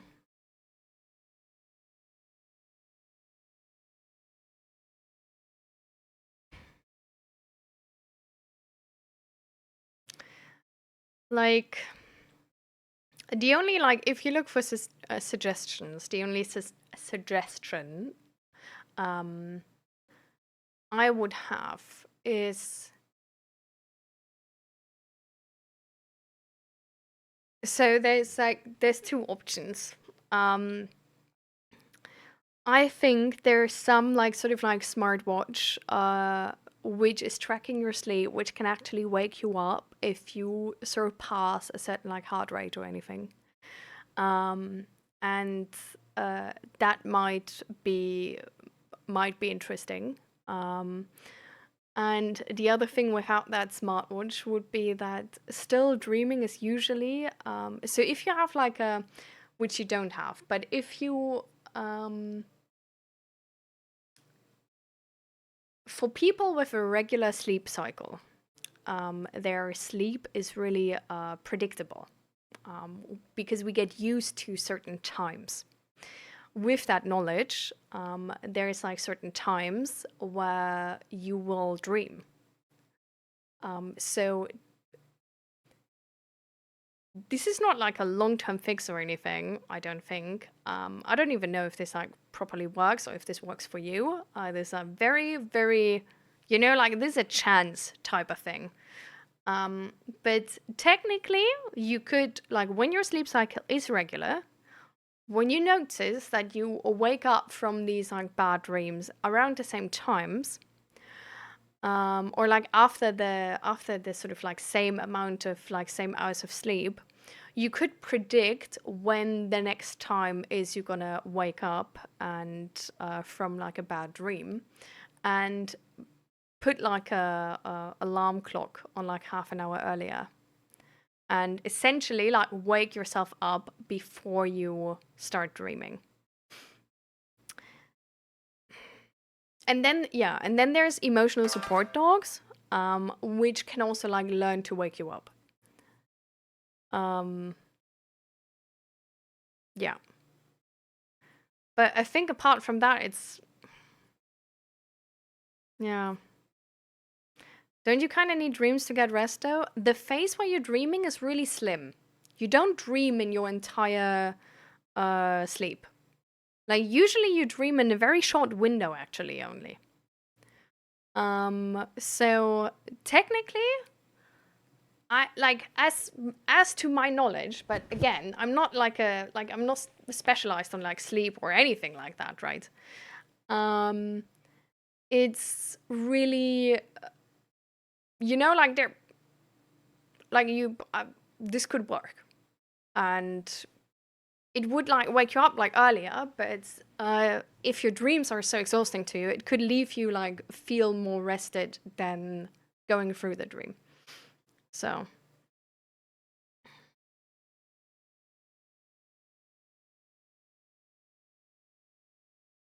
yeah, like if there's a regularity to your bad dreams, then yeah, like trying that. But I don't know if your sleep cycle is going to adjust to that measure. So I don't think this is a thing which is gonna like just by like how I suspect it's gonna work, because your body's getting used to like times, right? I think this works for a while, and then your body is getting used to this, and then your body's gonna adjust to this. So this is only a thing where like as long as you're on that waiting list, that could help you. You know what I mean? If they wake me up, it's always right around 3 a.m. So yeah, like I would try that. I would try and see what happens. You know? Um and like if that works for you. But this is like in terms of like actual actionable stuff you can do. Like for anything, for any actual like treatment or anything, like there's way more context to be needed, and you need to speak to a professional. But yeah. Welcome, welcome everybody. And thank you so much for the Prime sub, Atomics. I really appreciate the support. Thank you. Welcome, Kyle, and welcome, Atomics, and welcome, Cotton Koala, and welcome, Fu. Welcome, welcome, everybody. And hi, Sunnaynab. Sorry I didn't answer to you earlier, but we were just like in the middle of a talk. So are you still here? Do you still want to talk about it?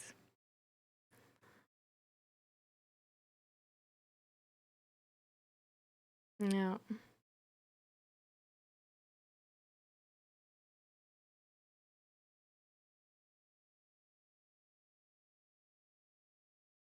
Mm.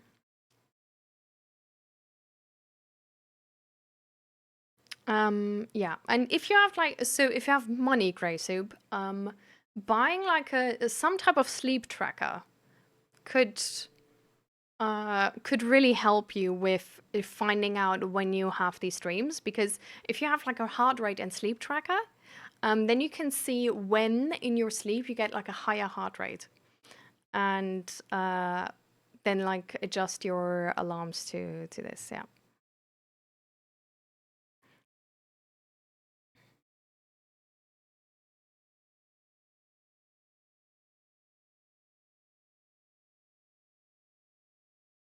You can't use lavender soap anymore. How you mean?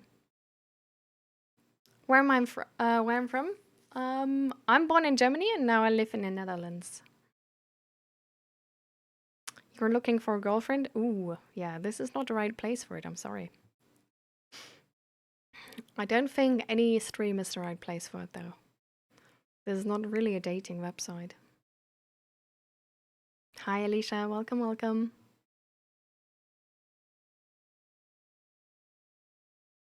I mean, now we have time to go into it if you want to, Sunday Nap.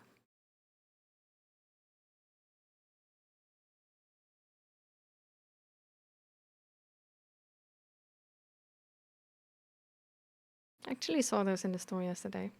There's a lot of quality differences, though, between sleep trackers, by the way. Just pointing that out real quick. So yeah, some of them are like way more accurate than other ones. There's some like YouTube reviews where they like uh bought like some, like I've seen like one review because I personally want to get a sleep track as well.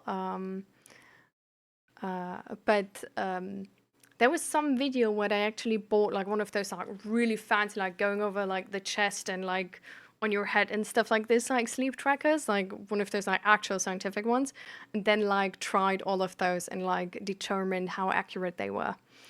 And there is a big difference between like brands and qualities. So yeah, the recurring ones attach their like memories or to key objects in those dreams. See them, I get like panic flashbacks. Bro, that sucks so much. Oh, that's really evil.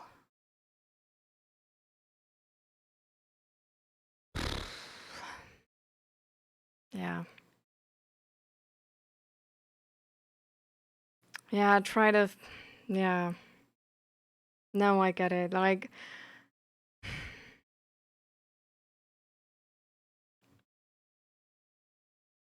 Like considering like how important sleep is, just like not having proper sleep is already like bad enough, you know.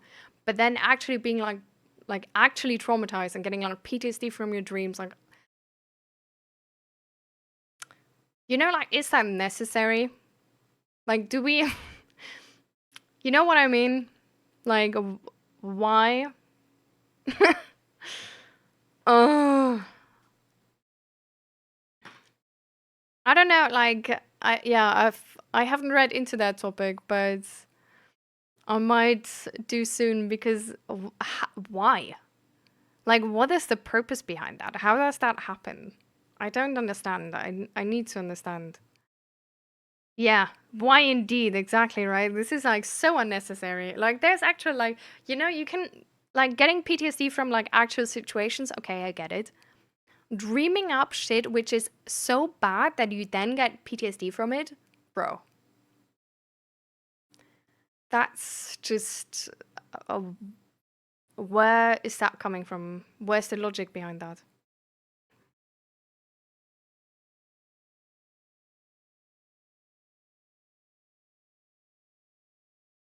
Yeah, but it's still like from the dreams, no? Like it's still like a fictional scenario. Yeah. Like even if they have to reoccur, it's still trash. Like this is like fucked up. So no. I'm really sorry, Grey Soup. Like I hope the waiting list is gonna be short and you're gonna be contacted soon. Until then, I really hope that this like I don't know, that the trying to cheat our way out of this by like dodging the dream time is gonna be an option to at least get to the get to the therapy, you know. But I'm really sorry for your love. This is bullshit. And honestly, it's one of those things where like the situation is like so isolating because if you explain that to somebody, like it's really hard to grasp the extent of this. And honestly, like even though I have like chronic headache, where it's like chronic pain is like also something where it's like it's really hard to actually explain to people that you have headache the entire time and that you're in pain the entire time. Um, but like having sleep problems like yours,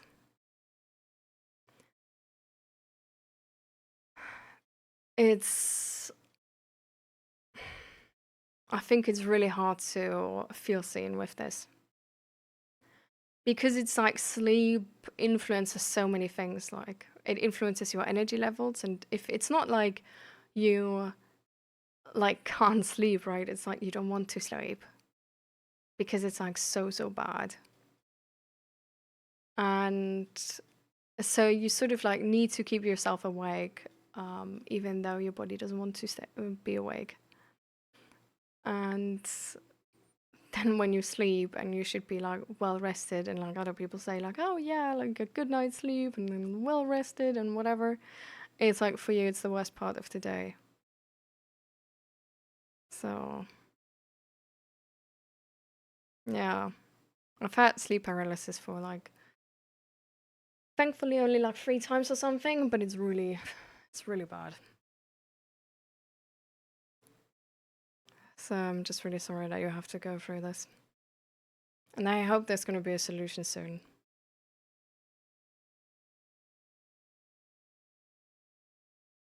No. I will try to like find some more information about this, and maybe I'm going to find some good article. If I find something useful, I'm going to send it your way.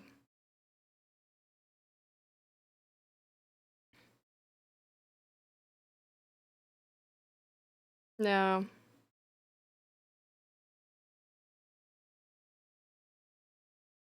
I don't even know if sleep paralysis cannot be scary. Like, I don't know. Can it not be scary? I've only heard of people like who say like sleep paralysis is scary as fuck. So, I don't know. Yeah.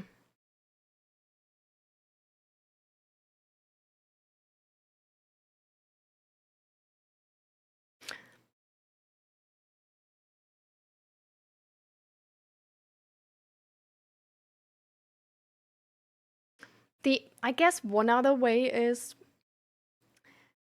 and I don't know if that's good in this case. I would like read into this before doing that. But I know that you can train to have like these like these like dreams where you know you're dreaming and you can actually influence the world. Um, you can apparently train that to like be aware of your dreams and like then be able to influence them. Exactly. Um,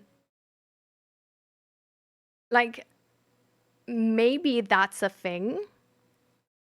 How you could sort of like get out of this like shitty dream situation, but I don't know. No,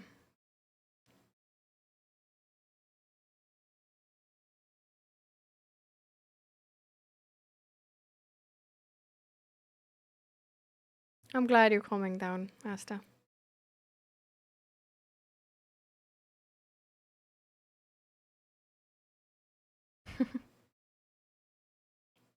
Welcome, guys.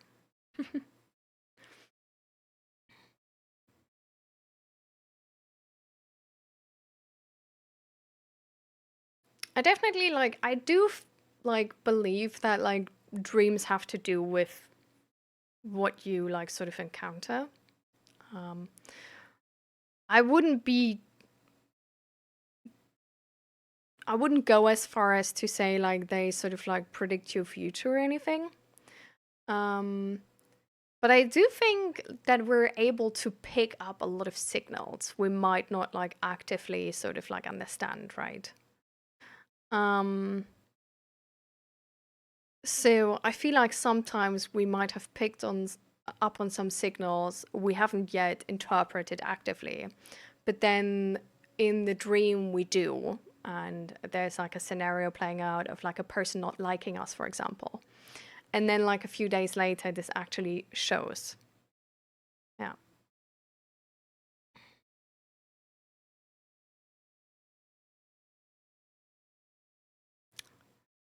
Have a nice day. Are you frustrated Sunday nap?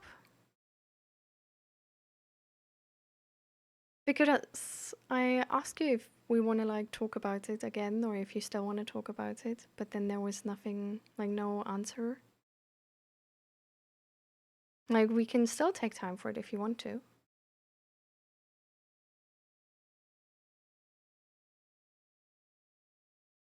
But I don't know, you seem disappointed.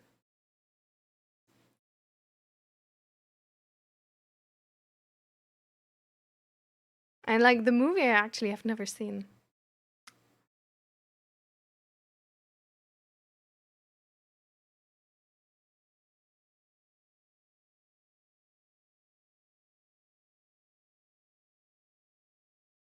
Yeah.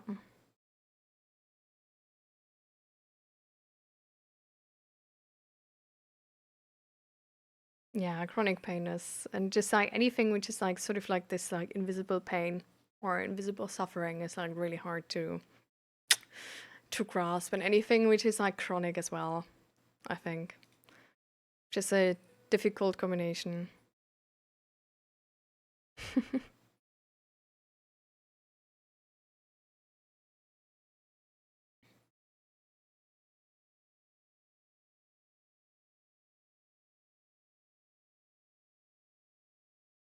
Mm, considering this stream is going on for like sort of like half an hour or something, only still. Like we could get into it some other time if you want to, Grey Soup. But I really would like to be able to like take time for this to like properly like wrap it up.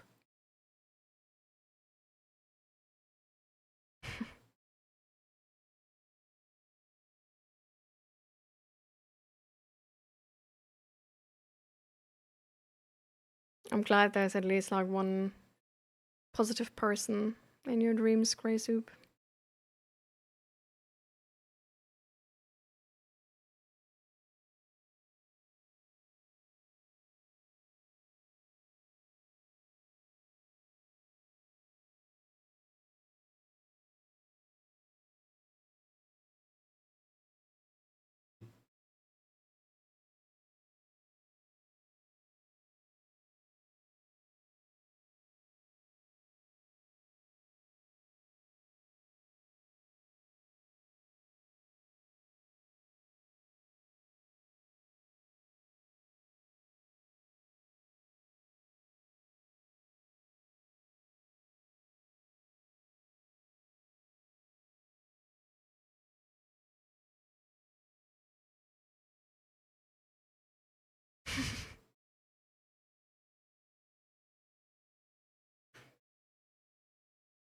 Wild. I wonder what he actually like did to like achieve this role or something. But that's just, I don't know, just weird curiosity. Hmm. Hmm. I mean, some people can surprise you. Might be worth finding out, but of course, no pressure.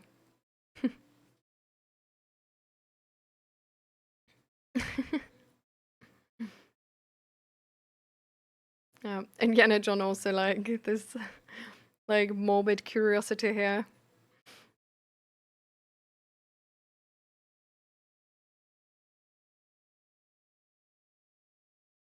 But I'm glad you're gonna be here on Thursday.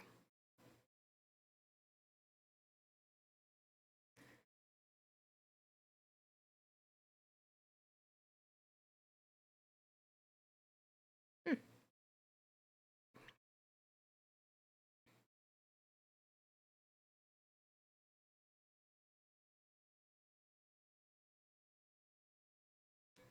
Hmm. Interesting. Okay.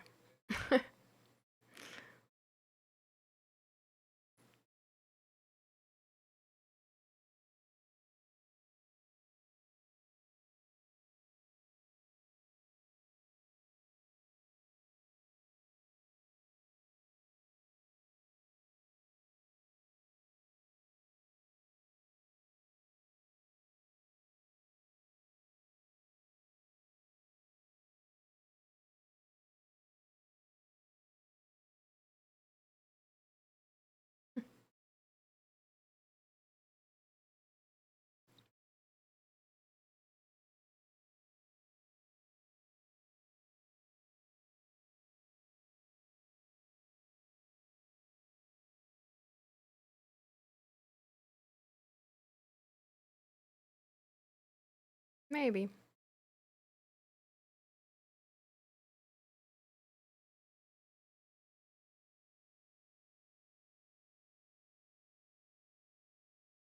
But let's see what the context, the background context is gonna be.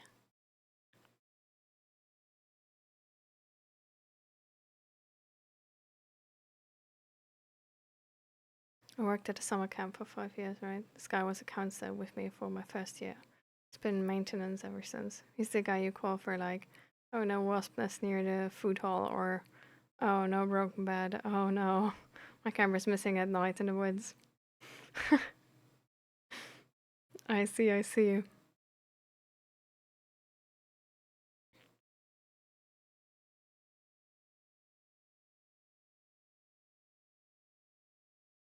But yeah, it seems like he's a safe person.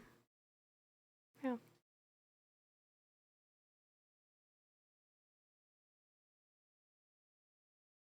Seems like he's capable in stress situations.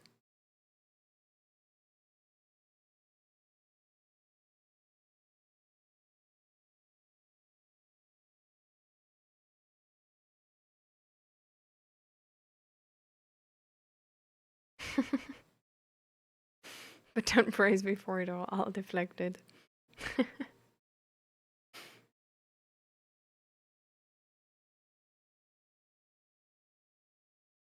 Hmm.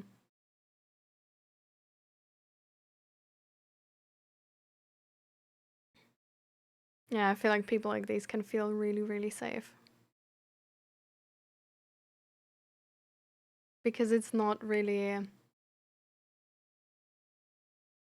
like they don't need payment or anything transactional to help you.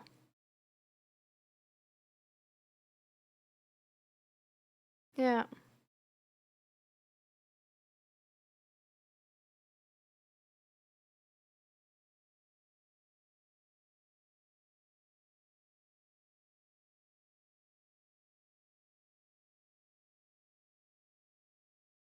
Yeah. I can understand. Seems like a really good role model.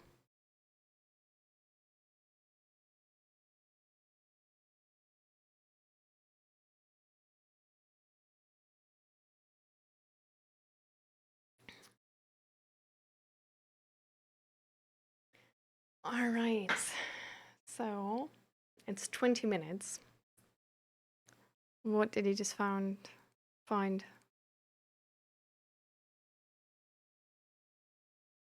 For whatever reason,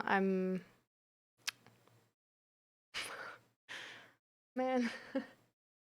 I'm gonna finish the tea, okay? Because I don't have water anymore.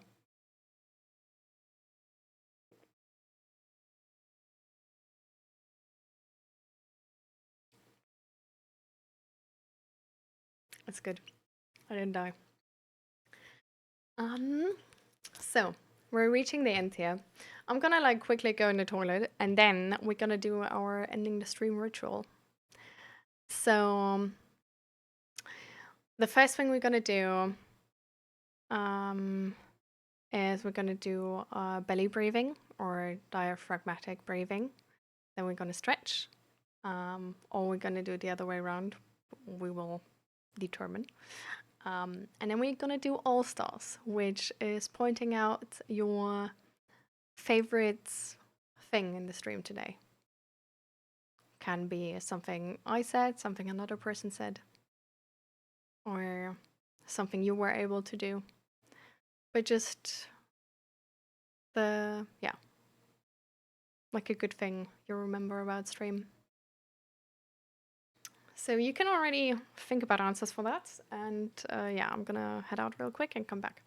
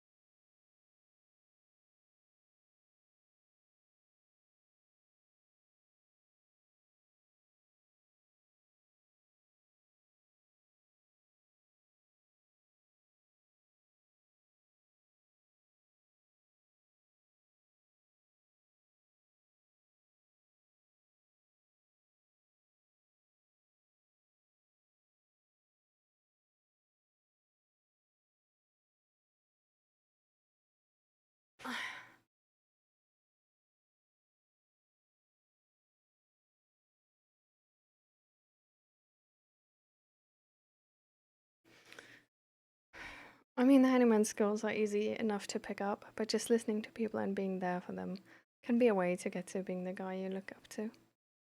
Question: do we like spiders? Because I Australian the hell out of today and found a new friend. um, it, yeah, but no. In the context matters. Some spiders look kind of cute, and some spiders look, ugh, you know. Um, but you know, if it's friend, thinking about, I so there's a way you can send pictures on Discord, with as a spoiler, so they're not being shown except you click on them. I think if you post it in the Discord, like text first, like this, like a spider image, you know, and then post a picture like this. Because I do think there's probably a bunch of people who really don't like spiders. So just want to, you know, have them know beforehand and be able to prepare themselves to see a spider and not be like open up a Discord channel and then there's this big ass picture. Because with Discord it's not like a small picture, right? It's like the text is like super small and then there's this picture. It's like a yeah.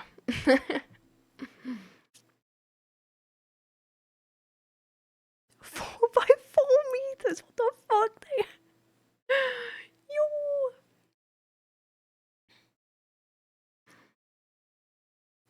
So yeah, I would definitely be interested in seeing it.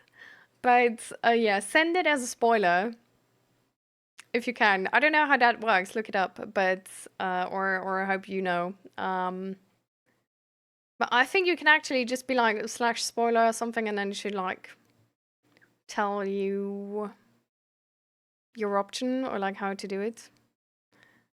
But yeah.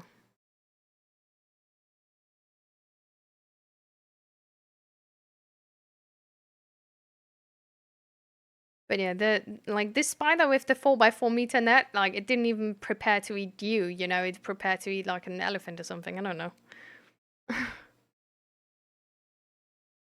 The core web is like 1/2 meter. Okay, okay. Welcome back, Navandro. We're actually preparing to go offline right now.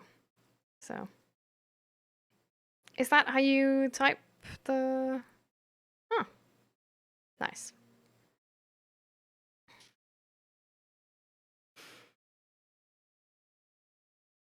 They eat birds? What? Okay, I want to see the spider, but yeah, please send spoilers and with the title of like there's a spider image.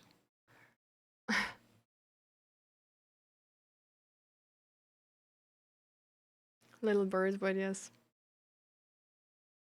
Like I just this is news to me. I don't know. Like what the fuck? I didn't know there's spiders who eat little birds. Honestly. There's pets, right? Sure. Sure. Absolutely, of course. Your garden spider, yeah, a pet.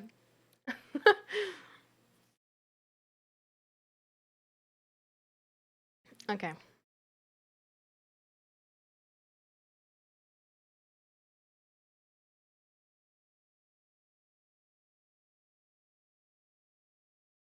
Hmm.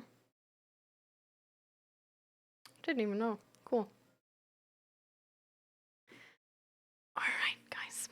But we're gonna start with our ending the stream routine. I hope you all are ready. Um, we're gonna start with stretching and then go to belly breathing.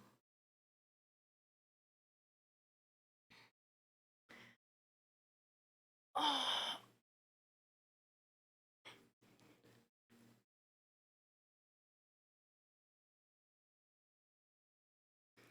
So we have been sitting for nearly 5 hours now. And I can only recommend to really take part in the stretching as well. You don't need to do what I do. You don't need to be good at it. You just need to move your body in any way where it feels like good, you know?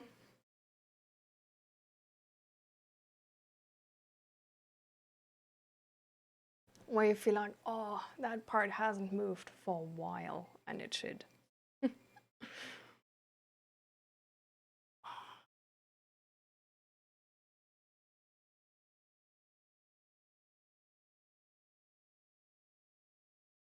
How long have I been here?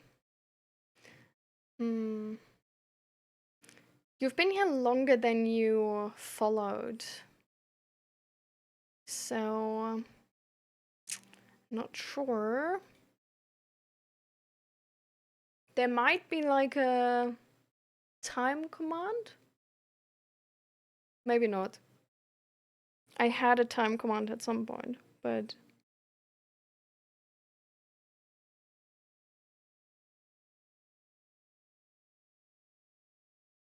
Yeah. Yeah, don't worry. I'm just saying, like, I don't think your follow is sadly a good indicator. Oh, okay. So it doesn't work.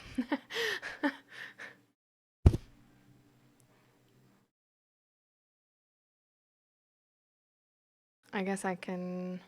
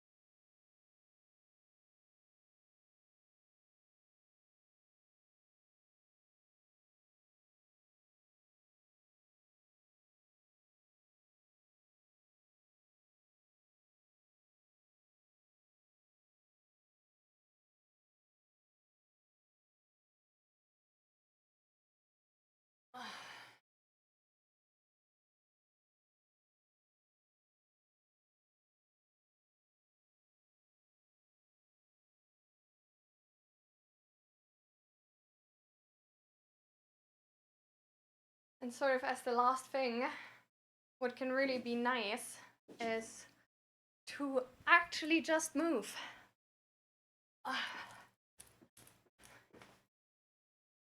Because our body and sort of like the way our body functions is low-key like dying when we sit for long amounts of times.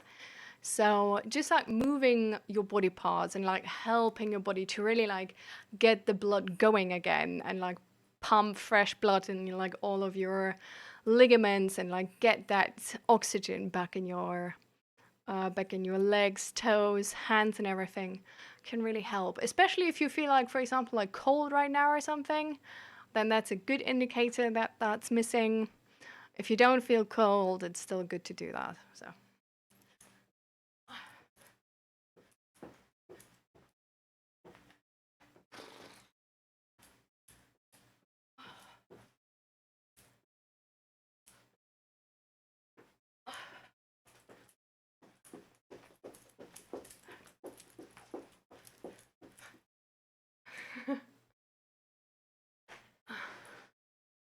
That popping sound of the joints.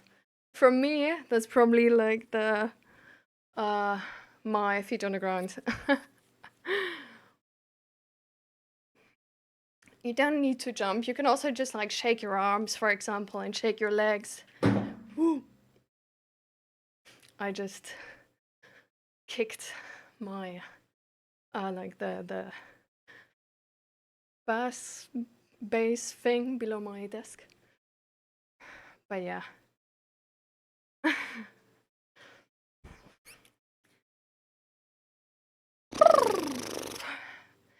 That's nice. um, I honestly think the white jacket is messing up the colors of my stream, by the way. I think if I wouldn't have that, look how much brighter it gets. And now it's like dark.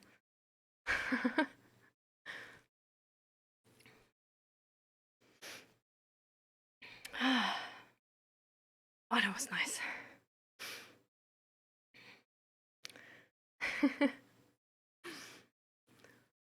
But yeah, so the jacket is too radiant, yep. But it's a really nice jacket. It's like soft on the inside. Do you see that? That's like a lot of people like don't do that with their jackets. They're like soft on the outside but not soft on the inside. But they have like a weird plastic like surface on the inside instead. I mean, this whole thing is plastic, but you know, this is soft plastic. Yeah, inside soft jackets are the only soft jackets, which makes sense. They are superior.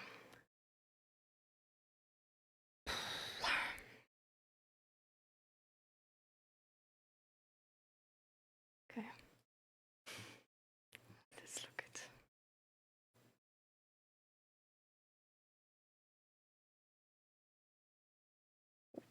Wait, how big is it? 7.5 centimeters?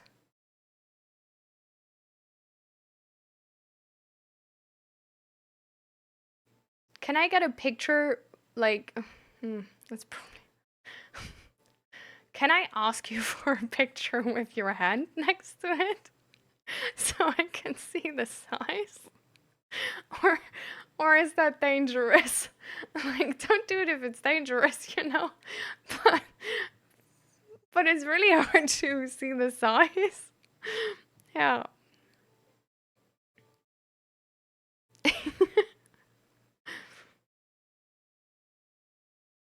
Want some advice on how to handle emotional breakdown? There's a lot of ways how you can like regulate your emotions. There's a lot of different ways. And it really depends on the type of person you are, which ways really work for you. Um, some people just cry, and after crying for a bit, they feel regulated again. Other people really like to talk to others and explain what they're going through, and when they're seen, they're like regulating in that moment. Um, then there's people who really like to exercise and just sort of like they notice before that they, I don't know, just have a shitty day or they just feel shitty about themselves and then they just go to the gym. And that's how they regulate. There's people who go for a walk in nature, just outside. Because it really puts you in the moment to hear like the birds and to hear the crunching of the earth beneath you and stuff like this. To just get away from society for a second and just be with yourself and nature. And that's going to help them regulate emotions. Other people really like to meditate and just go to a room, sit on the ground, and just breathe and take deep breaths. Some people really like to stretch or do yoga. Other people really like to journal, to write their diary, and just write down what's bothering them.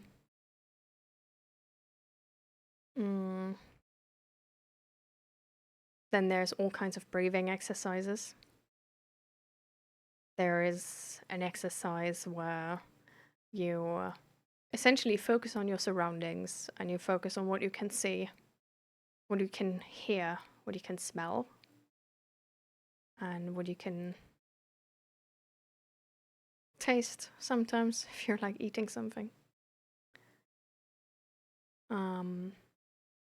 Then there's belly breathing, which we're gonna do in a second.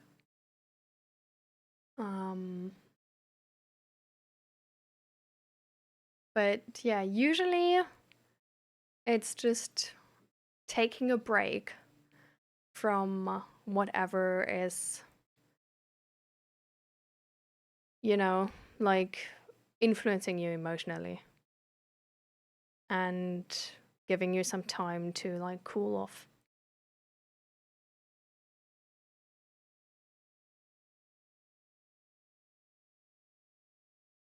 But yeah, it's really like a trial and error thing of like getting to know yourself and finding out what you need to do if you need to regulate your emotions. You know? But getting away from the trigger is always a good idea.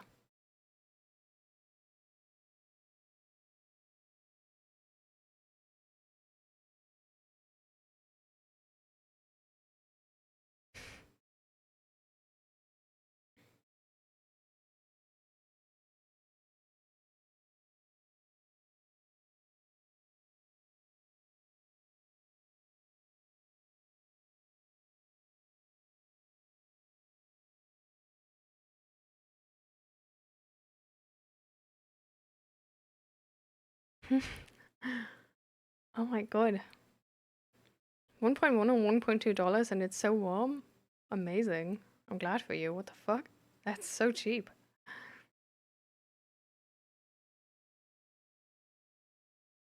Do you have like 5 minutes or like post stream?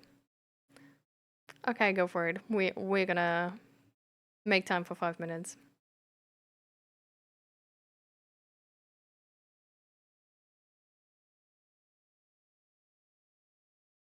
Riddle me this. Why don't get men get hugs? I think like men get hugs. A lot of men do. So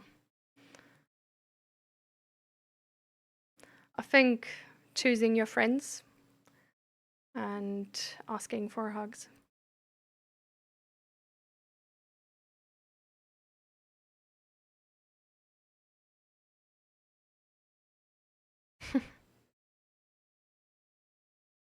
My accent settled. Settled on what though? Like on what type of accent?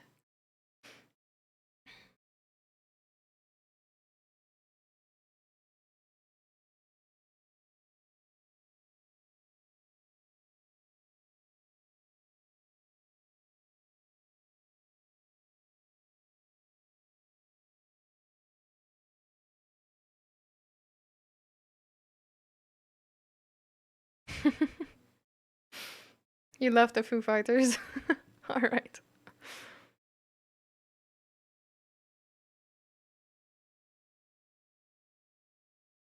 I don't. Bro, where's my nights? Well, go out and ask people for hugs.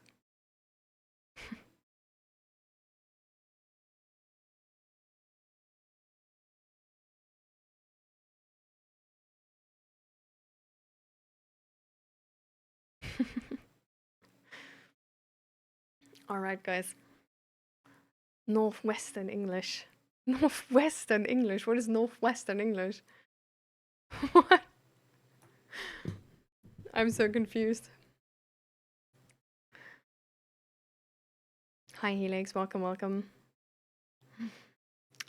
We're actually ending the stream right now, guys.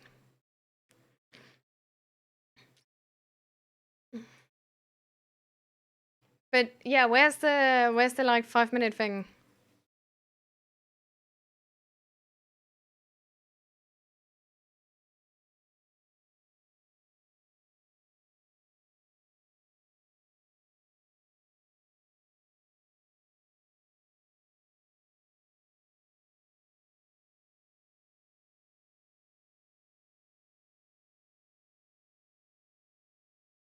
Mm.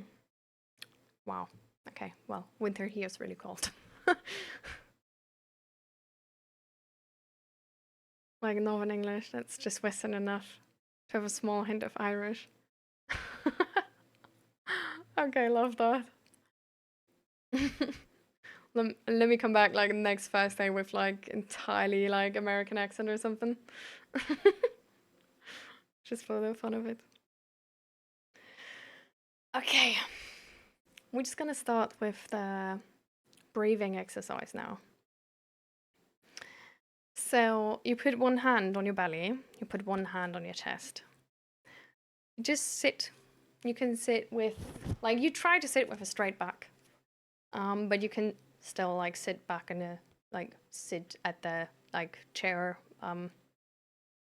back part. I don't know. Anyway, one hand on your chest, one hand on your belly, and what you're trying to do is you breathe in as deep as you can, but you only try to breathe in your belly. So the hand up here is sort of like supposed to not move or like nearly not move. And the hand on your belly is supposed to like be pushed away. But you don't like press with your belly, it's just there to sort of like help you feel where you're like breathing into. And then on when you like breathe out, you like push your lips together a bit so that you have like a little bit of resistance there. To breathe out slower, you know. You want me to do that with your stuffed belly? You can do that with a stuffed belly. You don't need to like breathe in like hard when it's like hurting or anything. Like no. Don't push yourself to that degree. Just like try to breathe in deep, but like don't make it hard. And then breathe out again. And you can try to hold your breath for a few seconds and then breathe out. You can also like start with some of the breaths like I'm gonna do, which is more like this like a letting go of like tension type breathing out, and then later on move to the lips together and having resistance breathing out part. But just try it. There's an exercise which works really well for anxiety, um, and to just reduce stress, to reconnect sort of with your body and notice what your body needs. And yeah, so it helps with mindfulness and being connected to yourself.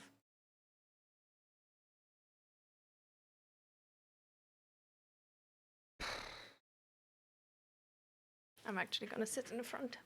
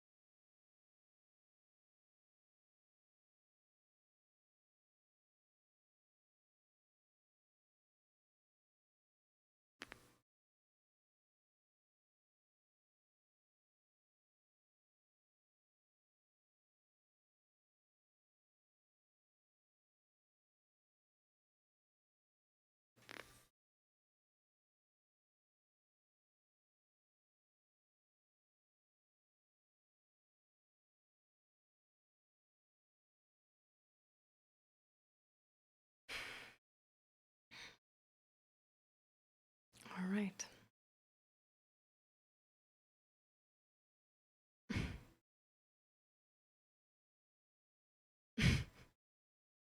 That was a lot higher than you thought. It is really big, oh my god, and it's so chunky.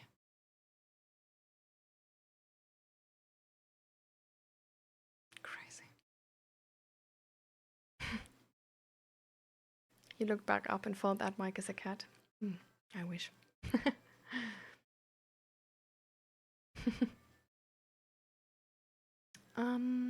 I would not listen to the song right now. I would listen to it off the stream if that's okay with you. So you can send it to me, like just via the Discord. Like send it in with like a music channel. So you can send it in there and then tag me. And then I'm gonna listen to it. If that's alright with you.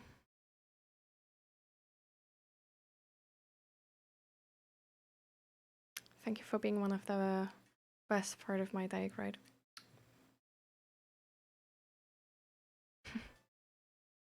I love you, Navandro. That's so sweet of you.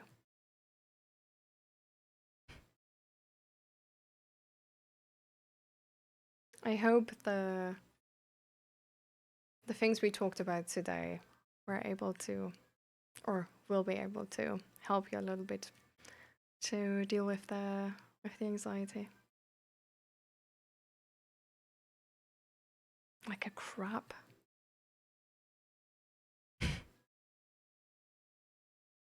Well, Pyro, we're just going offline. I'm sorry, love. But next stream is on Thursday.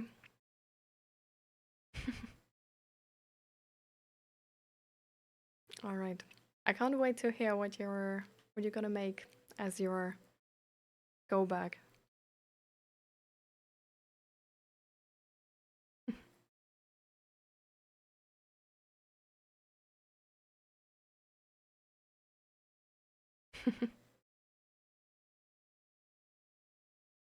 That's pretty good already, Pyro. Yeah, you made it before the stream ended. So, Indiana John, you still wanted like 5 minutes for something. Was that with the spider or was like I thought it would be something else, but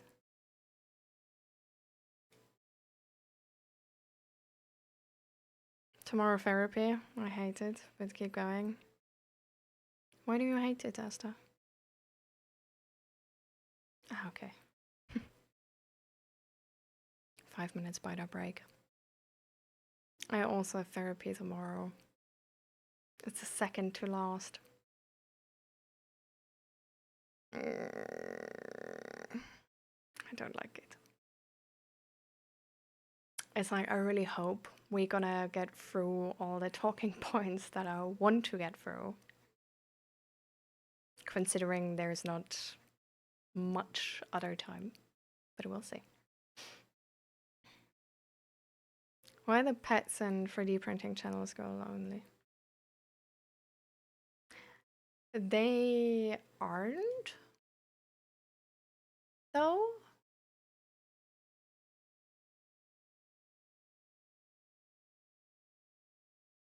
They are not restricted. Only girls only is restricted.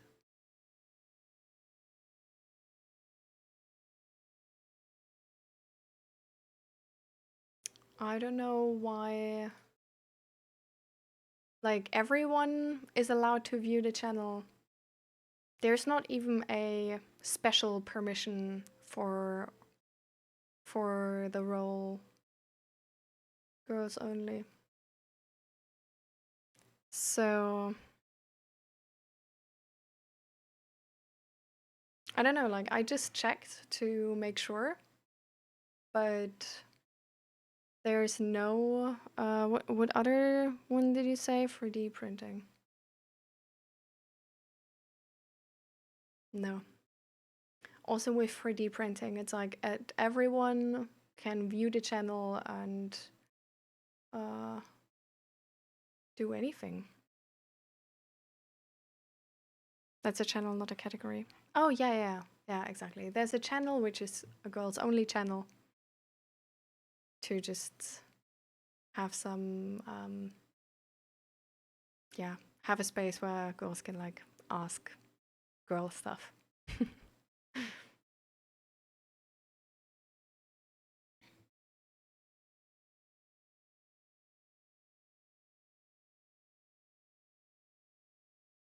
But yeah, anything else is for everybody, of course. Like for everybody who like wants the channels. Like you do have like some channels are connected to roles you give yourself. So for example, like we have like a D&D category, and that's connected to the D&D role. So you don't like you can sort of like shape the Discord to see the channels you're actually interested in, and not have to see like everything, you know? Yeah. Yeah.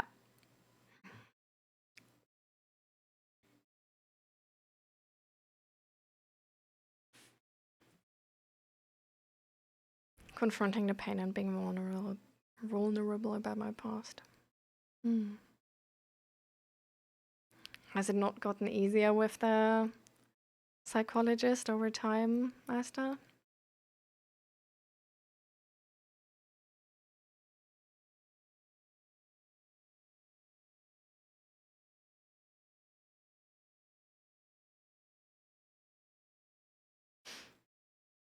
You're also thinking about going to therapy tomorrow, as we talked about it.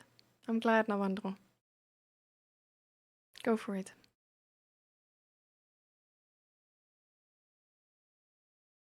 I mean, you're pretty chill, so I'd stick around for the vibes, but it was specifically the spider. I'm glad.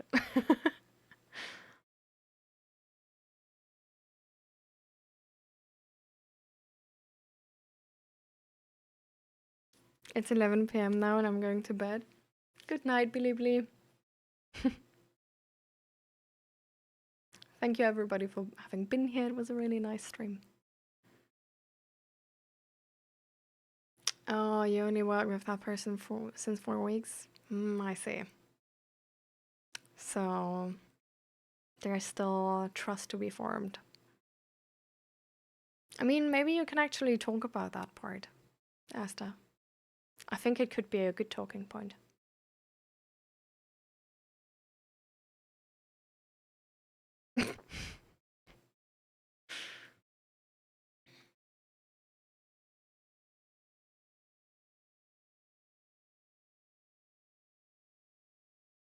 Yeah.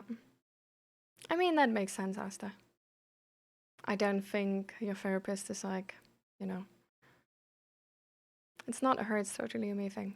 Oh, I didn't mean to say that, but I think it's like, I think it could lead to like really good insights, you know? Because I feel like this, like, that you don't trust people easily is a,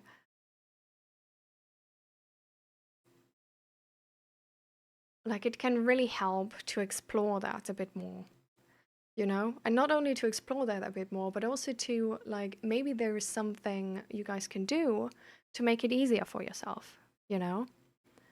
Like, maybe you can start with, like, less big topics. Like, that's also taking care of yourself, you know? Like, I don't know. You don't need to, like, brute force this trust if you don't feel ready for it. And exactly. So I would bring that up with her if I were you. I would tell her that, I don't know, I dreaded to come here today because opening up about my past and talking about all this stuff is really hard because it's hard to trust her. And that I know this has like nothing to do with her, but just with me, but that it's just, I don't know, that it's hard to open up. And I don't know, she's probably already been like saying something which is gonna take that conversation further. But maybe you even have like some questions you want to ask her and some answers you want from her of like what happens when and what would she do if, you know?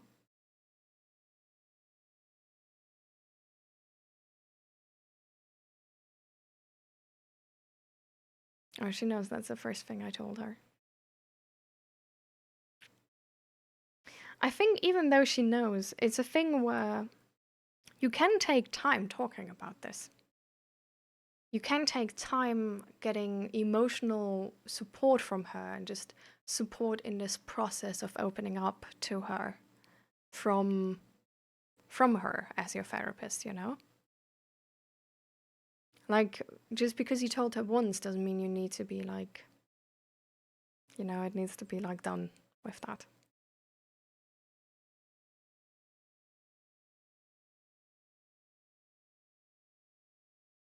But I mean, do how you like. I'm just saying, like, you don't have to carry that burden alone, you know?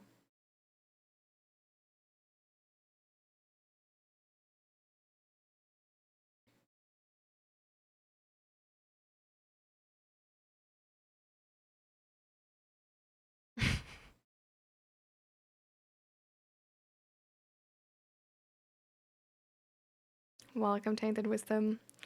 And hi, Luna. We're going offline now. Lovelies.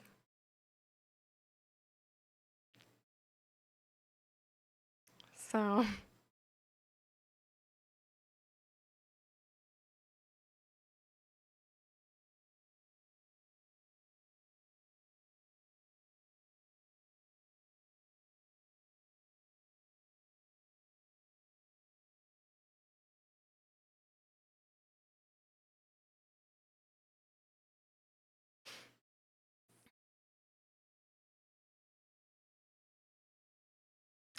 yeah, I feel like it's getting more, becoming more of a recurring theme, Luna.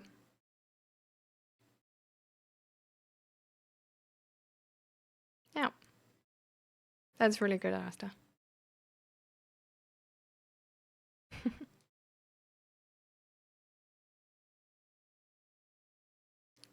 A whole week ruined because I had to pick up my sisters from airport. You mean because you couldn't catch the stream because of that, or? I mean, the stream is gonna be there again on Thursday, so it's only a few days. We still have All Stars to do, or I still have All Stars to do, and some of you can also take part still. Um, so let's maybe, even like if you already said it, let's go over it again maybe. So, what is everyone's favorite moment of the stream today? So, for me,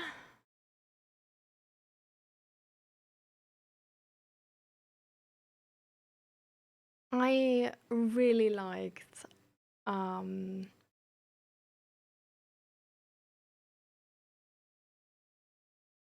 how we talked about the anxiety of Navandra, of like feeling like there's something is gonna come and gonna ruin everything, and how to handle that. And I really loved how, I don't know, apparently my perspective on this um,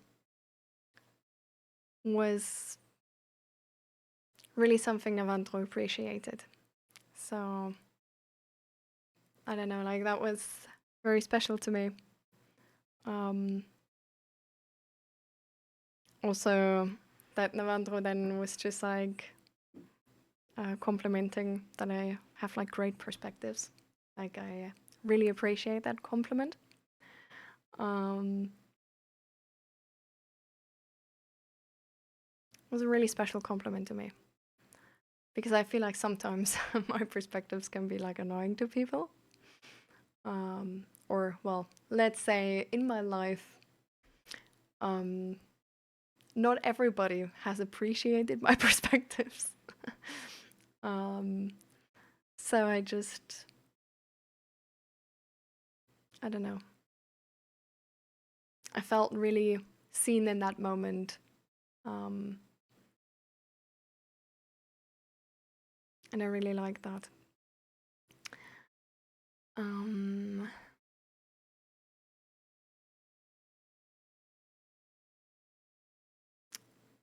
and then the second thing is that at the beginning, we just, I don't know, like you were instantly here and we instantly were able to like dive into the stream and talk about things. And I really like that part.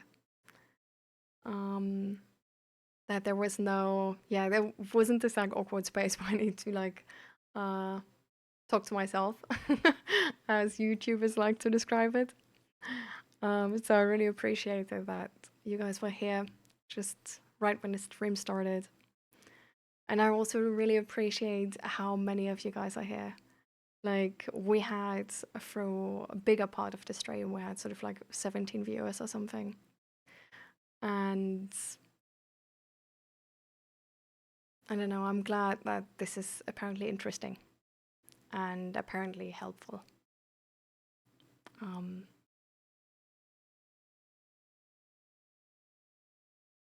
and I do have to say it was really special that we had like 3 subs today. You know, made me feel a little bit like famous. You know, but yeah, I was just like, okay, you know, that was like the, I don't know, the first time since forever, and that was really cool.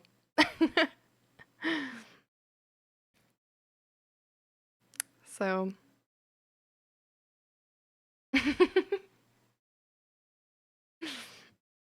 thank you, Navandro. Really, I appreciate the compliment. Not funny thing was Greg almost died. She scared all of us. I'm sorry to have scared you guys. I mean, thankfully you don't die so easy. So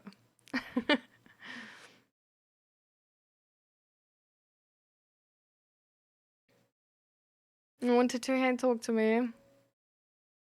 Well, we we're gonna do it on Thursday, okay? Tainted Wisdom, you got time on Thursday?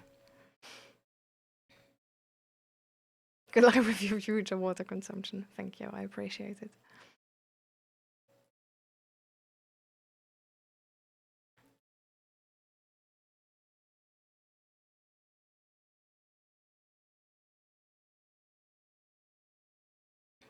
Did the first name came with your second? Yeah, my mom actually just, looked at me and was like, oh yeah, she's cute, great. So, I'm kidding. Welcome, Bolt Saber. Welcome to the stream. We're going offline though. Um, and we're gonna be back on a Thursday again. So here's the other times. So 12 CT, 11 UTC, 6 a.m. ET. So I hope you can make it there. It's really fun, Grey Soup. Don't worry about it.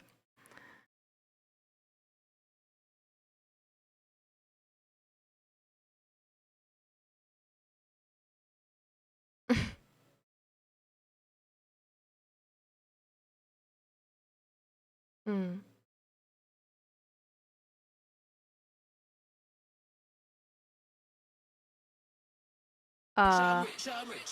What? What the hell? Indiana Jones why? Oh my god. Wait. Who got a sub? Luna got a sub, Wolfborn, and Uguna Badger. Amazing. We love that. Oh my god. Does this mean the stream is not as good? What do you mean it's triple as good? Oh my god. Thank you so much, Indiana John. Thank you. And Jeff Bezos is thanking you too. Oh, thank you so much. Oh my god. Yes, Wolfborn. You got the emotes. Let's go. Yo, I was just reading Navandro's message and then poof, gone. Well, now you got once an extreme. Suffering from success. Oh, thank you so much, Indiana John. I'm I don't know, I low-key can't believe this. I don't know how to behave. My heart is racing and I'm trying to calm down, low-key.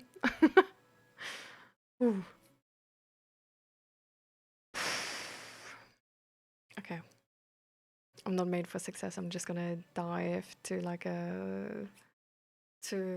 at some point somebody's gonna give many subs and then I'm just gonna fade because of heart racing. Oh my lord. Thank you so much. I really, really appreciate the support. Thank you. So, Navandro. But I just love mostly the part where suddenly out of nowhere, the feeling of understanding comes. I found that special and those parts are always going to be my special part of the stream. About my anxiety and me cracking silly jokes and listening to you. I'm glad. I think there's also a part which is for me really special. I feel like connecting to you guys and having you guys be vulnerable here really means a lot to me. And I really appreciate you all taking part in this and making this a special tiny corner in the internet. I think we're really wholesome. You know, just saying, I feel like we're really, really wholesome. I feel like our community is the best. Oh.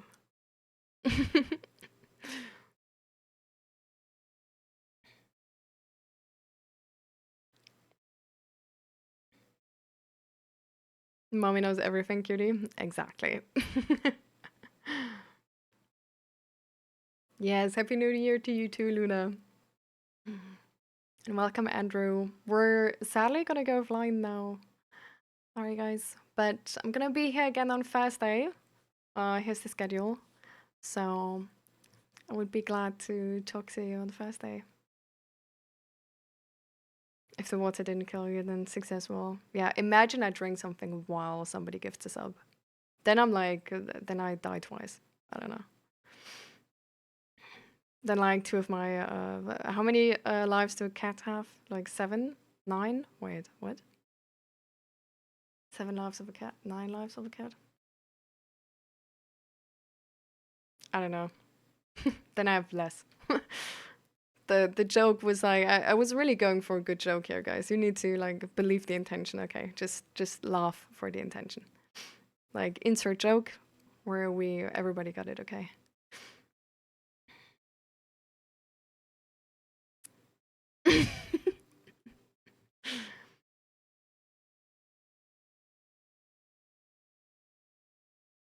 Exactly, Navadro.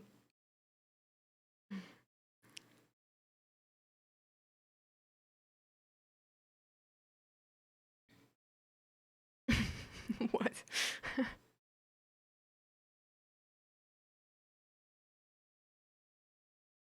I'm sorry, Walt Saber.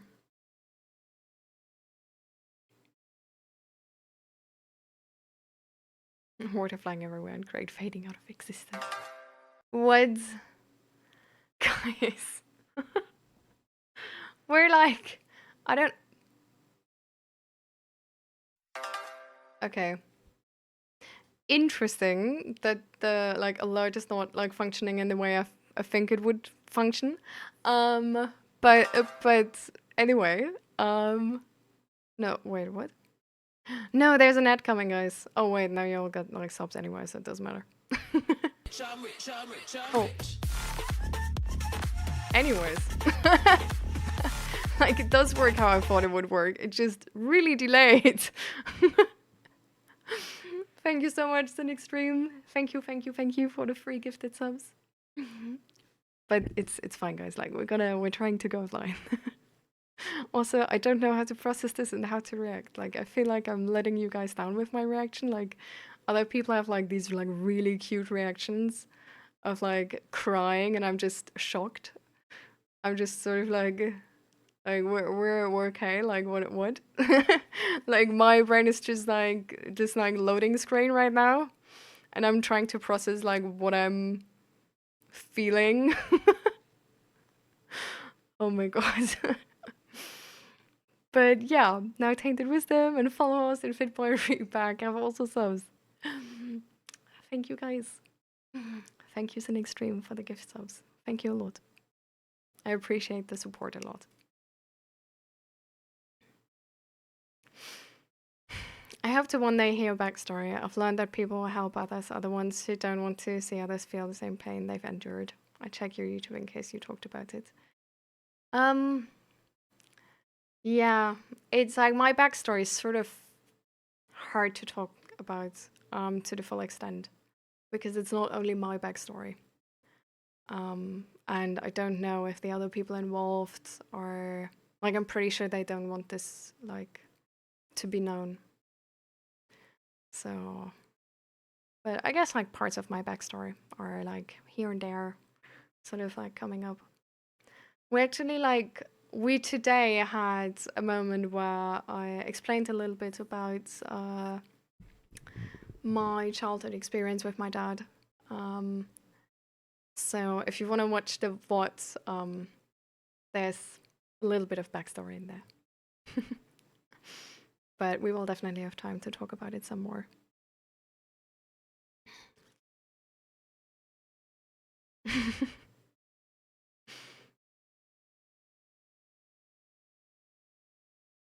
Better stream soon. I don't think the stream is gonna be beat by another stream. Like we have like 23 viewers right now, guys, and you guys are going crazy with subs. And we had like a really really nice connecting moment today, and we had like really really nice all stars, where like people brought up a lot of like really positive things about the stream. So I don't know, like today is really really wholesome, but we get definitely gonna have like a lot of good streams still. Also, like, I don't know. I don't think we need to rank them, thankfully. We can just enjoy them, all of them. But yeah, thank you so much for the support here, guys. And hi, followers. Welcome, welcome. You got a sub. All right, the next stream. Hopefully, see you in the next stream. And if Craig doesn't cry, then she doesn't appreciate us.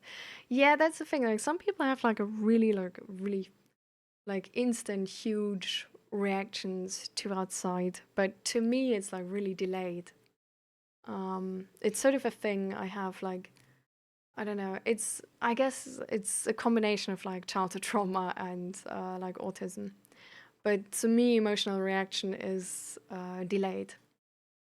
So it's just like in that moment itself I'm like, handle the situation. Brain, what do we need to do? What do we need to think of? Analyze the circumstance and like find a plan, find a solution. And then, like, I don't know, like an hour later, I'm like, oh my God, I died.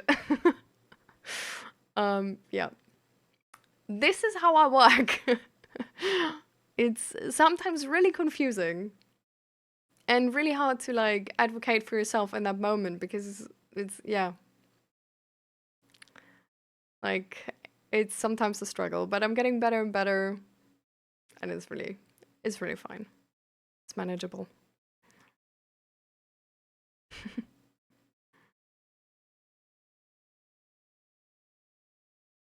What is the gift about? It's a subscription. It's a Twitch subscription. What is? I'm unsure what you want to know.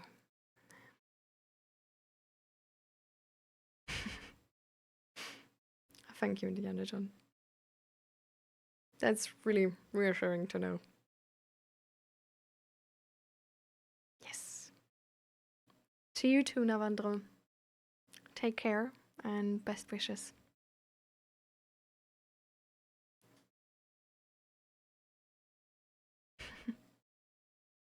Next stream, we sure will clear off my schedule. Amazing. So see you on Thursday then. Oh hell no, I want to watch us. Mm.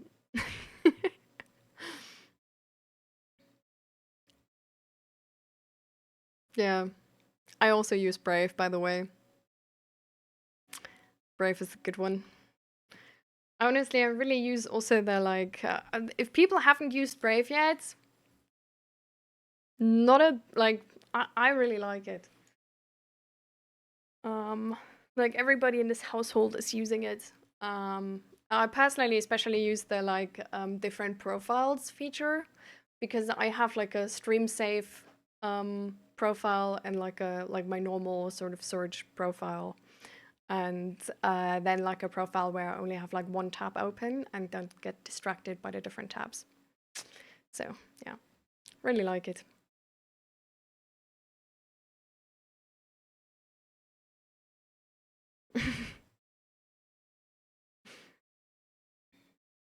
The golden cup, I've never seen that so far. Jeez.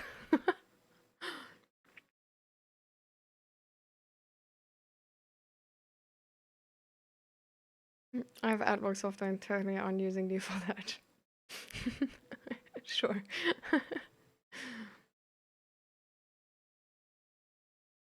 Brave is for brave people. Well, I don't think Brave is like hard to use, but it's something we just need to know of it, right?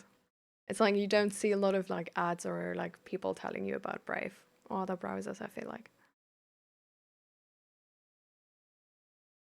Mm. I thankfully don't use Facebook. But yeah, I don't know. Honestly, I would really love if like TikTok ads are like non-existent anymore. Like that would be cool. Hi. All right, guys, we're going offline.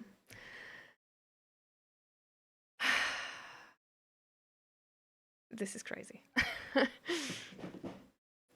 I'm still low-key in shock. I'm like trying to process, but I can't. Um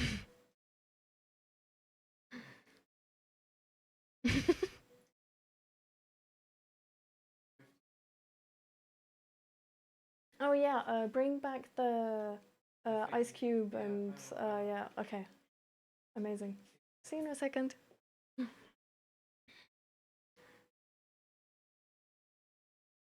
Yeah. No, it does. All right. So, then to everybody here, I have a Discord server. So, if you want to join the Discord server, there you go.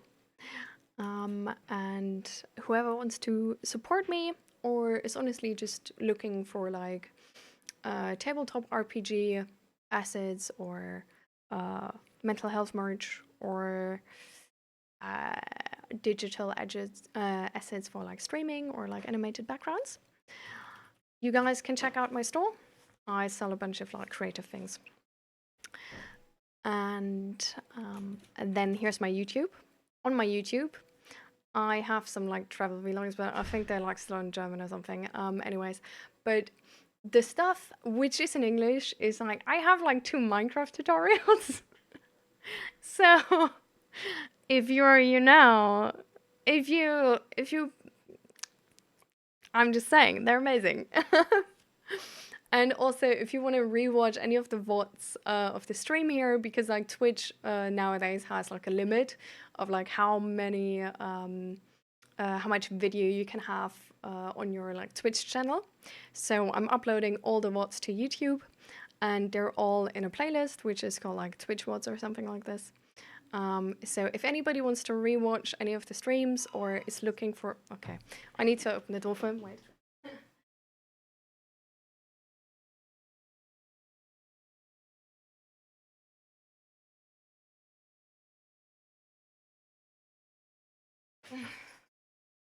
So, um, what was I?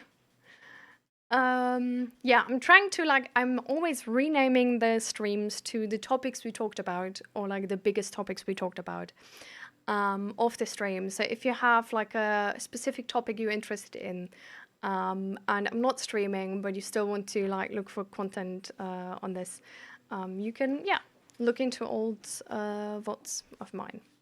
So, yeah.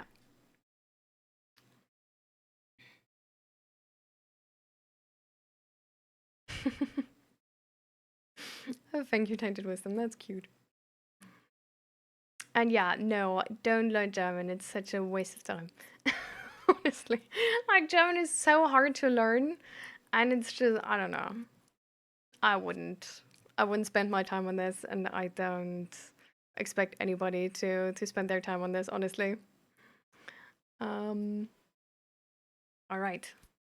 And yeah, quick update with the dice because I told you guys last time I'm gonna like start. Well, I'm not starting, but I'm like gonna start making dice to sell actually instead of only dice to, you know, um, to have for myself. um, the it's a bit delayed because the molds I have right now are sadly damaged, so they don't work. So yeah, everything is a bit delayed, but it's gonna be fine. And the next thing I'm looking into uploading to my my merch shop is actually a mouse pad, like an old mouse pad I designed, but just sort of like updating the design. Um, but yeah, it's really cool. It's the one I use. So yeah, it's like black, black, red, white, gray. Really cool. You technically have German heritage.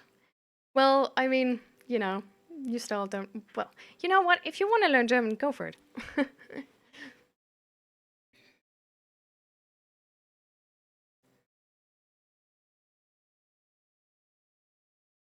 Hmm? What do you mean, bowl saver?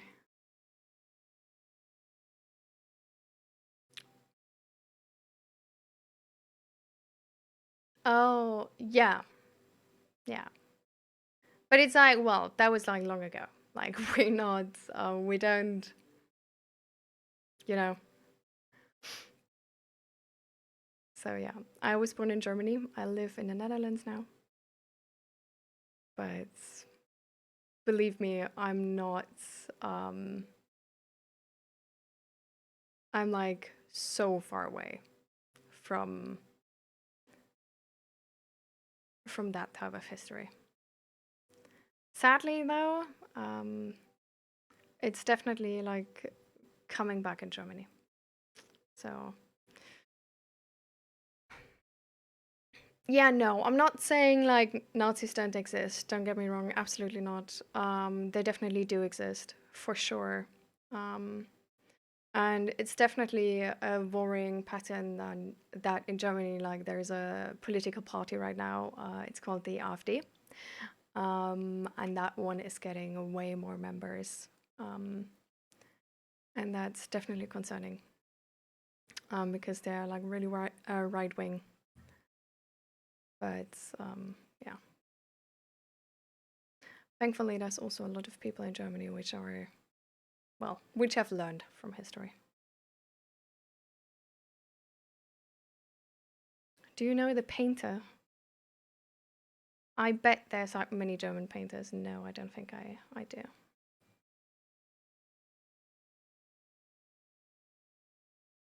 I thought Chinese is hard. Oh yeah, I bet Chinese is also hard. You would love to learn German language? Are you sure? Like German is apparently like super hard to learn. Some say that the painter was somewhat right. Are you is that the thing where like people are like, "Oh, like Hitler was a painter and like he was a really good painter," and sort of like this? Like do you mean Hitler with that? And some say the painter was somewhat right? Because like this is not this kind of community. Like I can tell you right now, this is also like not accepted in this community.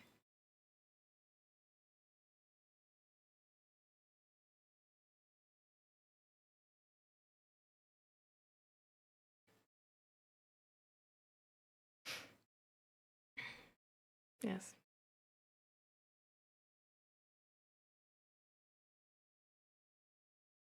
Just saying, mate, I'm just an observer.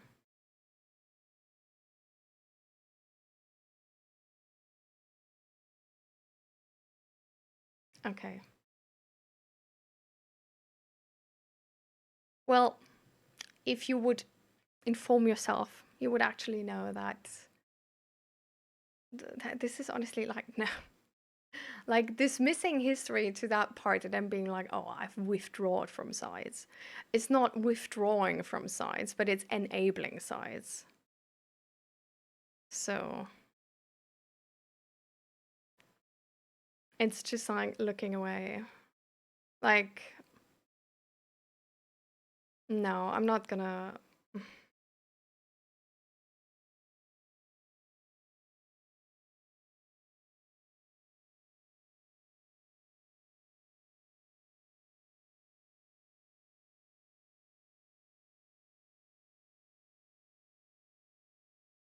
Like, this is like, is this rage bait, chat?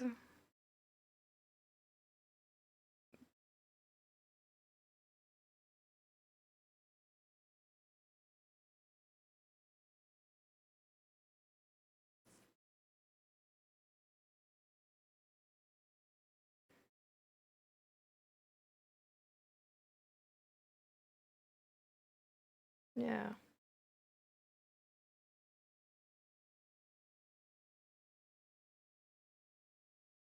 I'm a late millennial, so I bet we got the same education about the world. Well, that's ignorant, though. Because we don't. Like, education is entirely dependent on like which country you grew up in. So it's and like if you would have gotten the same education as I have on Hitler, you would not say that some say he's right. Because this is honestly like insulting to like all of the victims from him. Like it's a really, really like seriously dark part of history. And to be like, oh well, like this might just be a little bit dark is like completely failing to understand the entire thing. It's like so far from reality.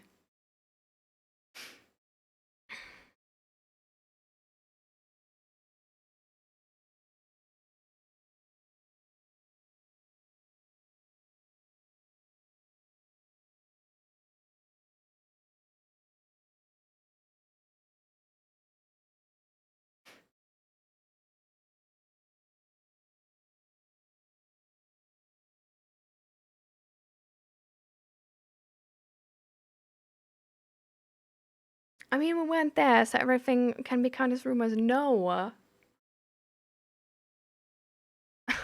no. Like there's like I do appreciate the sentiment that like people can fuck with history, but something like that is like we have people alive still who have lived through the experience. Like no, no, no, no, no, no. No, I'm done. I don't need to educate you on this. Go educate yourself. Like this is supposed to be a safe space, not a kindergarten. Um like this is insane to me. And this is blatant ignorance. Like, we can't be like, there is literally eyewitnesses who like survive that time frame and are like talking about this and opening up about this, being vulnerable about this. And then we're like, there's the literal like we have the places, the physical places of where these crimes have occurred. And it's not like it's like where it's like we rely on like a historic test or something which could be interpreted wrong or something. No, we have like we have so much actual physical evidence where it's like if you don't want to see that, it's just ignorance to defend criminals. Yeah. Jesus.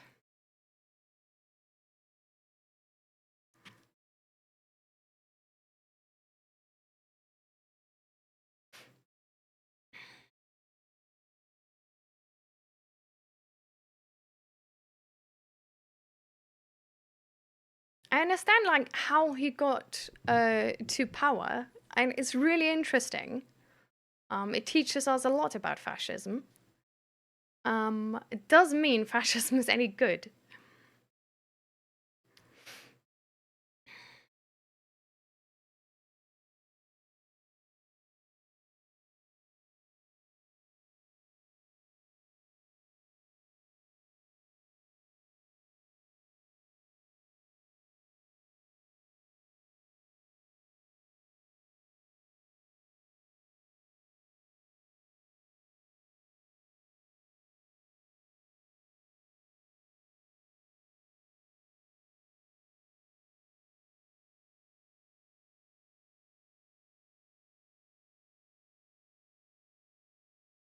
What do you mean, Bolteva, with like, yeah, lots of people suffered? What happens now? Israel, new country is born.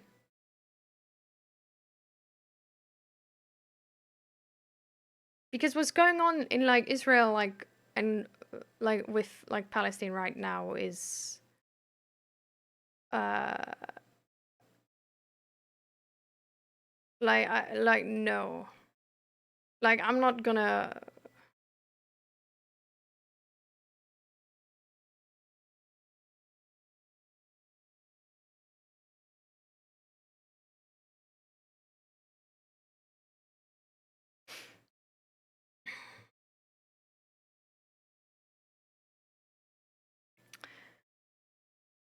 Yeah. Yes. I'm ending the stream now. But yeah, on fascism, there's a really interesting book. It's called To Fight Against This Age. I can only recommend.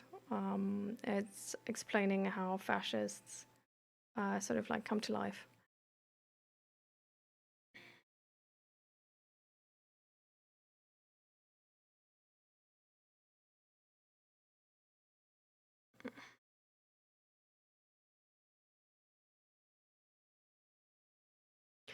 Hmm. I wouldn't agree, Bold Saber, because I do have to say there's like a lot of Israel people who like stand up for Palestine right now and who exactly understand that what's happening is wrong and who don't support their own government. Um, yeah.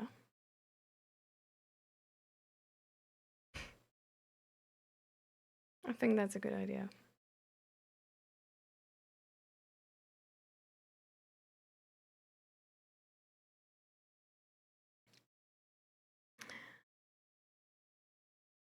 But we're done with your long distance relationship and the conflict which is emerging from that. I think conflict in a long distance relationship is coming a lot from the frustration of not being there together and sort of like doubting and feeling alone. So I feel like concentrating of affirming your partner that you're in this and you're in this together and you also don't like the situation right now, but you want to stay in that relationship and you're gonna make it through there, and just having like lots of like words of affirmation, and being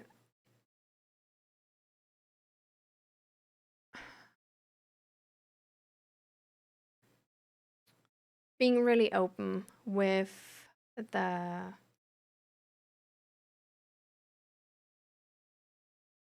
with your own feelings about this and how you like miss her, for example, or them, and stuff like this can really help.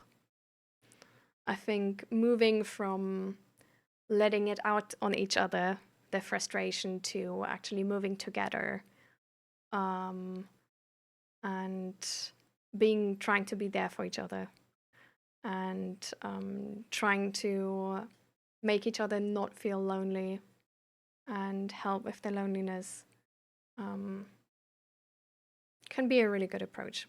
But yeah, let's go more in depth on Thursday.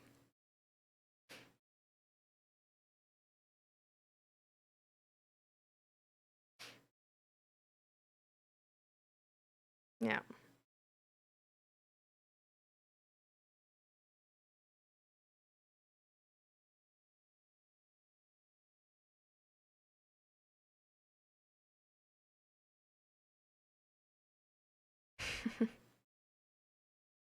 Exactly. Hold on to hope and do the right thing and support others in need. That's definitely like the thing we should take away from this. Yeah. You have decided to leave your job and find a new job in the US with her. I mean, that's an option. You can also like talk to her about this and be like, if this really doesn't work, like I would be like, I would do this for us. But at the same time, I would really like to like fulfill my dream here, you know? Yeah.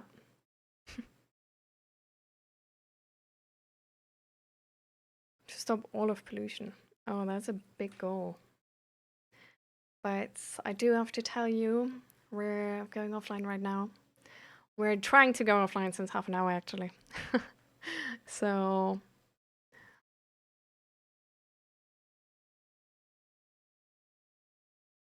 mm,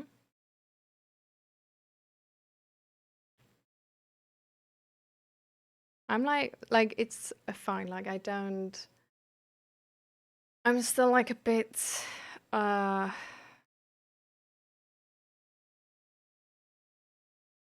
since a whole hour. Well, we don't need to look at the numbers. That's exact, you know.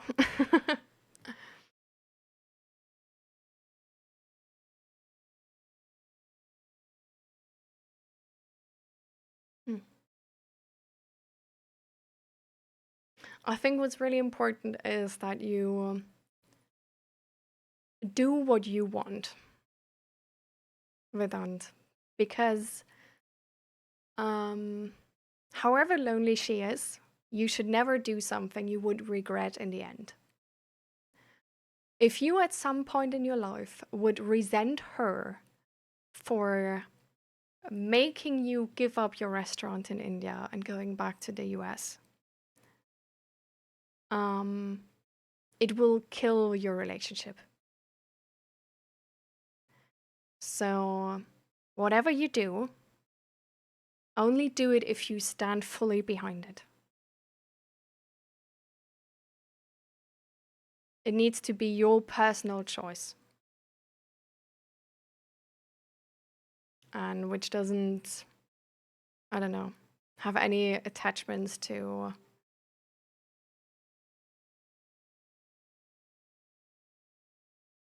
yeah, thinking that would be, you know,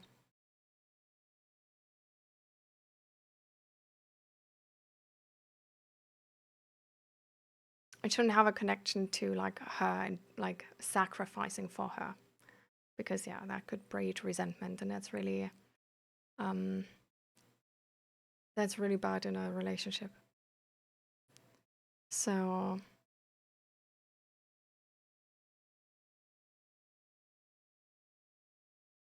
mm.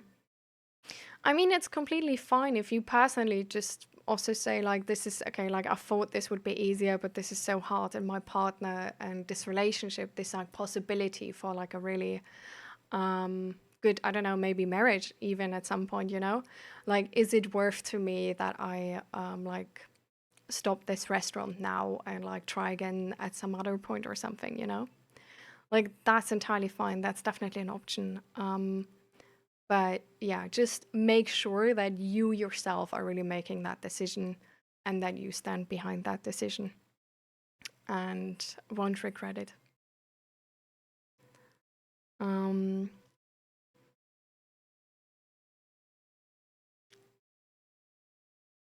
mm, yeah. And otherwise, we're going to be here on Thursday again. So if you want to go more in depth, let's do that on Thursday.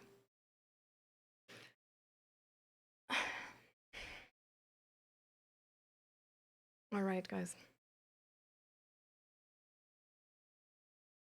So I wish you a beautiful evening.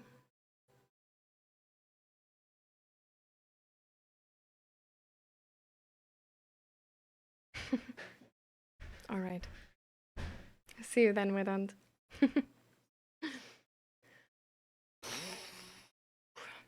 All right, guys. Guys, I'm gonna go offline.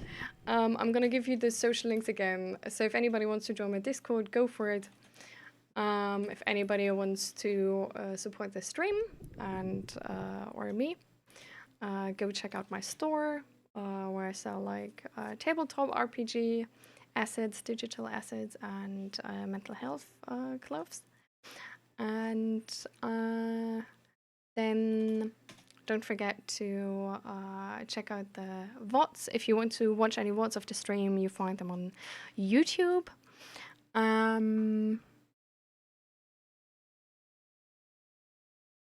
Yo, I think that's it. All right. Yes. See you guys on Thursday. Yep, I know, Esther. I know. It's hard, you know. It's hard. We need to start earlier with the like trying to end the stream, and then maybe we make it on time at some point. Who knows? So, and to everybody here right now, Hydrate, okay? Don't forget to hydrate yourself. Give yourself some nutrition. Eat. Don't forget to eat. Air out your room. Get some oxygen. Maybe go for a walk. Stretch or move, like pump some body, like some blood back in your body so you're staying healthy, because sitting is really unhealthy for our bodies. And yeah, then we're gonna see each other on Thursday. Thank you so much for the stream. It was a pleasure. Thank you so much for the gift subs. This is, yeah, has been insane.